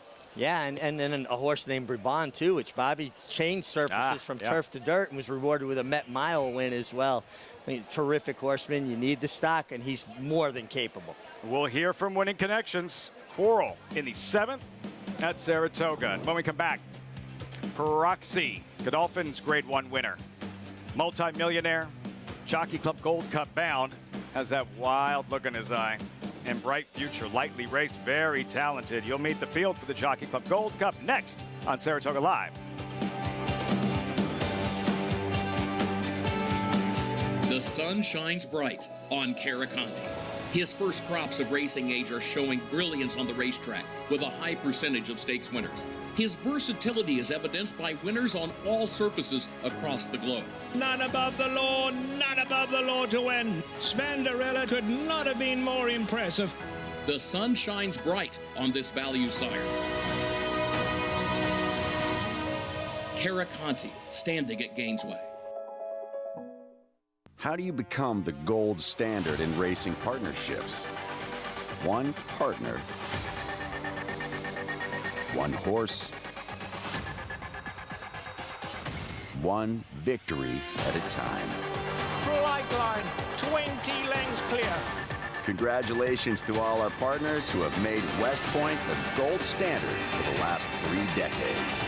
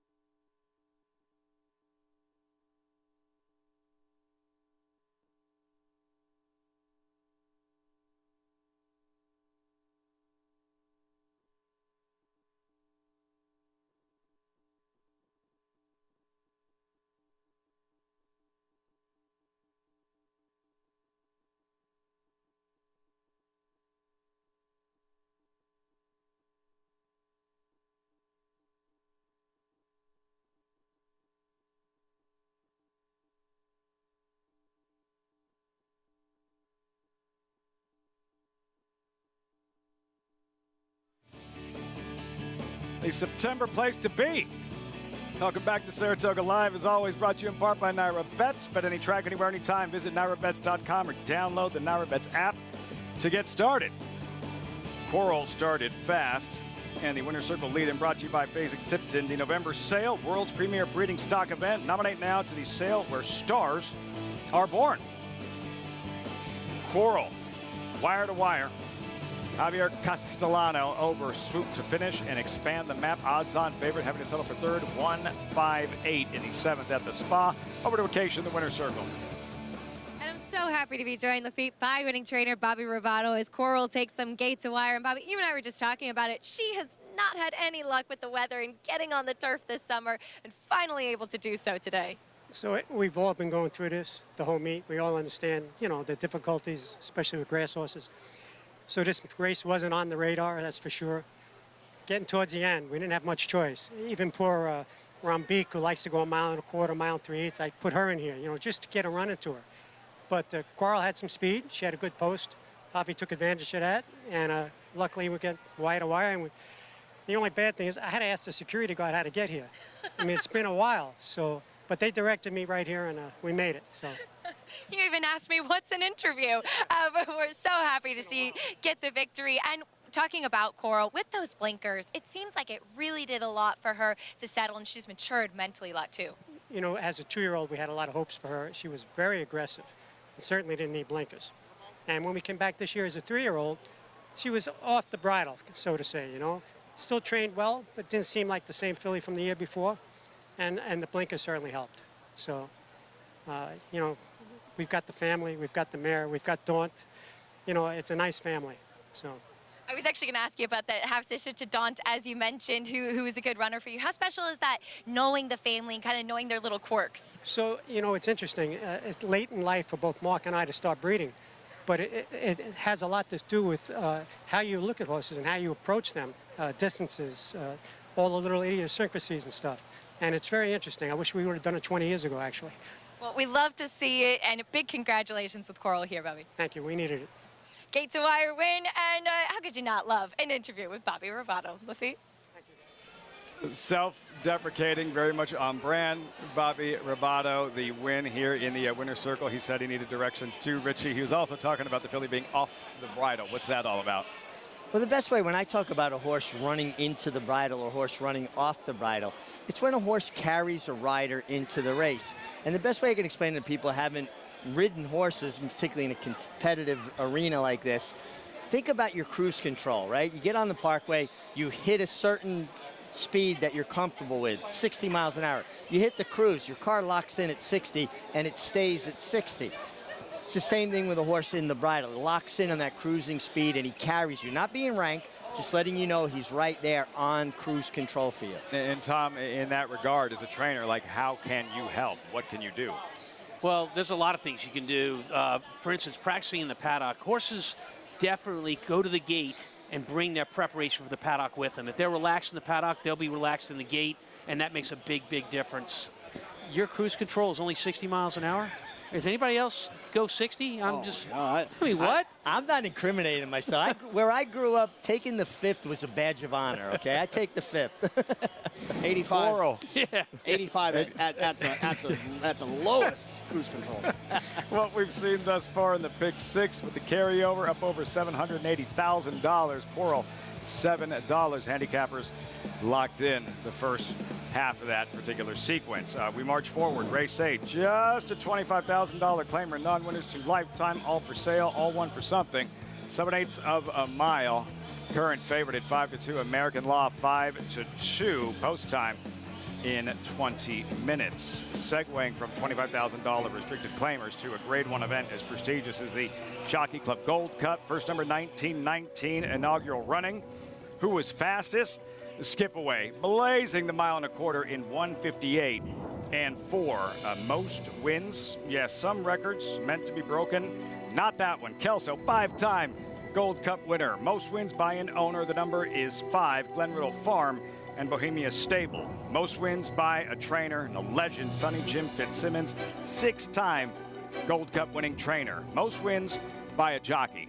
That's ridiculous. The master, Eddie Arcaro, 11-time Gold Cup winner. From the Gold Cup to the Breeders' Cup Classic, 3 have done it, included the incomparable, invincible, unbeatable Cigar. Gold Cup winners crowned champion. The number is 16, included the mighty Curlin being led into the winner's circle. Gold Cup winners named Horse of the Year. 6 of them, 7 make it. One of Richie's all-time favorites in 4 go. And Gold Cup winners in the Hall of Fame, 24. There's Shoe V in 71. The Jockey Club Gold Cup by the numbers. Field for the 105th running Breeders' Cup Challenge event. Win and you're in for the Breeders' Cup Classic. $1.25 million purse. Let's meet the field in post position order, starting with Proxy, Godolphin's Grade 1 winner, multi-millionaire. Yeah, look, a very talented horse, a very accomplished horse. But I wasn't impressed with this horse's last race down at Monmouth Park. It was 2-5 that day and needed the entire length of the stretch to kind of finally pull away from an average group of horses. Staring right through your soul. JK gets a wild look in his eye. Number 2, Unbridled Bomber, like Arcangelo, a $35,000 purchase. How about this Andy Serling stat for you guys? So Unbridled Bomber, last 6 starts, 3 with Lasix, all 3 wins. 3 without, all 3 losses. No Lasix tomorrow. Something to keep in mind. Number 3, Warrior Johnny, Rigney Racing, Phil Bauer in a tough spot for graded stakes debut. Yeah, honest, hard knocking type, but he's never even run in a graded stake, let alone a grade 1. And the competition is fierce in here, definitely getting into the deep end of the pool. Junior Alvarado to ride, won last year's Gold Cup with Olympiad. Number 4 is the favorite. Rattle and Roll, among the best older horses in the country. No, absolutely, and he deserves to be the favorite in here. He's been the most consistent through all of these races this year in this group of horses. I just worry he's going to be a little bit overbet. He's not as good as I think they're going to bet him to. Been a while. He is a grade 1 winner, having captured the Breeders' Futurity as a 2-year-old. Rattle and Roll. Number 5 is Clapton, and now with trainer Chad Summers, a second to charge it in the Suburban. Right, he's a lot like Rattle and Roll. He kind of needs that race to set up. He starts off slow, kind of has that slow hand, and then finishes up strong. Clapton, wonder what his cruise control is set at. Clapton, 3rd to Rattle and Roll in the Pimlico Special. Tyson, tough to miss on the track, exclusively raced in Canada, exclusively raced on synthetic tracks. I'm really interested in Tyson, bred impeccably by Tappet, deep on the female side of the family, going back to the Grand Dam, Better Than Honor, who produced 2 Belmont Stakes winners. And he is a handful. I was by the barn this morning, and man, he is tough to handle. You have to tell that story a little later on. Duke of Love, like Tyson, trained by Josie Carroll, the West Virginia Derby winner. Yeah, look, and ran extremely well in the West Virginia Derby. Got a nice speed figure that day. It's just a little bit of an outlier, but it could be an outlier because this horse finally got an opportunity to run on dirt. Been running on synthetic prior. And number 8, Bright Future, world-class connections, just his second start in a graded stakes race. What a big race this horse is coming off of. Bright Future, dominant, but it is at an allowance level. Any one of these other horses in that same race would have probably looked just as dominant that day.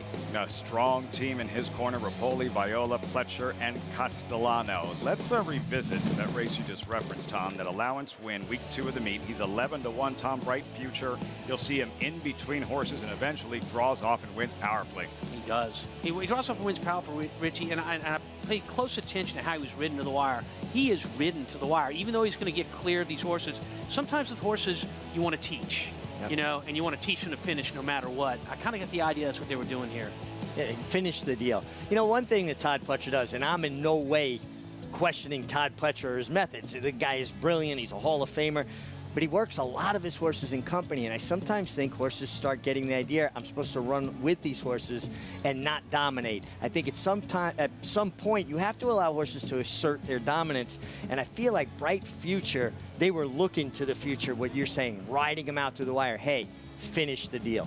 Didn't do a thing in the Brooklyn, and then showed up with that performance here at Saratoga, Bright Future. Then there's Proxy, JK, odds-on favorite here in the Monmouth Cup, Haskell Day, under heavy pressure turning for home. Yeah, look, and he wasn't supposed to be in this kind of pressure, right? He's 2-5. If you're 2-5, at this point, you're not supposed to make your backers say, am I going to get beat? Am I going to get beat? You're supposed to be pulling away. Now, he does eventually pull away, but the group of horses he's going to face here on Saturday, significantly better than those 2 horses he beat in here. Yeah, I'm in agreement with Jonathan. I mean, Proxy was ridden for the last half a mile in this race.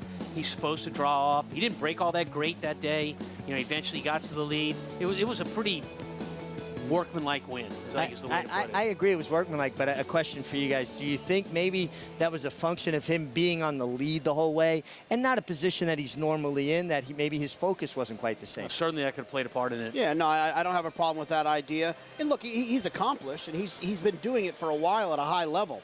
I'm just off of that performance and the price he'll be because of his name is the part that makes me a little uncomfortable. I can't figure him out, like trying to project which Proxy is going to show up when. He did have the trouble in the Stephen Foster on the first turn and really having to grind that one out at Monmouth. We'll see what he does tomorrow in the Jockey Club Gold Cup. No White Barrio, the Whitney winner, Rick Dutrow, training him up to the Breeders' Cup Classic. And there's Linda Rice as we step aside in that battle for a training title at Saratoga, already the only female to have won a title here back in 2009. Only 2 wins shy of Chad Brown as she continues to chase with 3.5 days left. Stay tuned. You're watching Saratoga Live. Introducing Venezuelan Hug, the tenacious, towering son of Constitution, now standing in New York. After breaking his maiden at Gulf Street, he dispatched Cityman and Allowance Company at Saratoga, going on to 6 wins in 10 starts, finishing with 3 straight stakes victories, including the Grade 3 Canadian Turf. Now a versatile sire, complementing any mare with size, looks, and athleticism that's been called the best-kept secret in New York. Venezuelan Hug, standing at Mill Creek Farm. Visit millcreeksaratoga.com to book your mare today. Experience the adrenaline-pumping, suspense-filled action of the Sport of Kings no matter where you are with Naira Bets. It's fast, easy, and secure. Download the app today and start winning with our lucrative weekly promotions, thrilling handicapping contests, and a one-of-a-kind VIP rewards program. Don't just watch horse racing, be a part of the action with Naira Bets.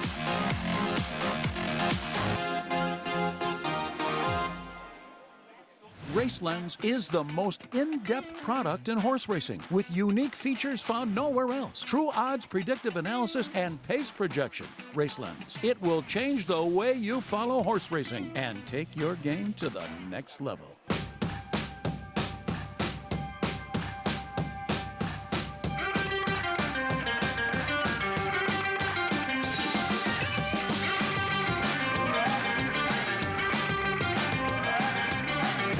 Racetrack Television Network brings you every race, from every track, on every screen, every day. With monthly packages starting as low as $5, RTN gives you great value and access to more live HD streaming and race replays than anyone. Visit RTN.tv today to sign up and watch on almost any device, including Roku and Amazon Fire. RTN has packages that start at $5 per month.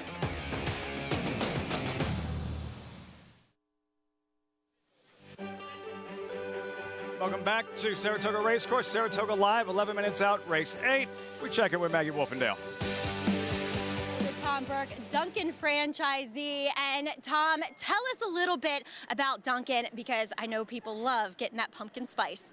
Yes, thank you so much. I appreciate the time today. So once again, Dunkin' Donuts and the Saratoga Racetrack back at it again for a great 2023 racing season.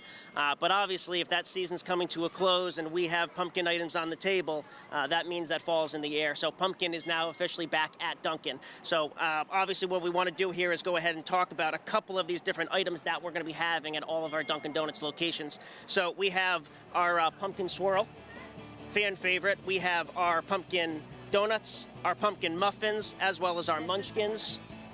If that wasn't enough for our lineup, then what we have right now, as well as for our participating perks members, we have for the whole month of September, on Mondays, with the purchase of anything inside of location, you get a free medium hot or iced coffee, which is great. So if fall's in the air, it's time to load up on pumpkin back at Dunkin'.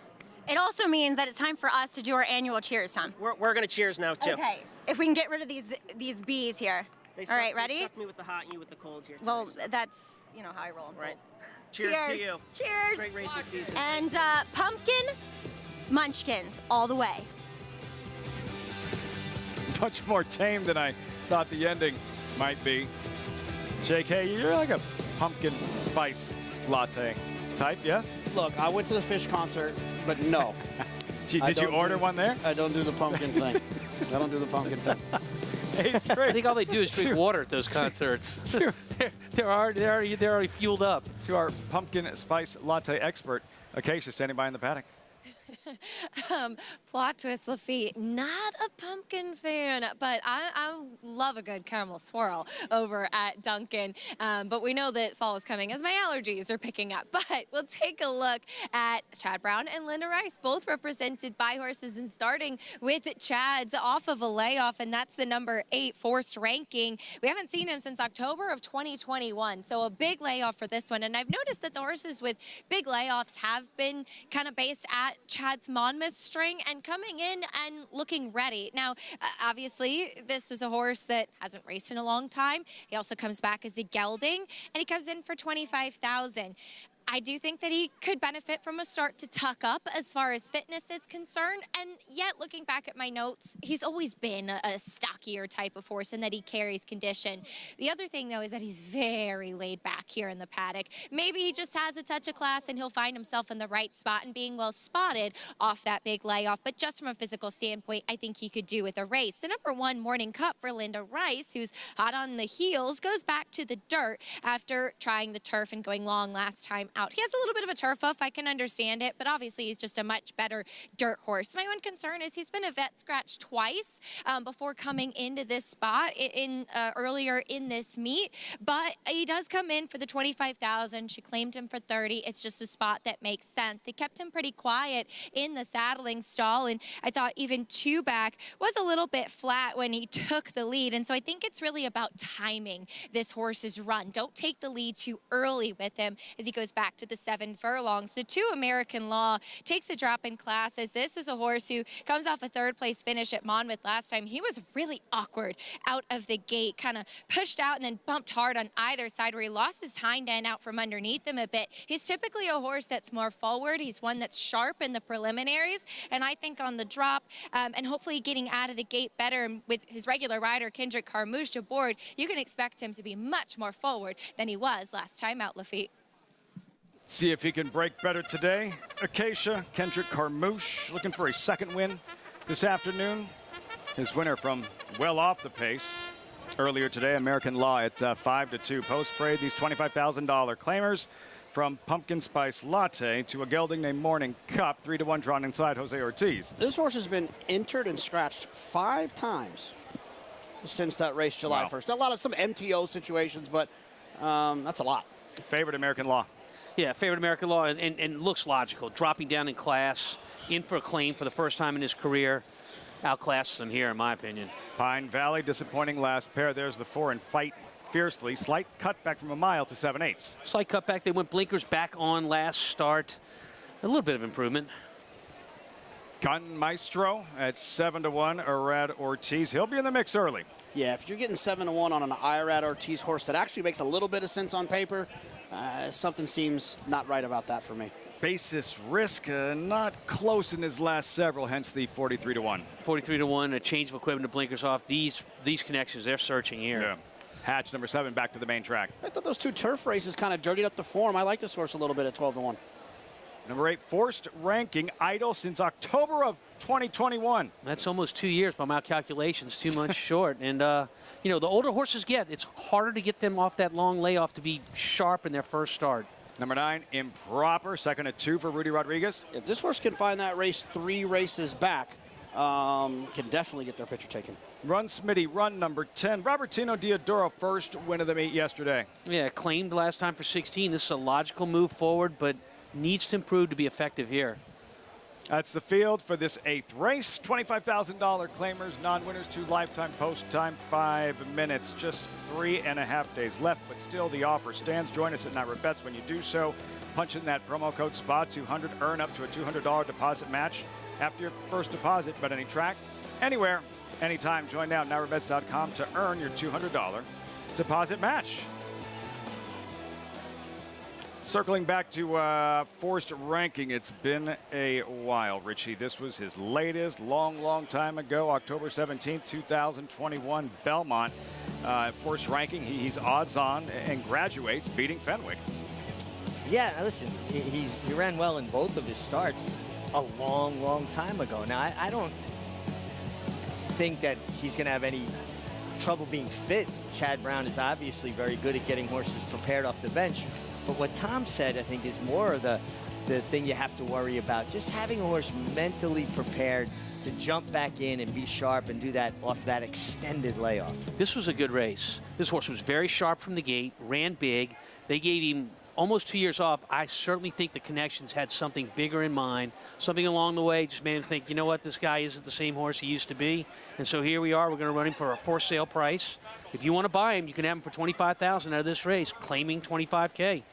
Yeah, but off of a long break like that, it makes you a little bit worried if you want to deal with a horse who might have some issues. I will say this too, though: the speed figures look, they're not outstanding compared to the others, but they were earned as a 2-year-old. We talk about 2 to 3, that jump you can see 10 points sometimes. 2 to 4, there's really an opportunity to see this horse grow up.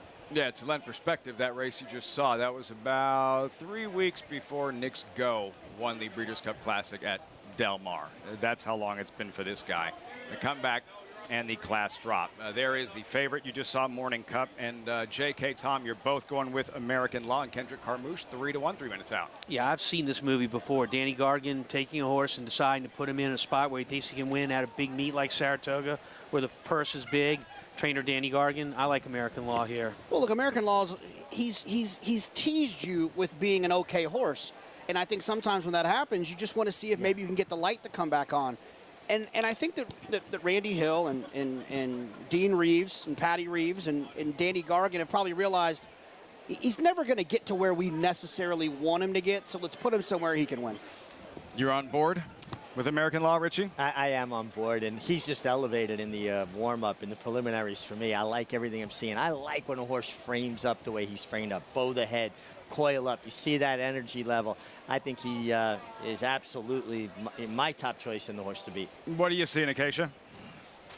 Echo what Richie said. He warmed up great out there, as Kendrick does with a lot of his mounts. Took him right from the pony and had a pretty aggressive warm-up. And as I touched on back in the paddock, this is a feel-good horse. He's usually pretty energetic before his races, and so if you see him getting a little bit warm out there, that's very normal for him. But I loved how he moved, and especially given the fact that he didn't break that well and he had trouble at the start last time, I really appreciate that strong warm-up. And twos are wild here in this 8th race. I wanted to touch on the 10 Run Smitty Run. I don't know if he can make a dent in here, but he too was moving really well out there, and good to see Robertino Diodoro get the first win of the meet yesterday. He had a very odd trip last time out. He kind of stumbled out of the gate, and then he rushed up, chasing up close, and then he just totally dropped back, losing a lot of ground, and then re-rallied and ran on for a distant third. It was a very just interesting, difficult trip for him, and I had liked him in that spot.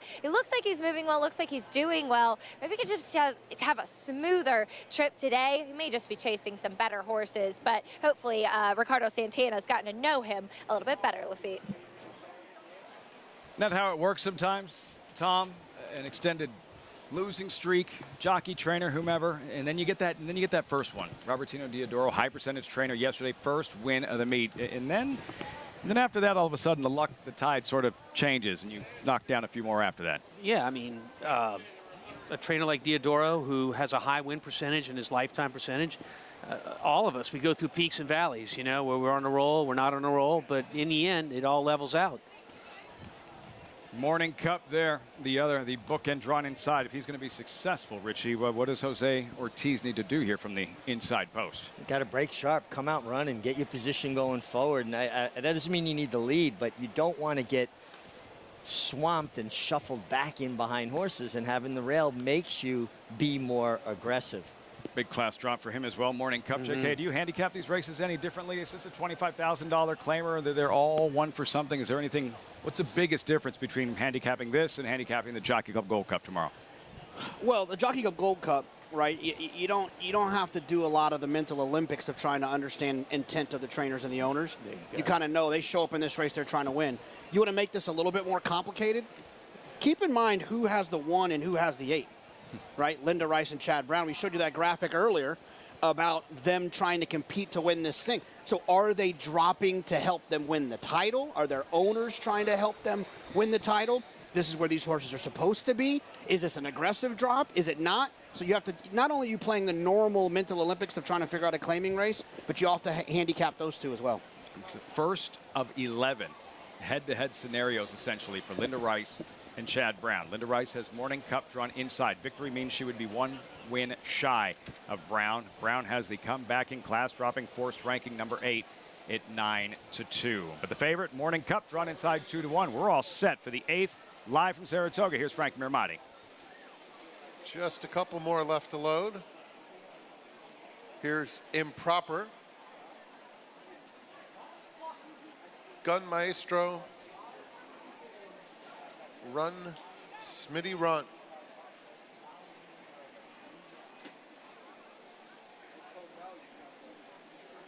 They're in the gate.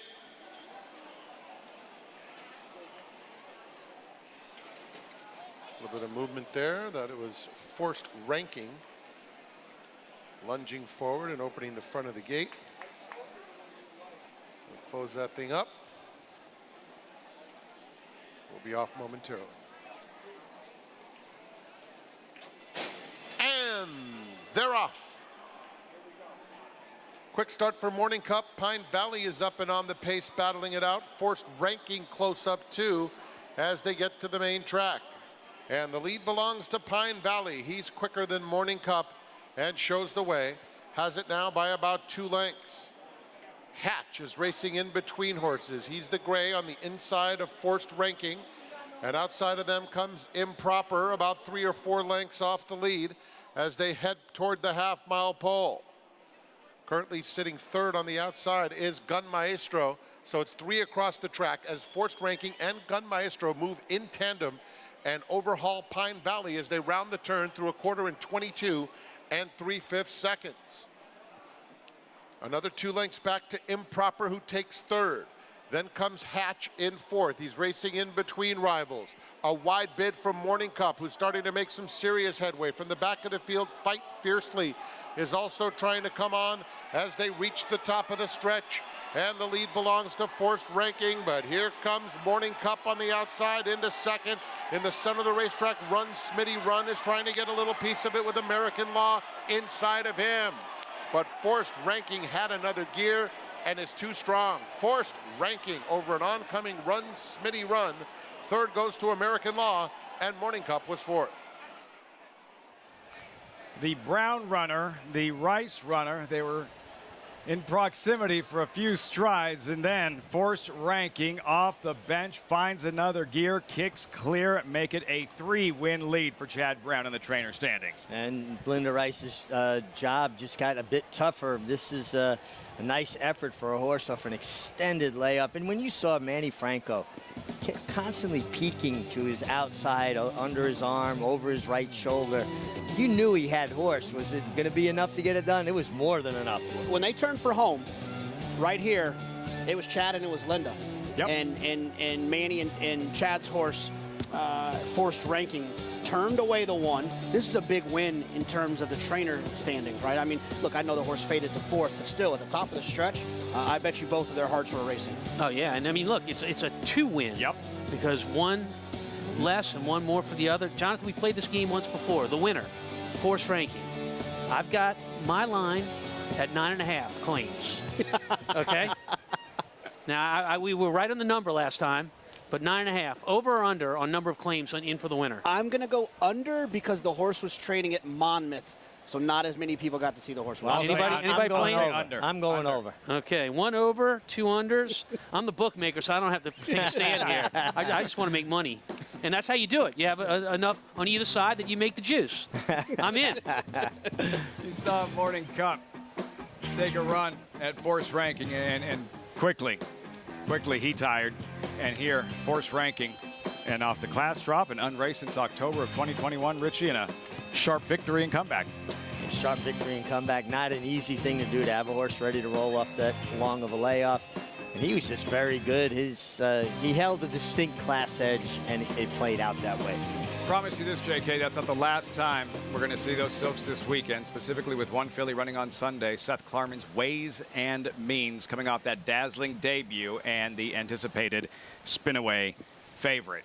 8, 10, 2, 1. Manny Franco, Forced Ranking in the 8th at Saratoga. And when we come back, yeah, she was jaw-dropping in her debut. Ways and Means, fast, fluid, stellar debut. So much promise. What will she do next in Sunday's Grade 1 Spinaway, the most prestigious race for 2-year-old fillies at Saratoga?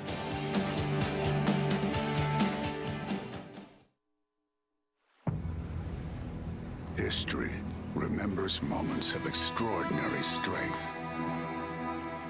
skill, and determination. True greatness is forged by those who fulfill their destiny.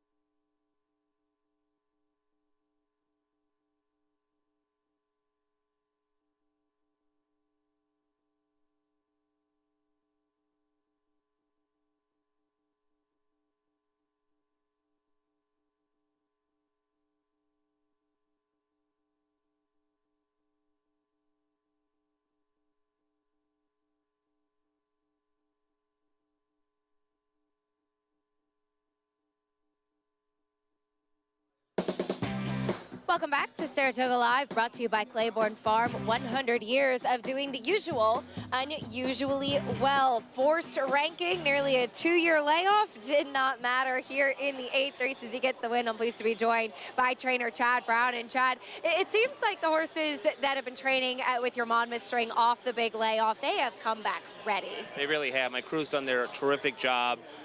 Led by Luis Cabrera, my assistant down there, and he's got so many talented people. We all work together in the wintertime and then kind of disperse in the summer our various divisions, and I couldn't be more proud of them.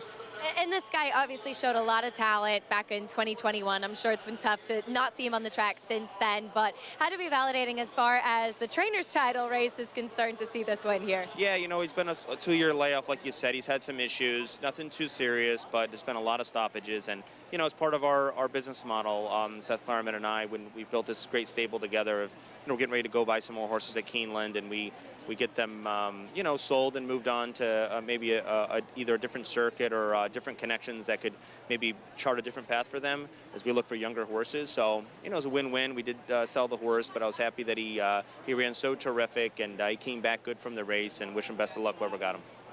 Certainly not done for the weekend, though. I wanted to ask you about Ways and Means in the Spinaway. What a dazzling debut from that filly. How did she come out of the race, and what did you see since then? Because obviously, I know there's still bigger fish to fry down the line with her. Yeah, I mean, it's one of the best debuts I've had from a 2-year-old filly here at Saratoga in my career. So very exciting. She came out of it well and gave her a couple easy breezes in between. Her debut in the Spinaway, really looking forward to the race. She drew well, so we're excited. Can't wait to see her. Congratulations here. Thank you. All right, Lafitte, two-way shake on Forced Ranking, off to a new home after this win. The unders have it. By a lot. Close. Tom set the line. Richie took the over. Here's the deal. Any other ones for us? It doesn't matter that it was a bad line. As long as I got people betting on both sides of the line, I make the juice. House always wins. Forced ranking. Chad Brown and Tom, he had referenced how she'd had some minor injuries along the way that kept her sidelined. How frustrating is that when you have a talented runner and just can't keep them in training for one reason or another? Oh, extremely, extremely, and it takes a great deal of patience. The horse that comes to mind to me is Al Stahl's Tom's to Tom. Oh, yeah. That horse took a long time to get to the races, had a lot of stoppages, but then showed his brilliance in his 4 or 5-year-old year. I can't remember. I think it was his 4-year-old year. But that's the horse that comes to mind. As a trainer, you're under a lot of pressure to get these horses to the track, to get them going, to have to continually tell the owner, we're going to have to wait, we're going to have to wait, we're going to have to wait. That's a tough phone call to make. And it takes a patient owner, and it takes a good trainer-owner relationship to make it work for the horse. Al Stahl, who campaigned Blame, Breeders' Cup Classic winner, defeated Zenyatta, but an incredible job with Tom Stay Talk, because when he had him right, he was one of the very best in the business. That Stephen Foster at Churchill comes to mind. JK, so here's how it stands with 10 more head-to-head meetings over the next 3+ days. 32 wins Brown, 29 Rice. Yeah, I mean, like Richie said, it's you know, Linda's going to have to make up some ground because he's already kind of been where she needs to go. And you got to think that Chad's got a couple of, you know, he's got McCulloch will be a short price. He's got Ways and Means will be a short price. Weigh the Risk, a filly that we saw get second in a maiden race, it'll be a short price. He's going to have some short price horses. Linda will as well, though. And you know, Chad's got stakes horses. She's got a lot of the more claiming allowance types. It'll be a fun run. Last 3.5 days in the chase for an Alan Jerkins training title. Chad Brown with a 3-win lead. And that was well, if you want to call it tough, the biggest payout we've seen thus far in the Big Six sequence. Forced ranking, 1040 for the victory. We march forward. Race 9, New York Brits Turf Sprint Allowance. Updated odds with a 9-5 favorite, Disarm. Not Disarm, Travers runner-up, Disarm. Very good turf sprinter. JK, what'd you do here? Look, I thought St. Selby, was exciting. You know, I'm a huge fan of speed in turf sprints. St. Selby is blazing fast. Ran pretty well going 7 furlongs on the turf prior, but that last race, kind of that comeback race for St. Selby, drawn perfectly outside. I'm going to go with the speed here. Race 9, 20 minutes here at Saratoga, and then on Sunday, we have the field for the 132nd running of the Grade 1 Spinaway. Saratoga's most prestigious race, 4 2-year-old fillies. One name jumps off the screen, number 8, Ways and Means. The sky is the limit, 7-5 on the morning line. This was her debut, Richie. I said this reminded me of Echo Zulu. You said you were more impressed. Yeah, and listen, Echo Zulu is a champion, and she's terrific. But I like how professional this filly was. She sat just off the pace. She didn't need to be rushed up and just take them gate to wire. And the consummate ease in which she cruises by these horses. I mean, she wins with her ears up. Not how fast you're going, it's how you're going fast. And she was doing this very, very easily. Yeah, look at the rider's hands on Ways and Means, Flavian Pratt. They're not moving at all. That's his signal to let the horse run. And she is literally not only doing this on her own, she is just cruising home. I'm going to be in that race. I have one in there. This undefeated one start, Alice Beach. Kind of think back to the original Rocky movie where he's going up against Apollo Creed, and he admits he's scared to death to face Apollo Creed, the champ. I am scared to death to face Ways and Means.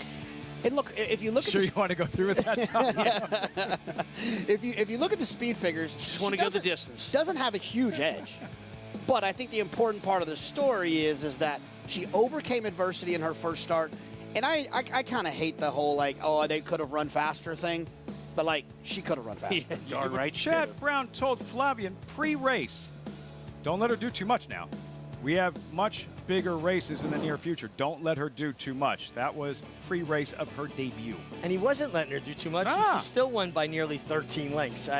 She just looks like I'm trying to think. 13,000 starts, if I've ever told a jockey that in 13,000 starts. I think not. I don't think I've ever said that to a jockey before. The Spinaway, grade 1, Ways and starts. Means. But you know we're pulling for you, Tom. Your boys here are pulling for you, especially if you keep setting the line for claims. Yeah. Did you get your tote bag, guys? All right. Did you get, no?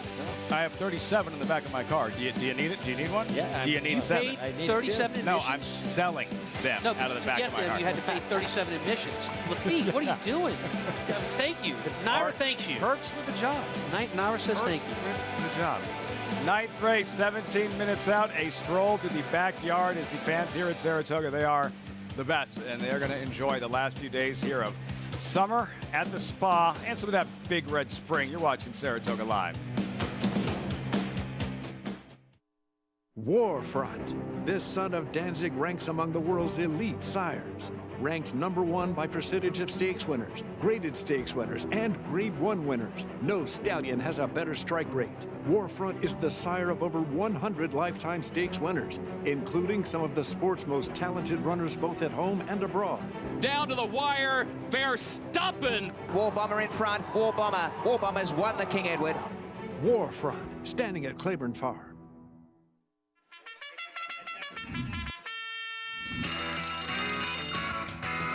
Monmouth Park's 50-cent Win Early Pick 5 is one of the country's earliest Pick 5s, making it the perfect way to get your wagering day started. With a 12:40 post on weekends and 2 p.m. start on Fridays, the Win Early Pick 5 is home to 6-figure pools and a low 15% takeout. Start your day winning early. Play Monmouth Park's Win Early Pick 5. Win early, win often. And they're off. Pretty close up in the early stages as the field approaches the quarter pole, and it's Gunite trying to fend off Elite Power, who's motoring like a big chestnut tank on the outside. And Elite Power and Gunite, Elite Power got him right on the money in 109.22 seconds. Herman, the classic sire. The best bet for your dollar is Massachusetts Thoroughbred Breeding Program. I honestly believe it's the best program in the country, and it's probably the best kept secret. The incentives in this program are awarded to any mass bred running anywhere in the country. Bonuses for owners, breeders, developers, stallion owners. You get those percentages no matter where that horse is running. This is a great program. Everything about it.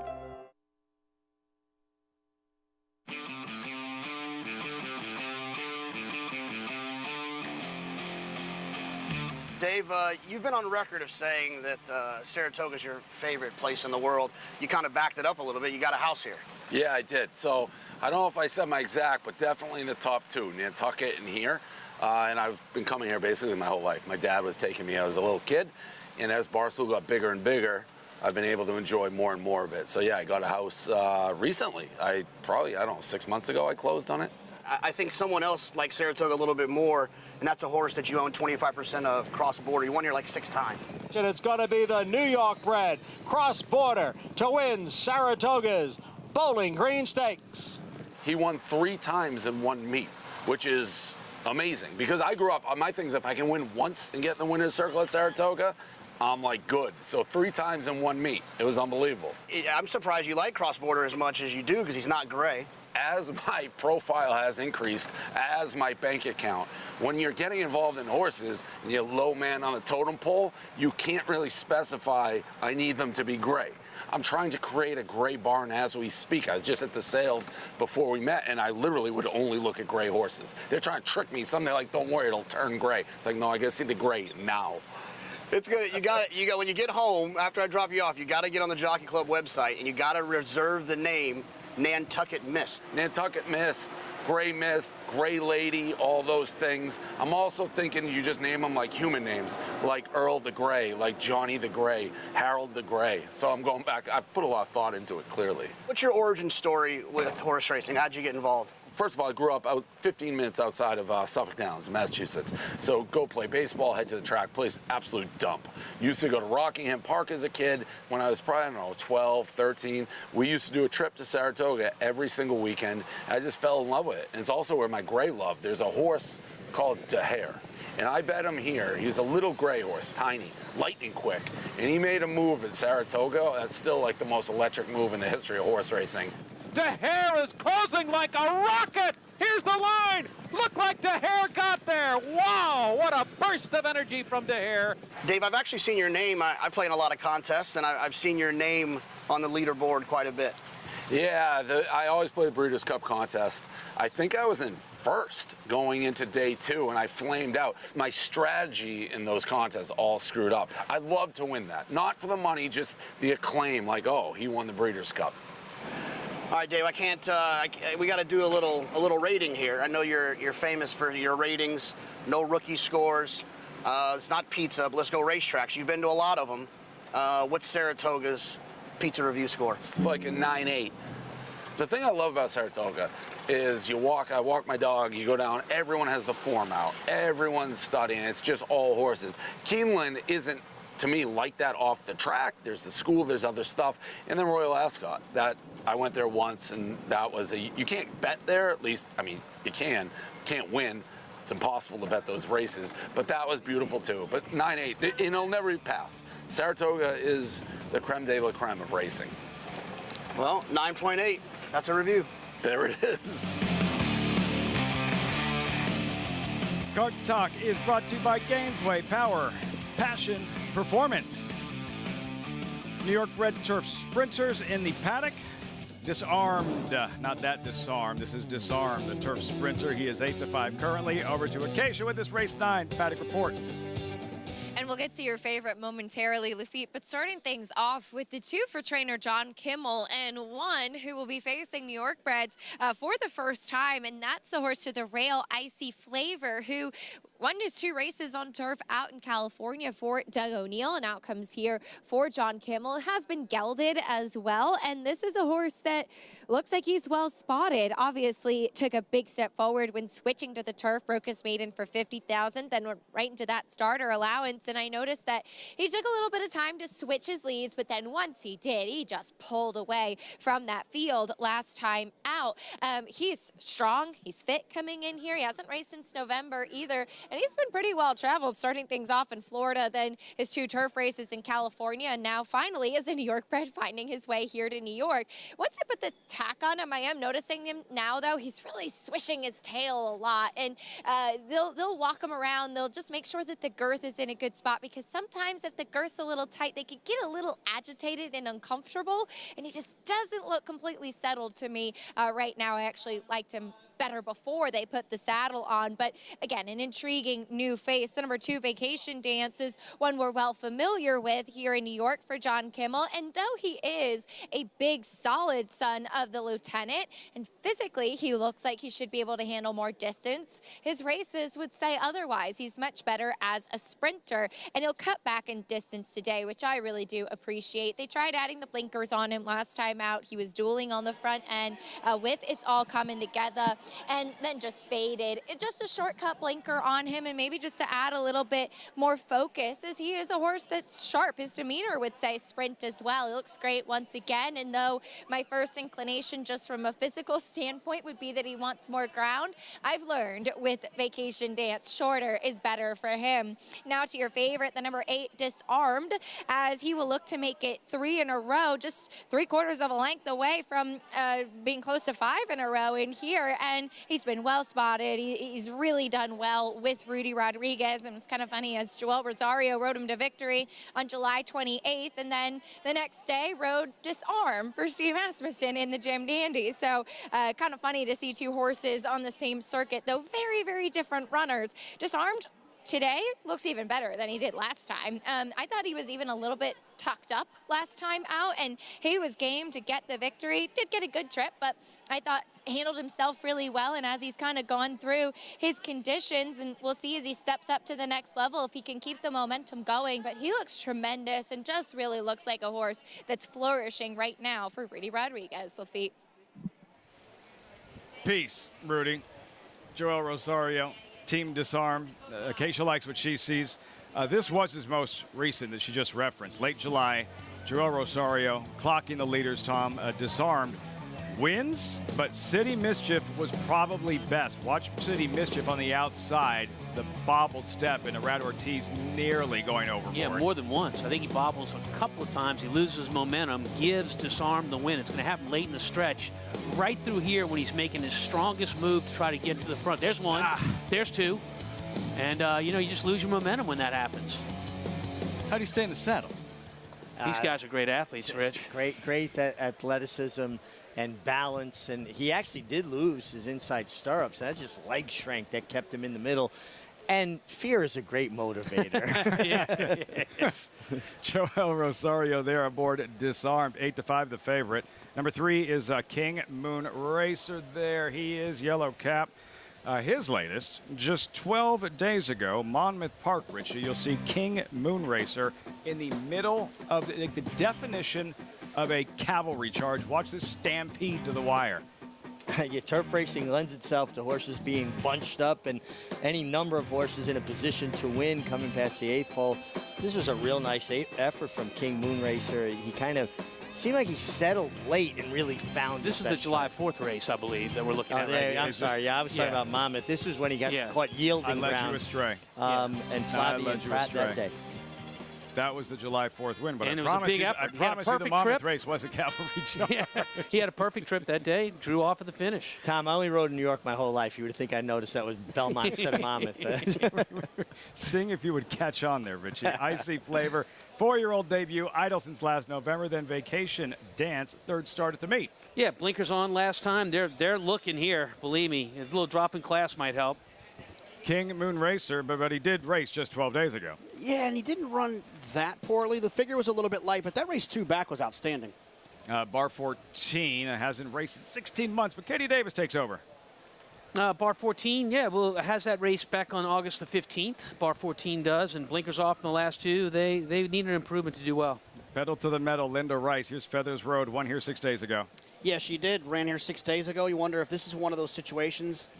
Are we running back here for a reason? Disco Dino, 9-time winner representing speed. But never won on the turf in 3 starts. But, yes, very fast on the dirt. Number 7, Me and Sap, has struggled this year. Yeah, just a little bit light on numbers compared to some of these other ones. Towards the outside, another look at Disarmed, very sharp 8-5 favorite. Yeah, and look, Disarmed is coming out of a win that maybe he was gifted, but it was a very good race on his part. He ran well, sure. Winners laugh. More speed made the lead in his turf debut. Yeah, a little bit light on numbers, but this horse does have some early speed. Drawn outside, should get a really nice trip. St. Selby, 10-1 winner, week 2 of the meet. Did you talk about speed, Lafitte? We got some more here in St. Selby, but this horse is really thought of more of as a dirt horse than the 1 star on the grass where he didn't run well. That your top selection, was it, J.K.? Did you like St. Selby? Yeah, I went to the outside, the speed of the speed with Kendrick Carmouche. And like I said, back in May of 2022, this horse jumped on the turf and ran okay. It ran okay going a little bit longer. I think the 5.5 is probably more his game anyways. St. Selby, trained by Rob Atris, Disarmed, pictured, trained by Rudy Rodriguez, standing by with Acacia. Always love getting a chance to catch up with Rudy as we're watching horses warm up here. Rudy, and Disarmed sat a comfortable trip last time, could get a nice setup in front of him today, too. I hope you're right. It's a tough race. He needs to improve. Joel knows him very well, and he's a horse that he always trying. So, he's got a good post, and like you say, he got a nice setup, and, Joel knows him pretty good. So hopefully he can give us a good setup trip and take us to the winner's circle. And he looks tremendous today. He's really done well with you, looking to make it 3 in a row. It seems like he loves Saratoga. He looked like he's a very useful horse, very, very laid back. He don't do much. And the mornings you don't even want to gallop him because he's just a little lazy one. But, he's doing his job and he's paying his way up. So hopefully he continue. For a trainer, that's really a dream horse to have. Definitely, without a doubt, He don't pull, he just go over there, and very, very easy horse to deal with. So we're just lucky to have him in the barn. He's in great form. Best of luck, Rudy. Thank you so much. Lafitte? Disarmed, Rudy Rodriguez, 8-5, Joel Rosario as the warm-up continues. Plus, you can earn a $25 bonus today by playing with Naira Bets. Bet $100 each at Saratoga and Del Mar today and earn a $25 bonus. Win or lose, all you have to do is opt in. Visit NairaBets.com to opt in. 3 minutes out, this 9th race at Saratoga. And circling back, Icy Flavor drawn inside. There he is with Arad Ortiz in the saddle. Richie, what do you make of his chances going in? I like his chances a great deal here. I mean, here he is finally getting an opportunity to run against New York breds.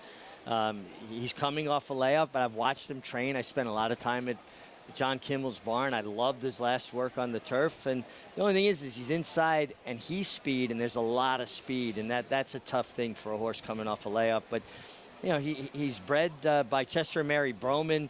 John actually trained this horse's dam, Kabash. And how about Icy Flavor doing the same thing that Force Ranking did last race? Off a layoff, has now been gelded, will run as a gelding for the first time, just like Force Ranking. Will get the medication Lasix for the first time, just like Force Ranking. We'll see how it plays out.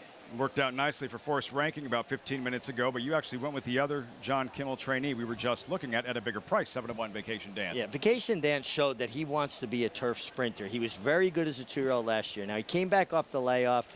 He was in need of a race against tough horses, older horses like Running with Scissors, and he wasn't fit. Then he comes back into Paradise Creek on a soft ground, open company stake, and John starts to try to stretch this horse out. I think he's getting back to his strength, and that's sprinting on the turf. And I think he sits a nice trip under Javier Castellano, lurking behind the speed. This is your play, J.K. St. Selby, and that's that speed of the speed in a turf sprint. Yeah, I mean, look, St. Selby's always shown a lot of speed, but it just, fell off of form, really, and basically every race since September has been poor, except for the last one, which was outstanding, like one of his best he's ever run from a figure standpoint and the way that he did it. Now, the question is he going to appreciate getting onto the grass? And he's run well on the grass before, and it was a grass course listed as good, so not firm. And, although we're listed as firm here, we've had a lot of rain over the meet. Maybe if there is a little bit of give in it, he's kind of proven he can handle it at least to a certain extent. Keisha, what else can you tell us about St. Selby on our screen? Well, it is an interesting move, Lafitte, because as J.K. touched on, he ran a very fast race on the dirt last time out, and then Rob Atras opting to switch him to the turf today. Well, there isn't an abundance of turf pedigree on the bottom side. He is after Voliero, who was 2 for 20 on the grass, but I love Cantharos and his progeny sprinting on the turf. And to Jonathan's point, he's probably not a horse that physically would appreciate a softer turf. There's a little give in it today, but I think we've had a little bit of time for it to dry out. And I just want to touch on the warm-up because, as I mentioned before, Kendrick Carmouche usually takes his horses away and gives them a strong warm-up. And this is a horse that I've seen in the past be really aggressive in the warm-up. Kendrick was very intent on keeping him with the pony, keeping him quiet and relaxed on track. He has natural speed, and that draw being outside the other speed could be a key for him to allow the race to unfold to his inside, Lafitte. More options for Carmouche, Richie, from the outside. Absolutely. Don't take the speed away that comes natural, but don't you're not forced to rush into the race. Just He'll have allow some him. company. I mean, there's speed in Absolutely. here. The 1, the 6, the 9, of course, the 10, who we're talking about, St. Selby on the outside. Sets up well for a horse that likes to sit in the pocket, has tactical speed. I don't like the price on Disarmed, 8-5, our 8 horse, but I do like the way the race sets up for him. I like the jockey in the saddle. One of the very best, if not the best, in these turf sprints. Joel Rosario, disarmed, 8-5 at post time. Frank Miramati standing by, the 9th from Saratoga. All right, Lafitte, here is Winner's Laugh. And St. Selby will follow bar 14 into the gate. Bar 14 walking up. St. Selby to complete the line.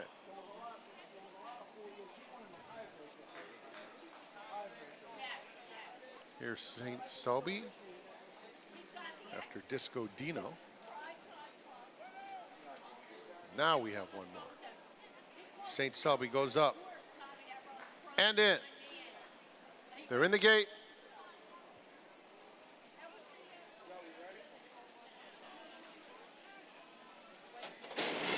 And they're off. And it's a fast start for Disco Dino. Icy Flavor along the inside has some early speed. St. Selby makes it 3 virtually across the course. Disarmed is in 4th, has 3 to make up. They're followed at the rail by Vacation Dance. Winner's Laugh is 3 deep, moving up now to take the 4th spot. Another length and a half to King Moon Racer. Bar 14 is in that flight alongside Me and Sap, who races about 8 lengths off the lead through a quarter that went in 21-2. Feathers Road, after a slow beginning, is at the back of the field. St. Selby tries to shake loose coming toward the quarter pole.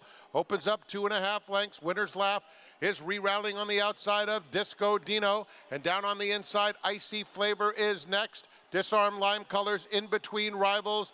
They're at the top of the stretch, and it's St. Selby narrowly in front. Icy Flavor trying to get out in a little bit tight, just as Disarmed. Winner's Laugh is coming, and so too Vacation Dance. And Vacation Dance takes off in the middle of the race course and puts them all away. Another for Javier Castellano as Vacation Dance wins easily. Me and Sap finished second. Photo for third involved Feathers Road, who came from last, and King Moon Racer. He was shot out of a cannon late. Vacation Dance, Javier Castellano, impressive in this 9th at Saratoga. Winning trainer John Kimmel around 6-7-1. Richie, well done, my friend. Yeah, I really liked him turning back in distance, but honestly, midway of the far turn, I thought he was struggling and almost looked like he was getting shuffled back out of the race.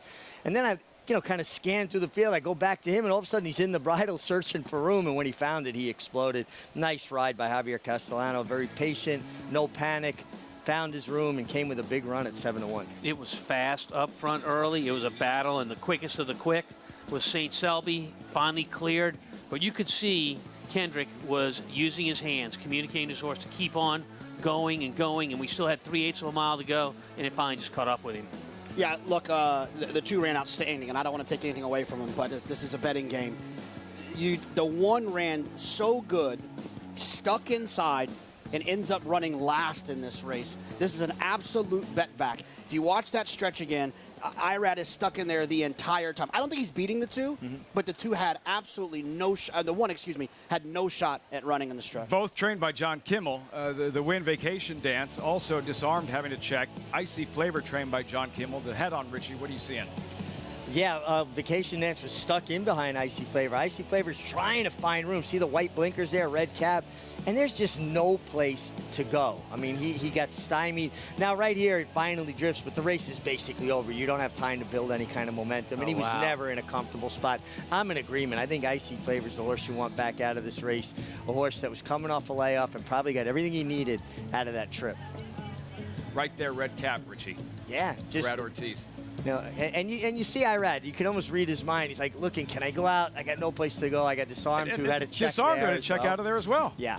And this is, listen, turf sprints lends itself to that. You have a lot of horses in close proximity. They get jammed up, a log jam at the 8th pole. And the horse that was able to extricate himself from that trouble was Vacation Dance, who did get the setup because of a very fast pace. But this is what Vacation Dance wants to do. He wants to be a turf sprinter. A fast, challenging pace. Yeah. That almost always sets up for someone to close. In this case, he got it. Completing the exacta, 52-1, 7-1, 52-1, 13, and 10-1. Icy Flavor there. Arad Ortiz, John Kimmel.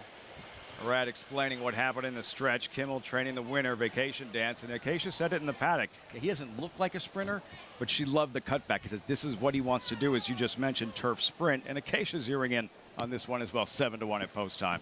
Yeah, you know, listen, John gave him his opportunity. He stretched him out, much like he did with Mariachi the other day, who showed he doesn't want to go that far. Play to your horse's strengths. He went back to what a horse really wanted to do. Tough luck for Ice Flavor, and the favorite, Disarmed, represents opportunity for another. In Vacation Dance wins. Going away for trainer John Kimmel, Javier Castellano guiding him home. Last week, his 7th Travers win. This one in a turf sprint. Vacation Dance, 7-1. Results, reaction when Saratoga Live continues. Respect the law. He's earned it.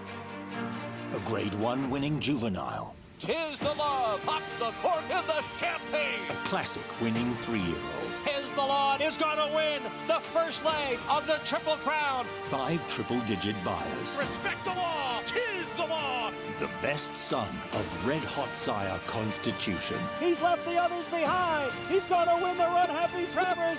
'Tis the law. Monday, September 18th is the biggest day of the year at Presque Isle Downs with a $150,000 Presque Isle Mile plus a $300,000 Grade 2 Presque Isle Masters. The Masters is a key prep for the Breeders' Cup. Just last year, PA-bred superstar Caravel became the 8th horse to run in the Masters before achieving Breeders' Cup glory. It's the Presque Isle Mile and the Presque Isle Masters, Monday, September 18th at Presque Isle Downs, Erie, Pennsylvania. For more information, visit presqueisledowns.com/racing.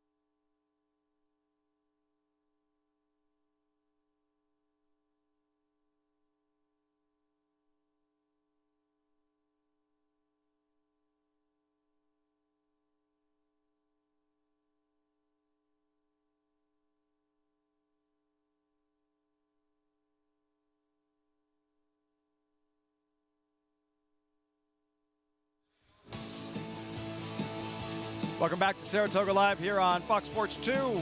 Final Friday of the meet. Lots of smiling faces in the winner's circle.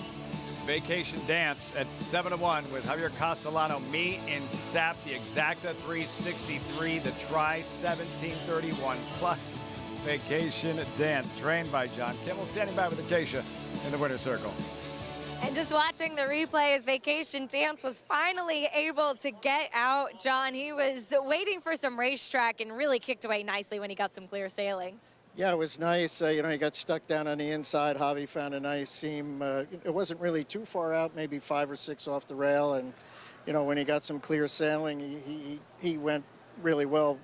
Unfortunately, the horses that were going so fast are looking like they're stopping, or fortunately, I should say. And he was the benefactor of that. You know, we tried to make this horse route. He's such a big horse, a little over 17 hands. You would think he could naturally do it. Big striding horse, but, you know, going back here off these long races, he showed basically this horse is a true sprinter. Like you said, he looks like a horse that wants distance, but for such a big horse, he's remarkably light on his feet, too. He is, and he was last year. You know, he broke his maiden here first time out, going 5.5, and ran very well. He was just on the also eligible list on the Breeders' Cup 2-year-old sprint. And his numbers back then were much better than what he's been running this year. But the Stallion Series, he's also a New York Stallion.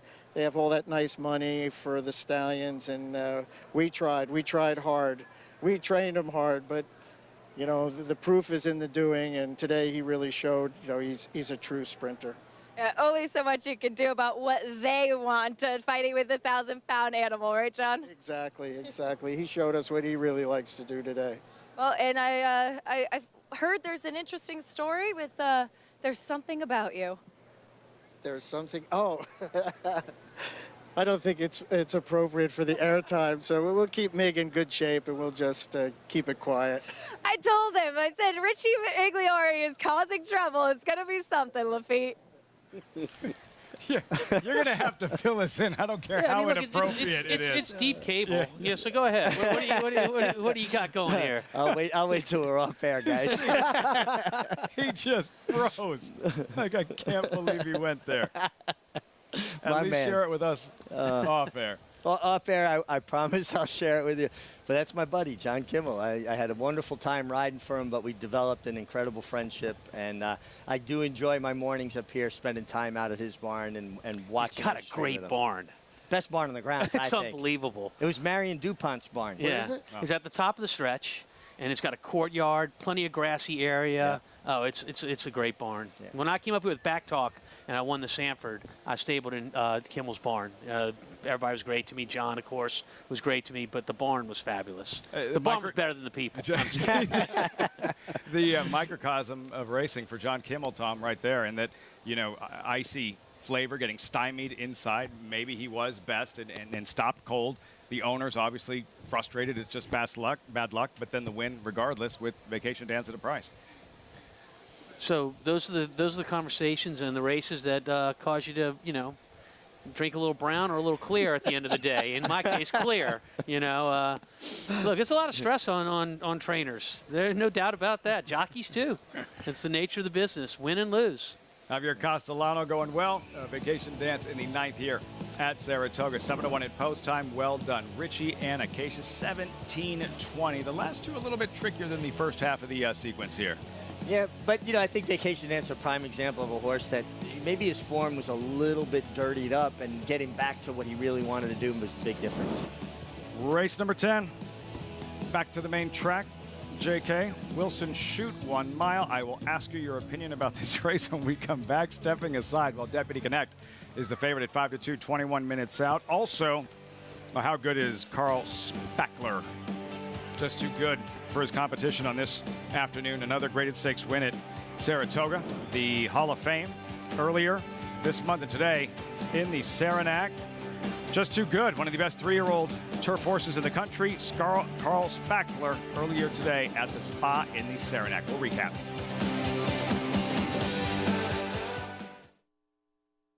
Liam's Map, a 2-time Grade 1 winner with 6 consecutive triple-digit buyers, including a 114 to win the Breeders' Cup Dirt Mile. He's already taking the lead as a sire, with Grade 1 winners Basin, Wicked Whisper, Colonel Liam, and Juju's Map, plus multiple 6-figure yearling sales and 2-year-old sales up to $1.2 million.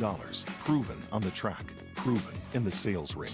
Liam's Map, only at Lane's End.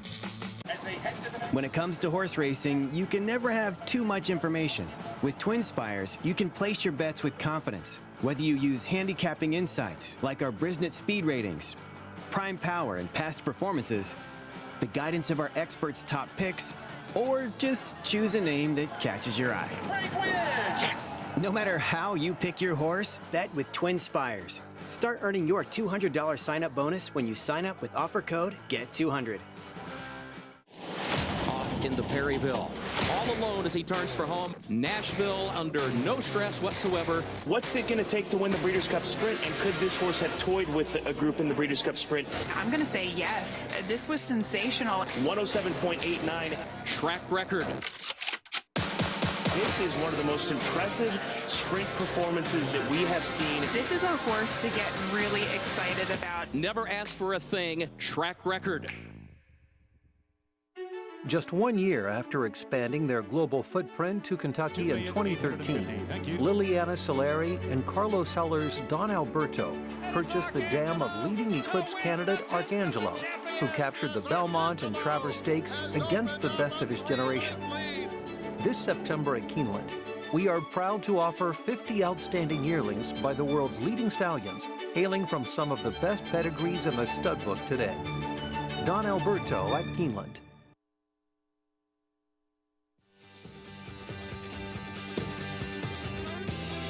There, look at this. There she is, right there with the. How good is that?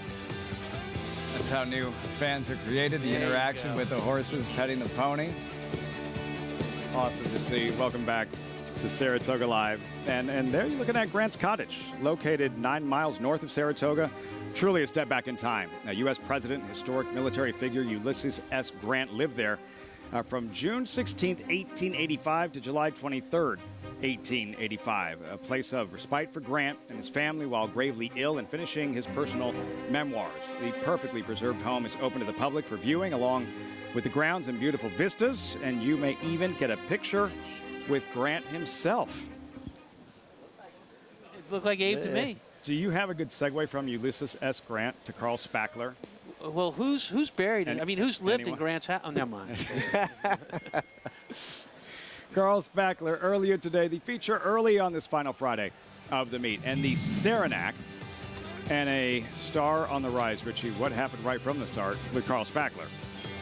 Well, Carl Spackler put himself right in the game. Listen, he was the best horse, but when a rider is riding with the confidence that Tyler Gaffalione is, he's okay. This is where we are. I'm not going to take anything away that comes easy. He was basically just a winner every step of the way.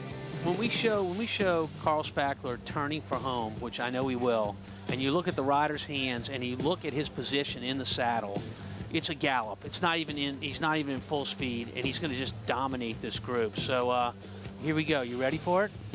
It was like Grant going through Atlanta the way this horse came home. That was money. That was good. Carl Spackler. I appreciate those. JK right here, turning it on, and he didn't have to do much to put his competition away earlier in the Saranac. And look, I didn't want to tell Bob Edwards this, but Chad's not good at this move, bringing horses back in 21 days. How about that? I was surprised by that. Not good at it. It's not something that he's had a lot of success with. And I was a little nervous that maybe it was going to be too quick. This horse is outstanding. And he's a 3-year-old, so he's only going to get better. Very interested to see what they do next, if they try to take on the olders going a mile in a grade 1 race, or maybe if there's a lot of options with this horse, because he can also come back. You know, he's got his 4-year-old year too, so you don't have to get crazy ambitious this year. The markings on his face, Richie, making him that much more recognizable as well as he enters the winner's circle. Very good-looking shirt. Yeah, very distinctive. Oh, that goes without saying. Of course, but a very distinctive face. You got to like that. And I could use a Carl Spackler at the farm. I haven't been home in a while, but I have a groundhog problem, from what I understand. So Carl Spackler would come in handy right about now. Carl Spackler in the Saranac. Is this a horse? Does he have like Breeders' Cup type potential? Normally, North American 3-year-olds, whether it's whatever Breeders' Cup race it is, kind of up against it historically with the Europeans coming in. Does he have that kind of ability to compete at that level moving forward? I really think he does, and he reminds me a great deal of Artie Schiller. I knew you were going to say that. Well, and because he's also a horse. Artie Schiller was more of a closing type, but then in certain situations like this, he could put himself in the game and still finish the deal. Now, we did not have a good trip with Artie Schiller as a 3-year-old in the mile. He came back and won it as a 4-year-old, so it's a tall order, but I think he's in that conversation. Yeah, he's running numbers that he's got to get a little bit faster, you know, maybe 5 to 10 points, but you can expect that, right, from a horse who's just a 3-year-old who's going to continue to grow up throughout the rest of the year. Carl Spackler, sensational earlier today, the feature at Saratoga. There's Chad Brown, couple of wins this afternoon, now 3 clear in the standings. Horses in the paddock, the 10th and final, post time 15 minutes.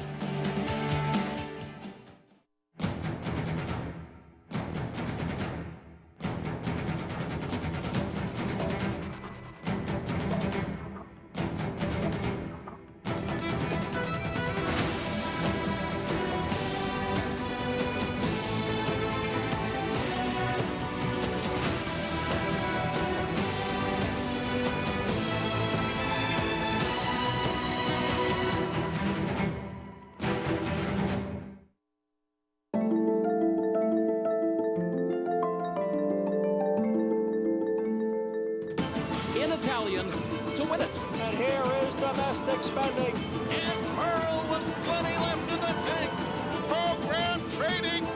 Ocean Road.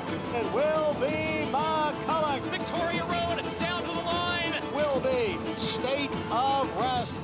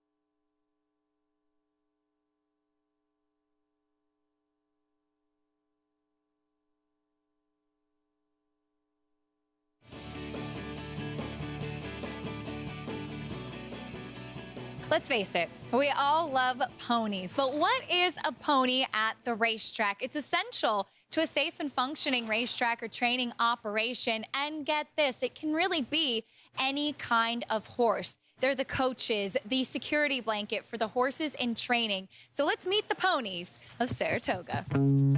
Cherie DeVoe first met Zevo when she was an assistant trainer for Chad Brown. She quickly developed a soft spot for the personable bay, who showed his talent when he won the Suburban Handicap and ran second to Tonalist in the Jockey Club Gold Cup in 2014.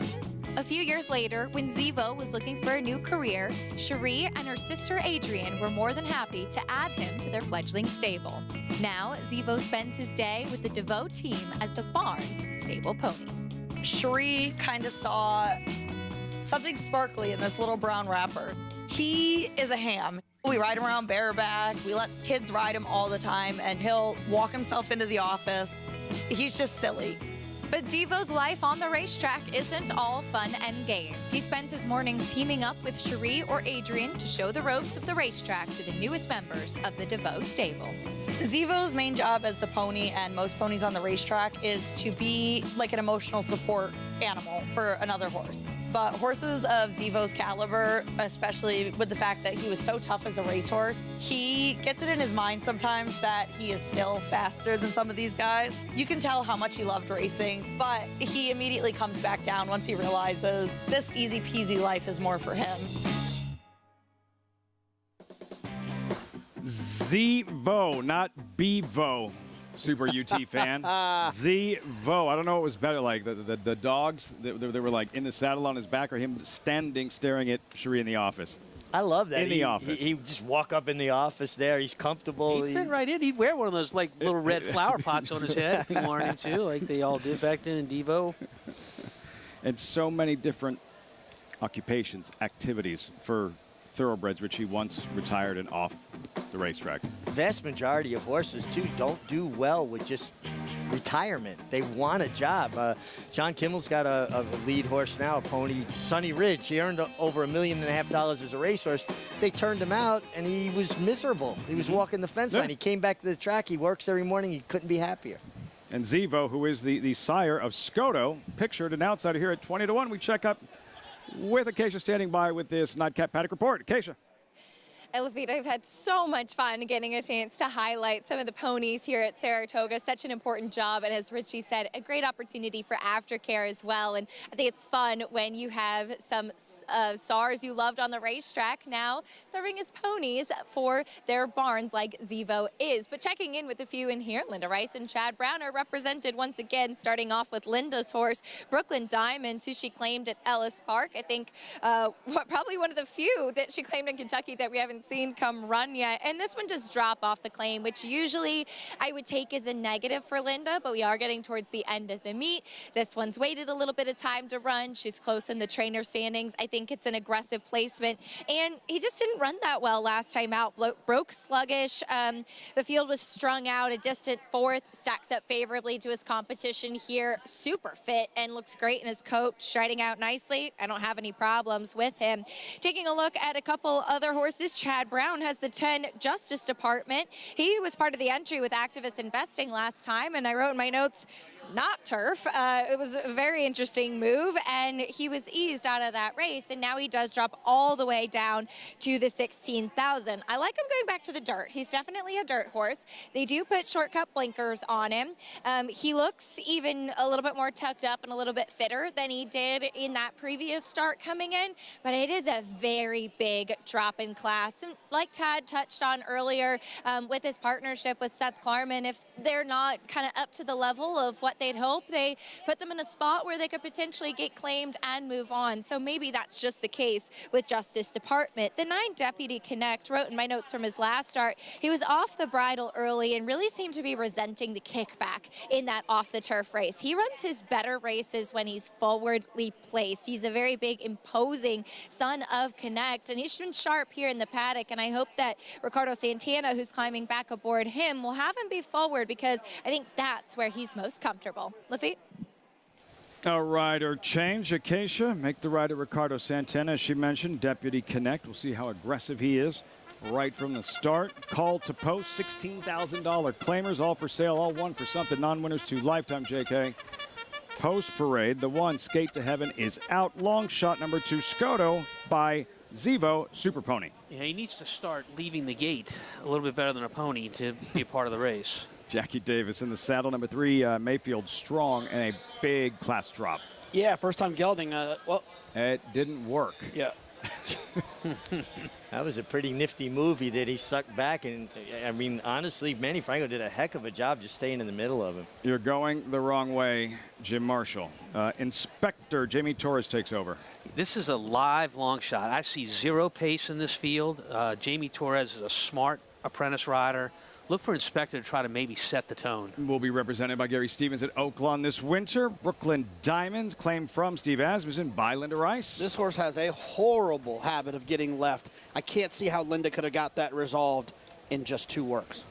Sounds spooky. The mother's name, Fear This. Yeah, I'm not scared of this horse.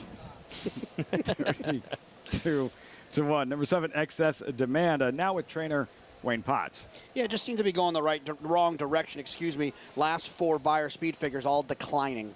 Number 9, Deputy Connect, Ricardo Santana, the favorite, 2-1, 6 minutes out. Yeah, I mean, the horse has big numbers. I just don't trust this horse in this spot. I think you got to look elsewhere for some value in here.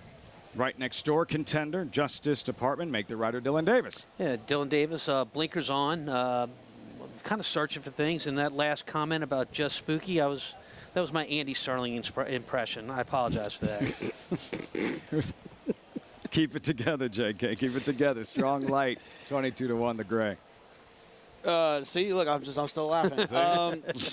I don't fear this horse either. Also eligible, draws in, bold looker. Anybody fear him? Yeah. Look, this is a horse that's drawing in off the also eligibles, and I think with a real chance dropping in class here for Ian Wilkes. Field. 10th and final with the carryover coming in for the pick 6. What's the story going into the nightcap, Jonathan? Yeah, there's a $111,000 carryover. So the pool, I didn't see the final, what it finally closed at. I think it was around, I'm going to make it up if I say it, so I won't. 10,000 to the favorite in here, the 9. These carryover days, I'm convinced it's the best opportunity from a betting standpoint in racing. When you have the dollar minimum, not the 20-cent jackpot, that's not a great opportunity. But these opportunities, when you have the natural carryover, it really does present some great opportunities to get a big score. The traditional pick 6. And the pool, 784,000 plus. 784, there you go. And along those same lines, it's closing weekend, of course. Just 2 more chances for the late pick $5 million bonus. Kind of a segue. Now play the late pick 5 number bets. Hit the late pick 5 number bets. If you're the only one, you win $1 million bonus. And on Sunday, the bonus has a bonus. Late pick 5, $3 million bonus on Sunday. That's right, $3 million. For details, visit NYRABets.com. If you're the only one, $3 million. Look like the Cheshire Cat over there. Well, I'm just cat that ate the canary. No, I'm thinking that it's set up for that, right? Because Ways and Means is going to be in there, and she's going to be in the biggest single probably of the entire weekend. And if she gets beat, you really do have an opportunity to take down that $3 million bonus. Follow up on that in a moment as we look at Justice Department and those Seth Klarman colors, Ways and Means. That's Justice Department. Let's revisit his maiden win, Richie, late May, Monmouth Park. Hope I have the right race. 3 starts back.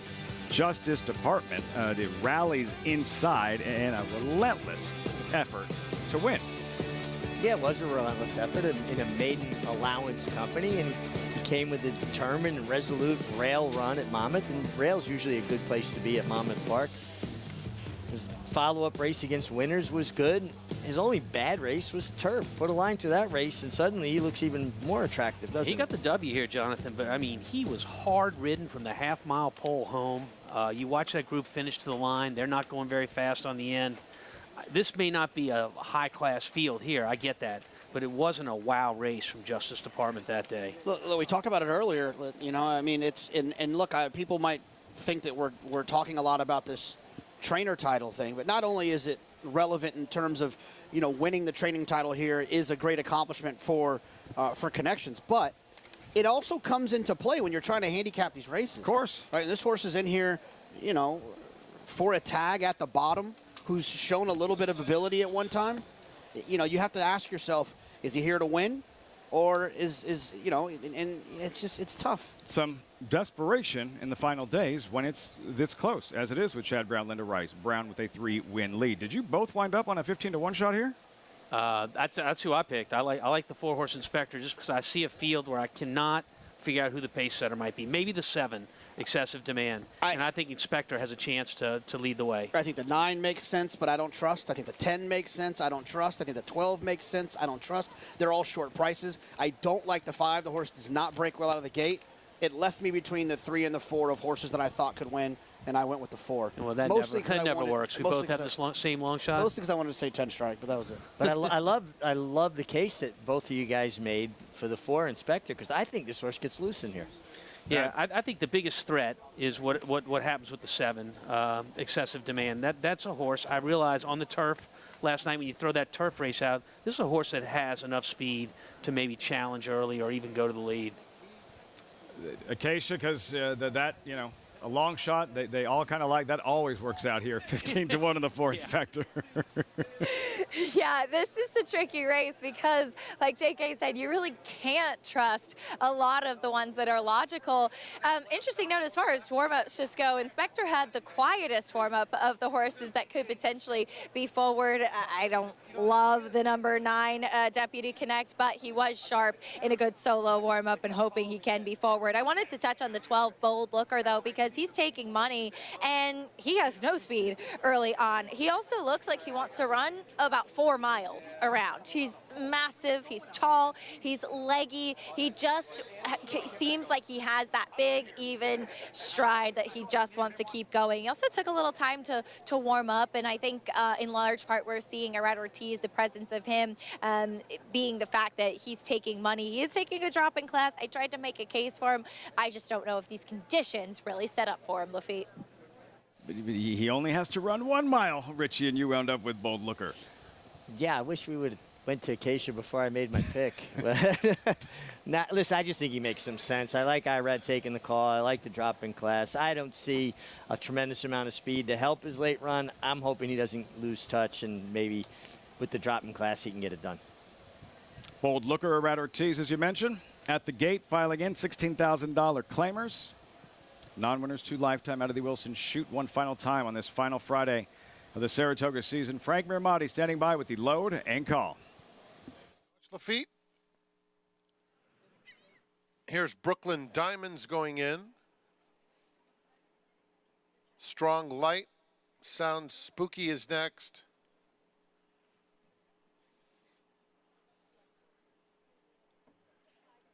Bold Looker to the outside stall. Big Boy goes in. They're in the gate. And they're off. And it's a very quick start for Mayfield Strong, who's vying for the early lead. Excess Demand, hard sent though. And long shot Excess Demand will show the way. Mayfield Strong now comes away in the second spot. They're followed by Inspector, and Deputy Connect is on the extreme outside. Joining that party as well, even wider now, as they straighten up for the run down the backstretch. Deputy Connect into that second spot. Justice Department is just behind this quartet. They are followed by Sounds Spooky, and down at the rails, Scotto. The opening quarter went in 24 2/5 seconds. They continue down the backstretch with Brooklyn Diamonds splitting that pair and trying to make some headway, and it's another 2 back to Strong Light. It's a fairly compact field, long way back to the trailer, Bold Looker with 0 early speed. It is Mayfield Strong and Excess Demand head-to-head. 3 deep, Deputy Connect. Just behind them, Inspector is in with a fighting chance, trying to thread in between rivals. And also on the move now is Justice Department. Justice Department only a length and a half off the new leader, Deputy Connect. Brooklyn Diamonds has 5 to make up. They turn for home, and Deputy Connect is the one to catch. And he now turns it on, opening up by 4. A lineup of 4 just behind, including Inspector and Justice Department. Further out, Brooklyn Diamonds is picking up some pieces as they come to the wire. A lot of pieces, in fact. He's coming after front-running Deputy Connect, who got weary and got run down by Brooklyn Diamonds. A wild scramble to the finish.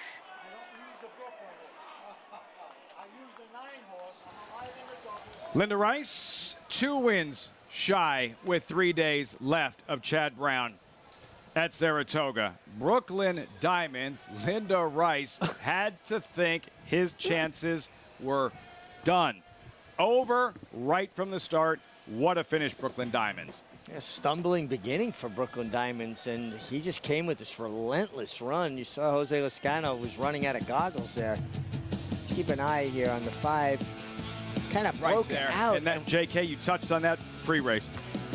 Yeah, it just doesn't ever break fast, but woo, picked up the pieces. Tom Cardinalson saying that the 9 was home. Yeah, I did. I did Cardinalson, say that. He said the 9 was home. And I know better. I deserve it for saying it. Jose Lascano at this, these are just $16,000 claimers, Richie. After that start, stumbling that bad, and Brooklyn Diamonds still refocusing, and right about here starts to find his best stride. Yeah, I mean, and he stumbled because he bumped with the 6 horse outside of him after he veered out towards him at the break. And listen, Jose Lascano consistently rides good races and never seems to get the prime mounts, but he is just a tremendous rider. Wait, Tom, you're not thinking he's going to get there from here. Look at how much ground he makes up late, and I get it. I get it, Deputy. Not only was I not thinking it, I was saying it, which is not the right thing to do, ever. Brooklyn Diamonds by about 3 parts of a length over to Acacia. And here with Linda Rice, who you're hot on the heels of Chad Brown. Linda, that was a big win today. Yeah, it was. It really was. Brooklyn Diamonds, this horse looked like he was not going to get there. The final jumps really turned it on. Yeah, you know, he looked like he stumbled a little away from the gates. He was further back than I had hoped. And I thought, oh, gosh, I don't know if we have any shot from here. But Jose Lascano just rode him beautifully, never gave up on him, and he got him there. Just reflect on this meet quickly. You have started with a bang, and you've continued on throughout the whole summer. Yeah, it's been a great meet, you know, and we're going to do our best down to the last race. We look forward to it. Congratulations, Linda. Thank you. Lafitte? 4 straight New York Racing Association titles, Tom. The only female trainer ever to have captured a Saratoga title, and with 3 days left in proximity, just 2 shy of Chad Brown. This thing coming right down to the wire. Linda Rice and Chad Brown. I mean, we've got some great races this weekend. The Hopeful, the Spinaway, you know, the 2-year-old close of the week. That's always the story at Saratoga Labor Day weekend. I think the story is the training title, Linda Rice versus Chad Brown. Linda's not going quietly into that good night. No. She's going to go down swinging. And listen, they both should be extremely proud of what they've been able to do at this meeting. Brooklyn Diamonds, I wonder if Brooklyn Diamonds named for Brooklyn Diamonds Athletic Organization. It's a not-for-profit that's dedicated to empowering youth through physical fitness, teamwork, and leadership. Brooklyn Diamonds, JK, like he knew Linda needed this one. Yeah, Jose Lescano, he rides for Linda a lot, and he did her a big favor there by he just didn't stop. In a lot of situations, a rider in that situation can kind of, there's a decision to be made at a certain point of, okay, I'm not going to get there. Let me just wrap up on this horse, and Right. and we'll get him next time. He kept riding. He must have felt something. See that, Richie? That's class. These are just $16,000 claimers, but at this level, a horse can still have class and a desire to win. Absolutely, and it's a rider's job to give every horse they ride an opportunity to be the best they can be on that day, and that's something Jose Lescano does consistently. For Pick 6 players that were live to Deputy Connect, 2. Eesh. Brooklyn Diamonds, 1040, the Pick 6 up over $13,000, and this is what it shapes up like with Chad Brown, the 32 wins, Linda Rice with 30, and several head-to-head meetings, both of them armed and ready for the last 3 days. Yeah, listen, they're pulling out all stops. They want this. It's the most prestigious meet in North America, and if you can have this on your resume, it's a big thing. 13,000 plus here for the Pick 6 with Brooklyn Diamonds, 1040 as we wind things down on this final Friday of the meet. And a look ahead to the stakes racing tomorrow. The 4 stakes races, 3 graded. The Harvey Pack, well-deserved, so much influence, a legend in New York racing. The first running of the Harvey Pack tomorrow at Saratoga.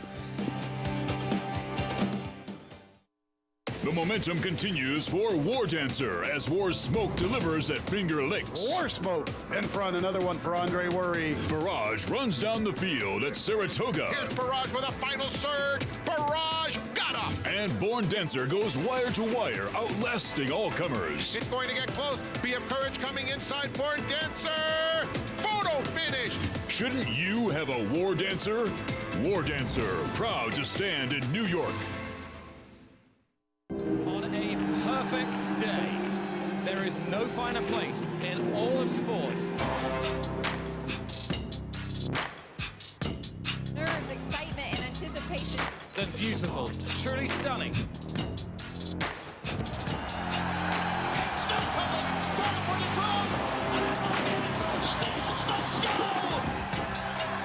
For the Breeders' Cup World Championships.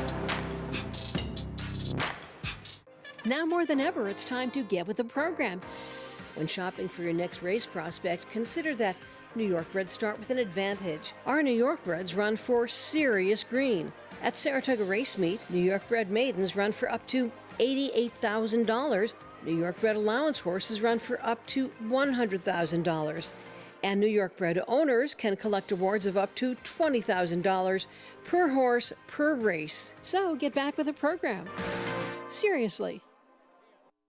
Racetrack Television Network brings you every race, from every track, on every screen, every day.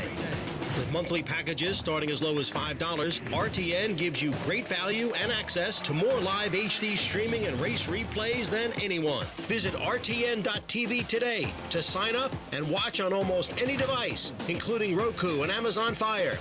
RTN has packages that start at $5 per month.